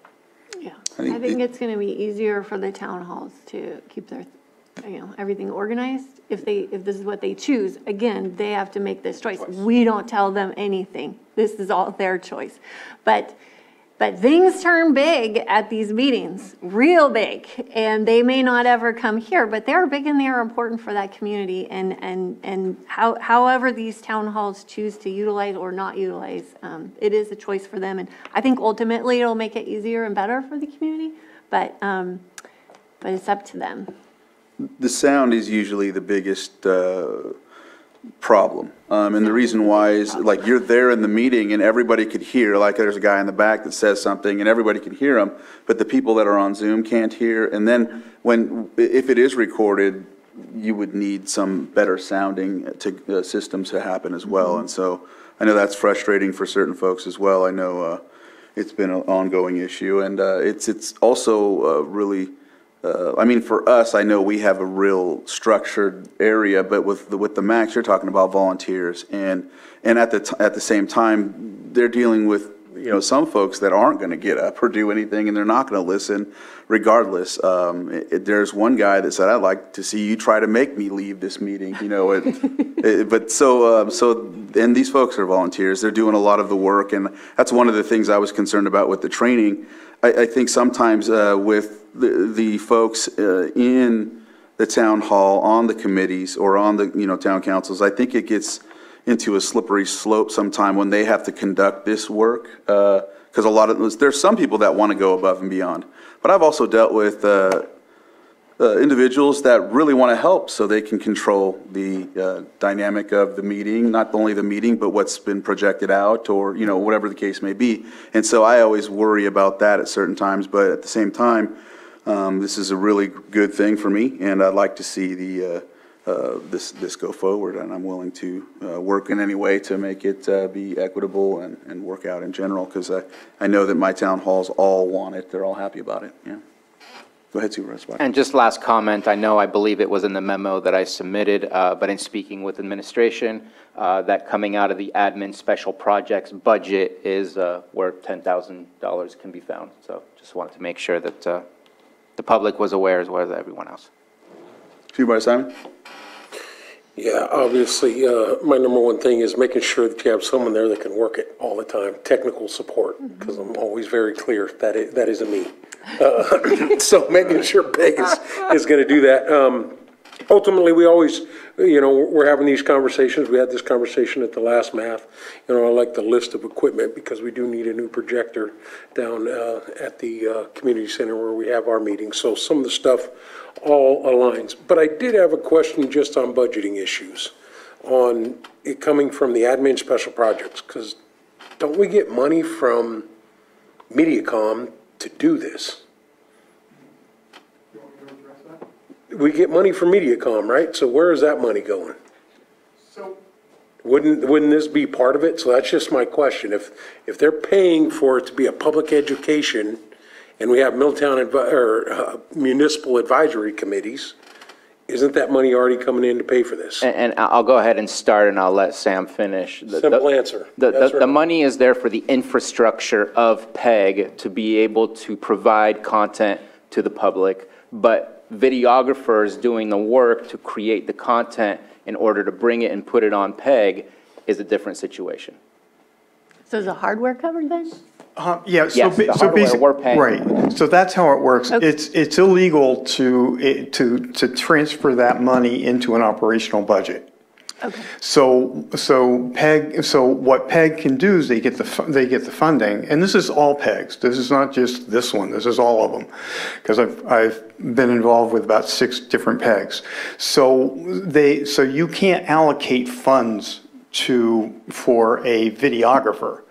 That's PEG's job, is how do they get that. But PEG, on the other hand, can go out, if they have the money, they could buy a building, they can buy equipment, but the other challenge to that is if you buy this stuff, then how do you Staff it. make it work? Because if you have no personnel, do you see where I'm going with that? So we're going with it, but that doesn't make any sense. Yeah, well, that's how that's Mediacom, and it's not just Mediacom, it's broadcast industry. That's how they do it, whether it be Comcast and Marin or trying to think of that's how they get around it. All right. And if any MAC chooses to do their own recordings, it's absolutely free to submit to PEG and for us to go ahead and air it and put it on there. We are the infrastructure so others can provide content to be able to display on there. We're offering a service where we can create the content for you, but we can't pay for a videographer ourselves because we don't have our operational budget barely covers our station manager, our insurance, and everything else that we have to afford to make PEG actually run. And our rest of the 1% pass-through is only held for capital improvements such as equipment and things of the kind as well. And then it's also based on if your viewership goes down, if Mediacom's viewership goes down, which it has been going down, we get less. You get a whole lot less money. So what this does for PEG is it allows to increase viewership, because if more people are watching, maybe they will be willing to donate more, which will then take PEG to be able to charge, I think they're charging $25 for membership. Well, that $25 can go back into their operational budget, which means that then they can do more production services. So eventually, like, what I'm willing to do is I will go out and train these people that want to use the equipment. And I'll make sure that they can go out there and do the job. I don't want to do their job. I just want to get them trained to do it. And then have them, I know that in this case, Supervisor or Chair Crandall has someone who wants to learn how to do this stuff, and so I will go out and train him. There's not going to be a cost involved in that. I'll just go out and do it. So and then eventually, hopefully, we'll see a whole lot of memberships. So it's just setting it up so that PEG can create more of an operational budget as well.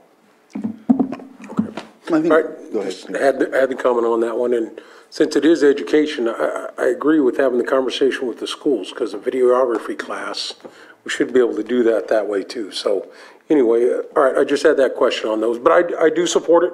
It's been talked about. We still have Zoom, that is used, but we do have connectivity issues sometimes, even in Middletown. So that's something we have to build on. Maybe we could talk to Mediacom about having better. And that, I believe CAO Parker is working on that. Right. So that is an issue, and we cannot provide that right now. Yeah. I have tried to broadcast in every place in Lake County. There's only a couple places, so we cannot provide that. What we can do, though, is we can record it and then turn it around, get it out there, so that in a timely manner that anyone who wants to view the information has it readily available to them. And I do agree. I just want to make one comment on something that Supervisor Green said is, Zoom and everything is great, but for your municipal advisory committees, it's for a district. And what we get with Zoom a lot of times is people from all over the county calling in on a municipal advisory committee that is for a specific area. And That's really jumped up since Zoom. So it's a challenge when it's for a district. And, I appreciate people from North Shore and weighing in, but it's like, well, this is that advisory committee's district. And I understand vacant land, second homes and stuff like that, but we get a lot of that. Right. Ms. Grant? I'm sorry to even say this, but just to be clear, if you would allow, this isn't really Mediacom's decision. This is a DIFCA matter. This is the Digital Infrastructure and Video Competition Act of 2006. And that's what limits the use of PEG fees. Okay. Okay. And it's generally, historically been treated as a limitation only for capital costs. But the FCC is a little bit inconsistent with that. So I can't say it's a hard and fast rule any longer. And we'll be reviewing that. That is one of the things that we will be reviewing in the upcoming December meeting is what are our new limitations based on what we understand. Okay. And I think too, I know that Sam had brought up someone that I was looking into working on this. I actually wanted either, if this wasn't something that was going to come before us, I was looking at trying to do this just specifically, because I know that Supervisor Simon in the last discussion said, well, maybe within the districts you could use your own discretionary funds to do something of the sort. And so that was my backup. And so I was talking to a gentleman I know that would be really good at this, very objective, would do all three in my district.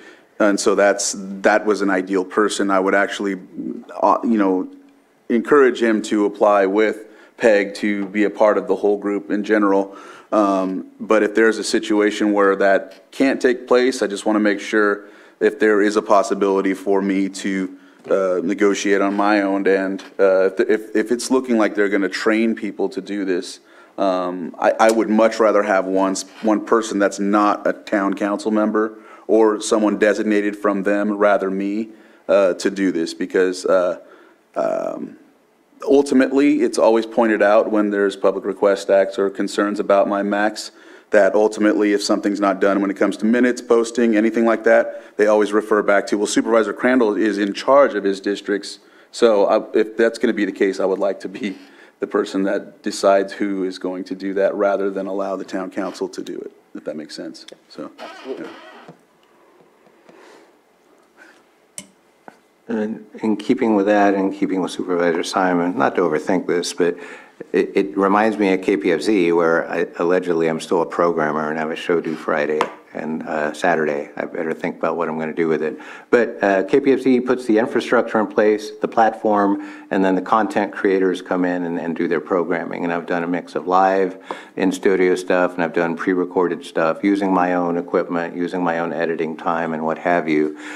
I'm not familiar enough with the MAX yet and how they're funded. So this initial funding request under admin makes perfect sense. Admin carries a little bit of the load for the MAX anyway in terms of posting agendas and stuff like that.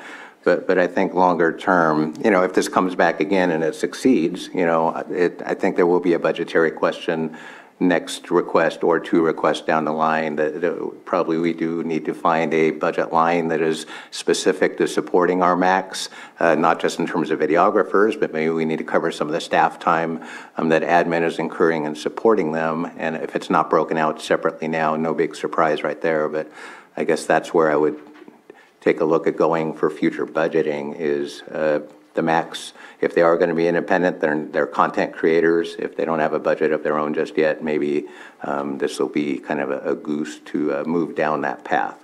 So totally support this. But again, I'm kind of thinking in the content creator side. All right. So what I'll do is I'll open it up to the public. I'm not seeing anyone in the chamber, so I'll open it up to Zoom. Betsy Kahn, if you can unmute, and we'll start your 3 minutes.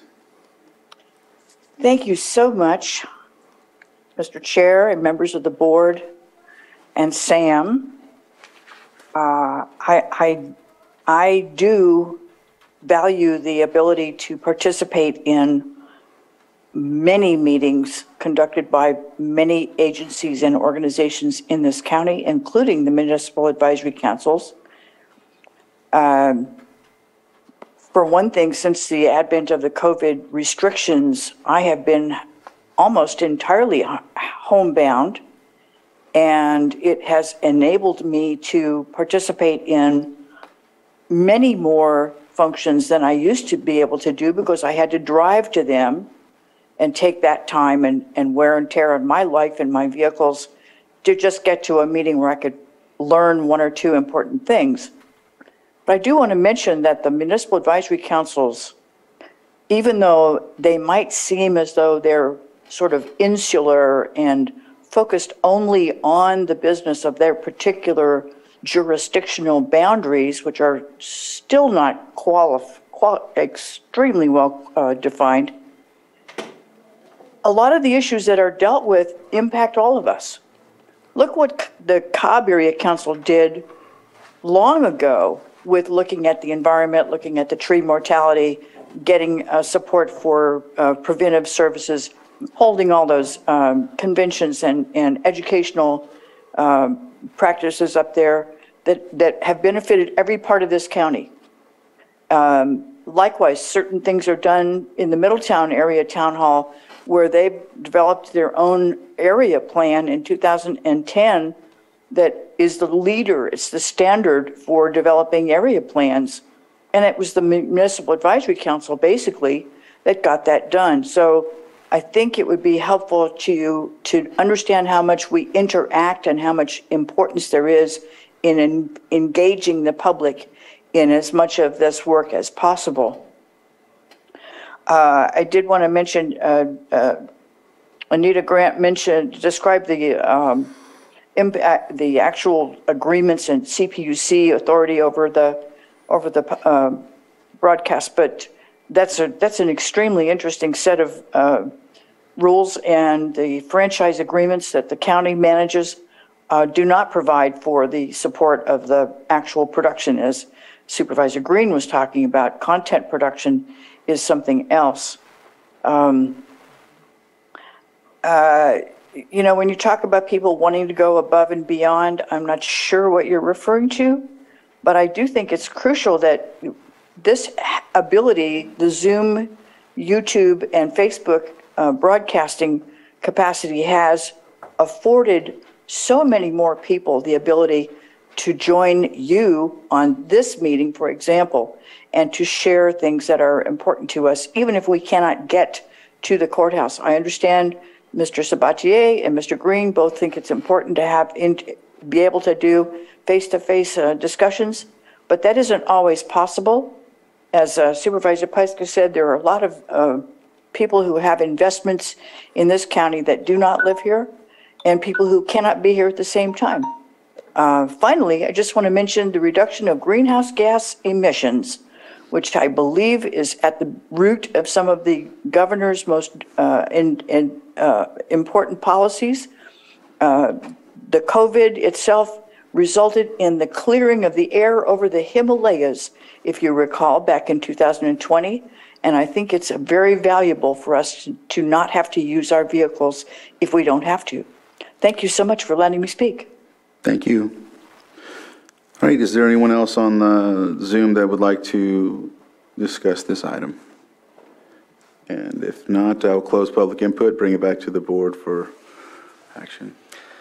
Mr. Chair, if there's no further conversation or comments, I move to approve the agreement with Lake County PEG and the County of Lake for professional videography services, specifically for the coverage of municipal advisory councils. Second. I have a motion and a second. All in favor? Aye. Aye. Opposed? Motion carries. Thank you very much. Thank you for bringing this forward. Excited to see how this moves forward. All right. We are on our 7.6 addendum item, consideration of recognition of Department of Public Works Director Scott DeLeon for 2022 California County Engineer of the Year. And so I'll give this over to CAO Parker. Thank you, Chair. I wanted this board have an opportunity to acknowledge Public Works Director Scott DeLeon in his receipt of the 2022 County Engineer of the Year Award he received last week. And if I didn't push this, I don't think we would know about it. I received an email from a person attending CSAC, and thought that would be important for this board to actually see the award and maybe take a a photo with Scott. Yes, you would not have heard about this. I'm sure you of that.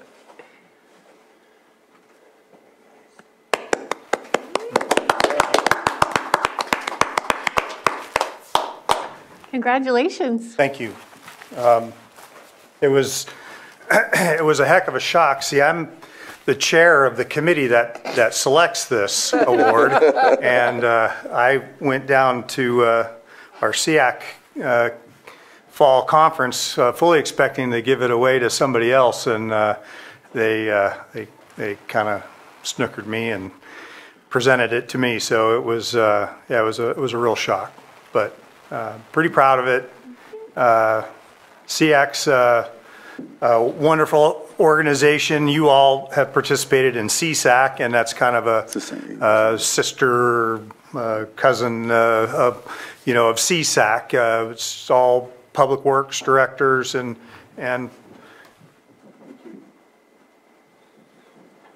I've been involved with the organization for basically as long as I've been here as the public works director.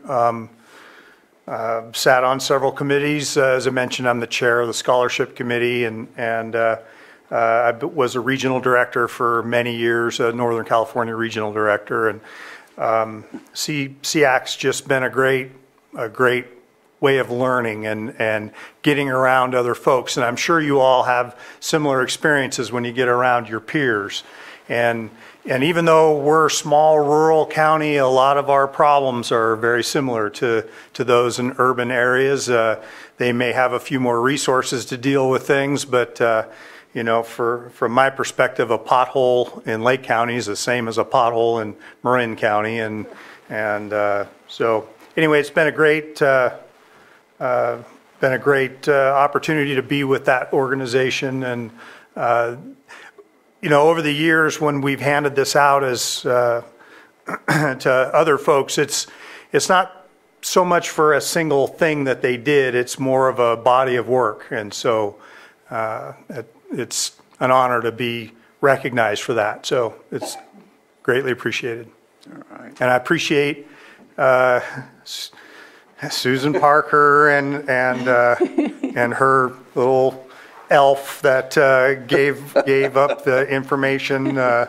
I do appreciate you putting it on today's agenda, and I do appreciate sharing it with you. But yeah, I probably would not have. But anyway, it's I appreciate it. So thank you. Yeah. Congratulations, Scott. Good work. Thank you. Are you going to hang it on your wall? I am going to hang that on my wall. Yes. Okay, so you're going to hang it on your wall, but you weren't going to tell us. Come on. Come on now. Very well deserved. I'm glad to hear it's for a body of work. I was thinking, what, did he build like a sundial bridge in Reading or something like that? And it's like, no, he fills potholes. And, most recently helped keep our boat ramps open. And so we do appreciate, and we do see, with or without the plaque, how hard your department works and how hard you work. Well, I appreciate that. Yeah, thank you. Yeah, one of the things that I, in preparing for today, I was thinking about some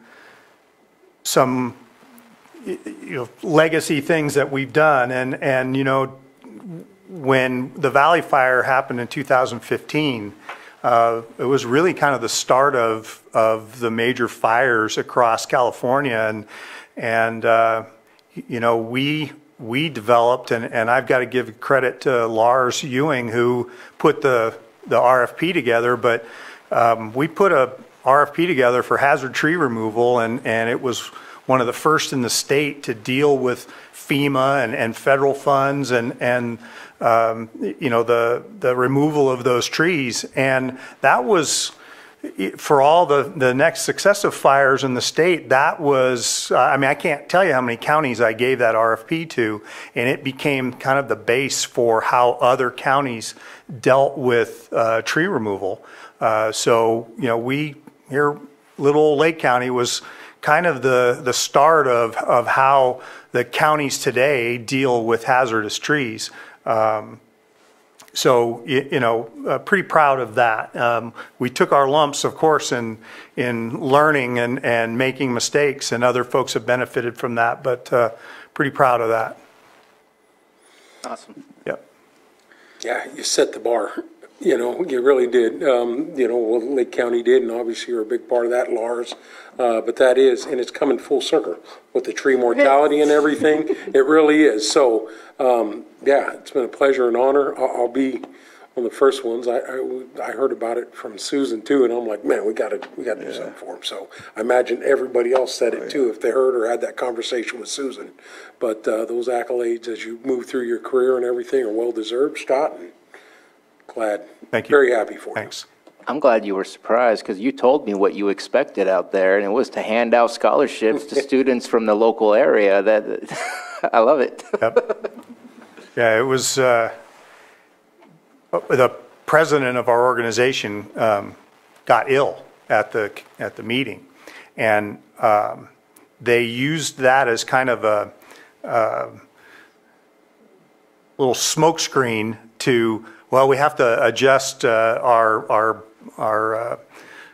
schedule here, and you know, we were supposed to hand everything out on Friday, and it was during the Thursday morning meeting, and so they used that as a kind of distraction, and then they started doing the Engineer of the Year award, and I thought, well, hold on a second, I have a whole presentation for that, and they called my name, so yeah, it was, again, it was a surprise. I like those moves. Yeah. All right, well, go ahead and open it up to the public briefly, just in case. I'm not seeing anyone online, so I see someone online. They don't see their hand up, so I'll go ahead and bring it back to the board. Yeah. And I think Sam, of course, looks like he wants to get a picture. Yeah. And Scott, just. Oh, thank you. Thank you for everything. Come on over here. We're going to do this right. All right. We're staying here. Okay. We're standing here. We're not getting around Scott. All right, want to get Susan? Okay. Come on, Susan, you got Yeah, Susan, you did this. But you. Yeah, you go down there by You should right go there. right next to him. Oh, this is much better. Oh, yay. You'll get. Take a couple of these.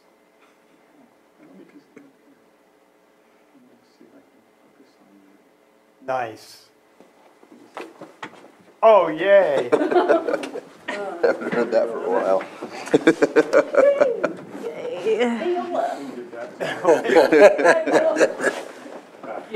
What?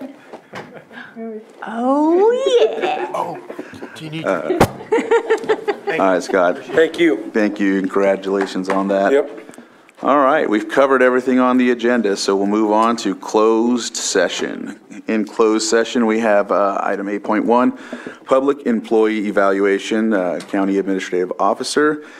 I'll read off 8.2, but we're going to push that to December 6th. It's public employee evaluation, health services director. Again, that'll be pushed to December 6th.